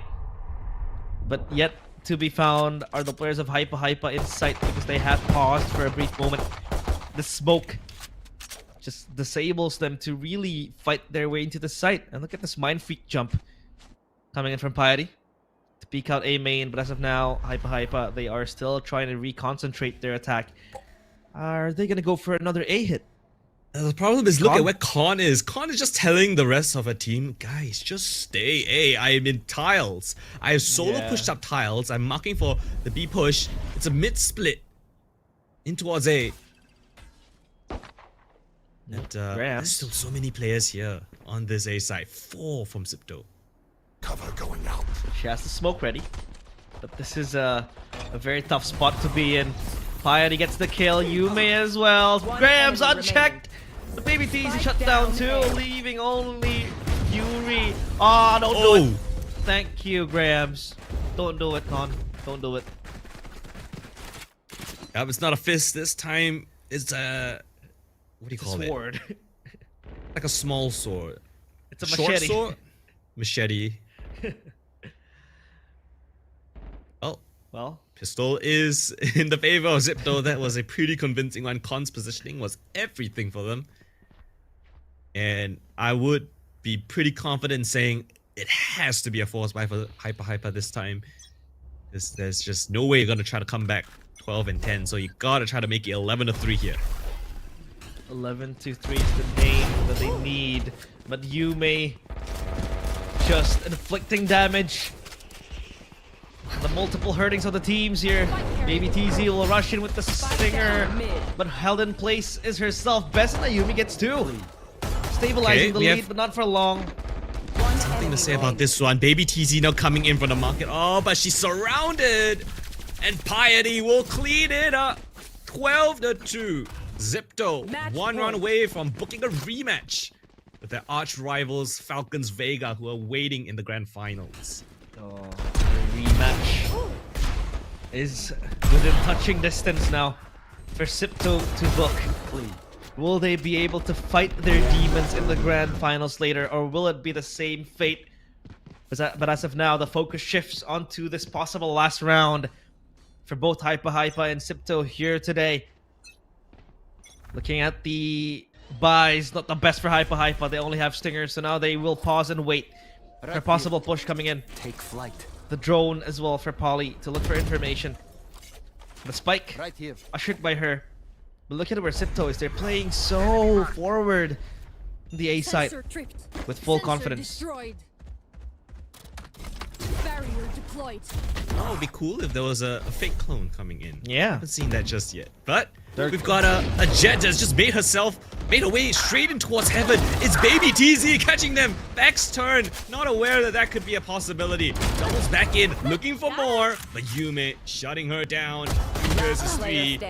Labor shot, and now it's all onto Piety. Piety. Spike 28 planted. HP. This is so unfavorable for her. They will come flying in. And Ayubi with the Vandal cancels out Piety. Finally, HYPA roaring back to life. Even if it's just a single pulse. Still shows that they have the grit to fight back. Xipto can still sit comfortably. Just lead that they have. But look at Baby TC just coming from the back line. Flanking. Catching 2 players off guard. And Xipto with a mix by the Sheriff and the Judge would be very, very much the weak point now if HYPA can identify those weak points. Right. Xipto got a couple of upgraded weapons here. They're fully purchased up into this one. Looking to stuff HYPA just as they get a little bit of momentum going. Best peek of the ADS. Careful not to take too much damage. Spots out the push. Bit of information. Piety. And lane. Just will play far back. And as of now, Baby TZ will make her way from market. That's a gate crash prepared for a Yumi to jump in to switch. But Piety, she gets caught lacking. Capricious in the back of the side, challenged deeply. But look at Capricious holding her ground for so long. 2v3 now, it's a 2v1 eventually. Grams with a possible clutch in front of her eyes, but only with the Sheriff and the Judge. The Judge not so ideal for long range. But Ayumi is waiting in the wings. Might sniff out Grams here. Find this door. The headshot prepared. Oh, it's gonna be Grams with the headshot towards Yuri. The flash as well. Not connecting. What is that? Grams! The most shocking and ridiculous way to close out the round as Xipto via Grams in a 1v3, booking their slot to the grand finals of VCT Game Changers. Southeast Asia Split 2. They will rebook a rematch with Falcons. Yeah. I mean, what a 1v3 to close things out. I thought it was surely cooked. There was no way for her to get past that choke point, but still, she baits out the peak. And hopefully in the highlights, maybe you could get a recap of that 1v3 from her perspective, because it was so brilliantly played. And yeah, congratulations to Xipto. A little bit dicey in the first map, but they recovered incredibly strongly on maps 2 and 3. And as you mentioned, realized they make their way all the way to the grand finals yet again to rebook their rematch. But yeah, this has been an incredible 3 series here today. It's been fun. But that's it from me, Coldan, as well as Realize here. I think that we're done for Game Changers U2. So yeah, that is us signing out. Desk, Tash, and Raf close things out. We'll see you guys on the other side. I don't want to say goodbye. Thank you. We needed No, we needed Realize. him to say goodbye. His forehead has been taking up a lot too much space for today. I'm just kidding. Love Why you. would you Love you, Realize. Anyways, coming back into this. Oh my god. This closing battle is so I mean, it's as insane as the last round that was played by Grams. in Xipto, because how the heck do you win a that's 1v3 like that? Because that is crazy. Anyways, insane match and performance coming in from Xipto, and it just feels like without the proper composition and also the players that come online that they played with, HYPA not able to hold out, so third place ending for them, and also Xipto getting a place in the grand finals. Regardless, let's have a breakdown for this particular game. Honestly, Raf, what do you have to say about this? Wow. Is that it? I don't know. I'm thinking about it because like this game, once again, felt like an extension of the second map where the same issues did kind of creep up on HYPA despite a really valiant effort on the series opener. At the same time, Xipto were playing with conviction, Tash. They were not allowing any lurks. They weren't allowing any sort of map control. Yeah. And, you know, to cap it off, a really incredible clutch to really end the night. This long evening with a smile, at least for Xipto. You know, if anything as well, I think HYPA did show some signs of life, but I think without their proper usual comps and also this role swap are just a lot for them to deal with, right? So, you know, for them, they're just, at this point, just playing to have fun, I feel. They didn't really, I mean, again, like I said, their only goal has only been to lock it to Bangkok. And without Aluka, it was really hard for them to play their own game here. But, you know, this ending by Graham's was honestly incredible. You get two perfect shots with the Sheriff.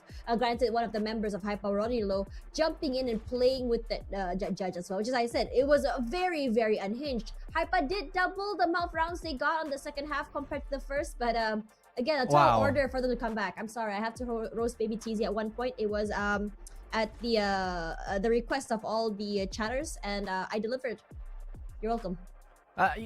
You know what? Like when I think it was round 11, I saw wide swing in mid. I think that's when I closed my eyes and I felt like it's not like this.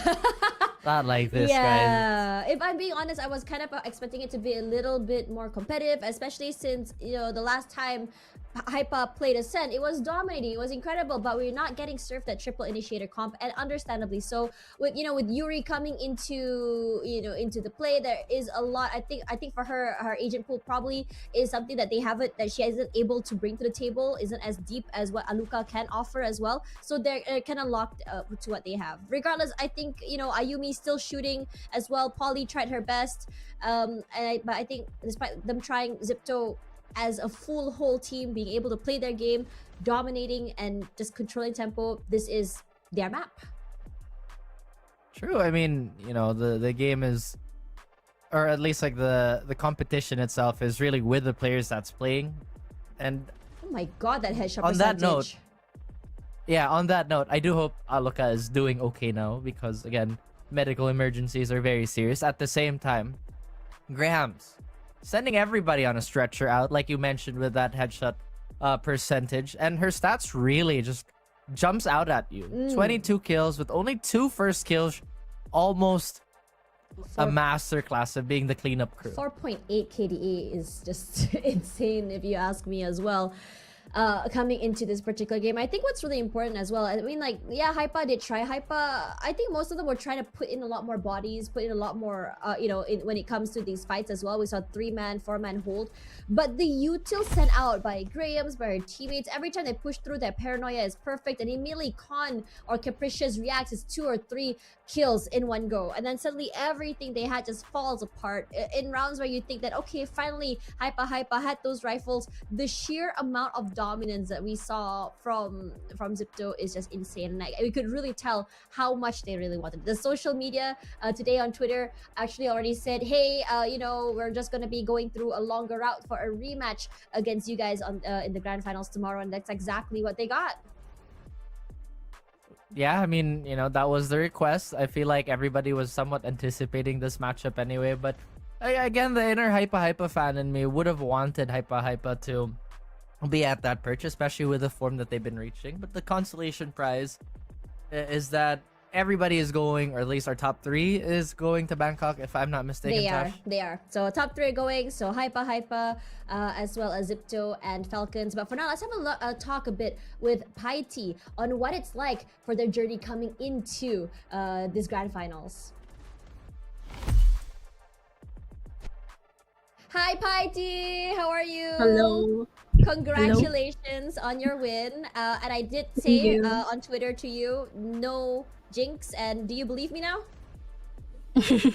Yes. She believes. Okay, Paiti, I have a few questions to ask you. I think you guys came as a team, a crazy bunch of aimers today. Can you walk us through on how exactly you guys became as cracked as you guys are? I think it's just because of grind and routines. Yeah. And Okay, practice. fair enough. Yeah. And practice as well. That is such a very, very fair answer as well. Okay, earlier in map number 1, you guys saw HYPA bring up such a weird comp. They've never played that before. Did that comp catch you guys off guard? Nope. We did not expect anything at all. Yeah. And she's very, very shy. Raf, you mentioned earlier you had a question to ask Xipto. I did, right? Yeah, you I did. feel like it's so limited. I'm getting, mixed up. But, right. Again, congrats again, Paiti, for the great performance today, of course. Booking your ticket at the grand finals for tomorrow. My question is, how do you recover from a map 1 like that, especially after such a long day? We just had a mental reset. Just lie down, meditate, anything.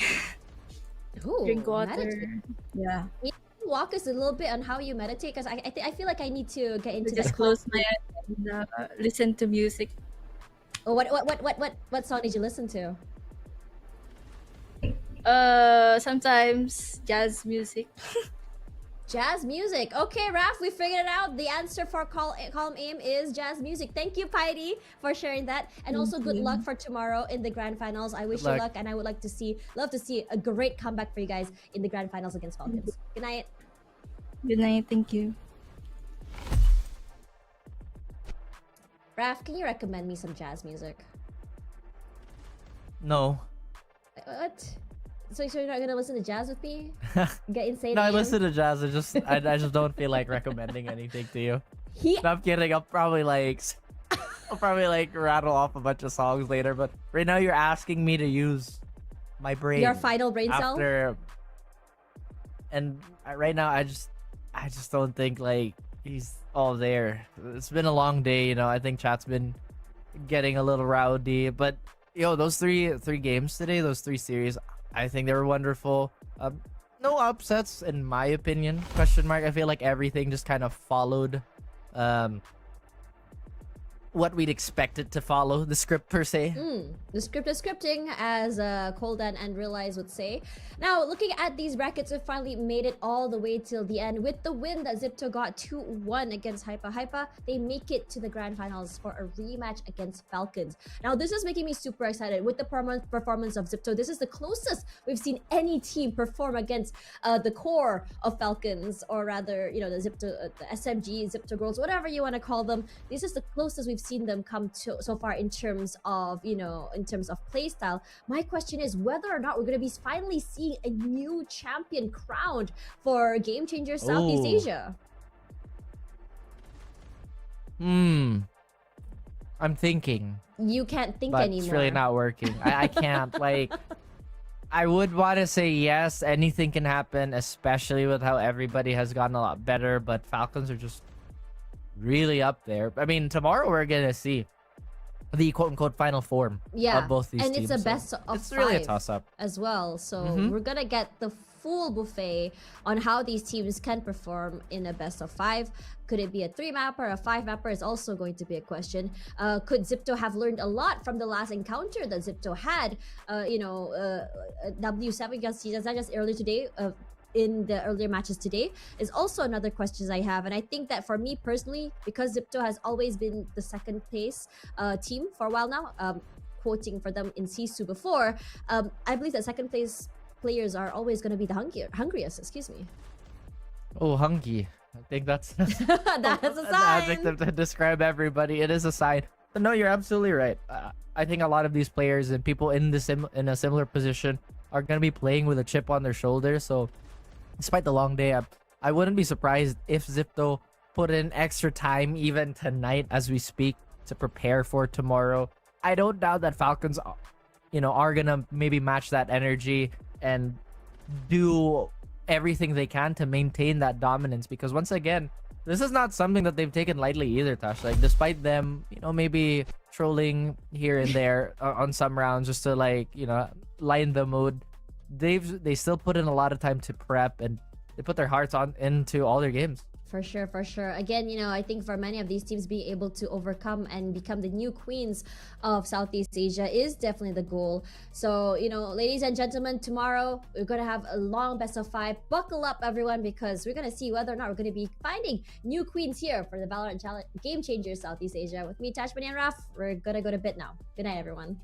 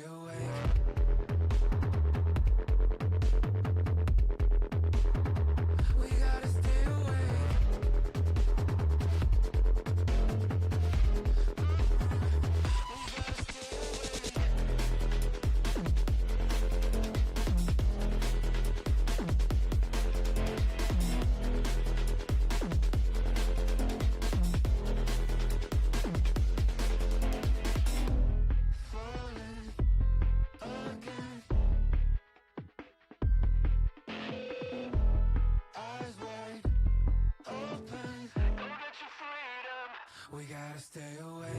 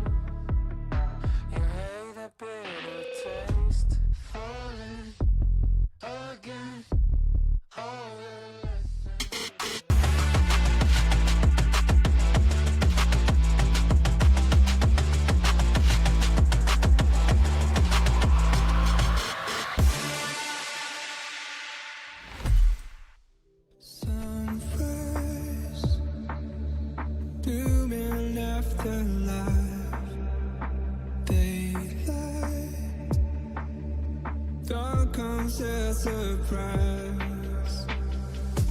I am so hurt.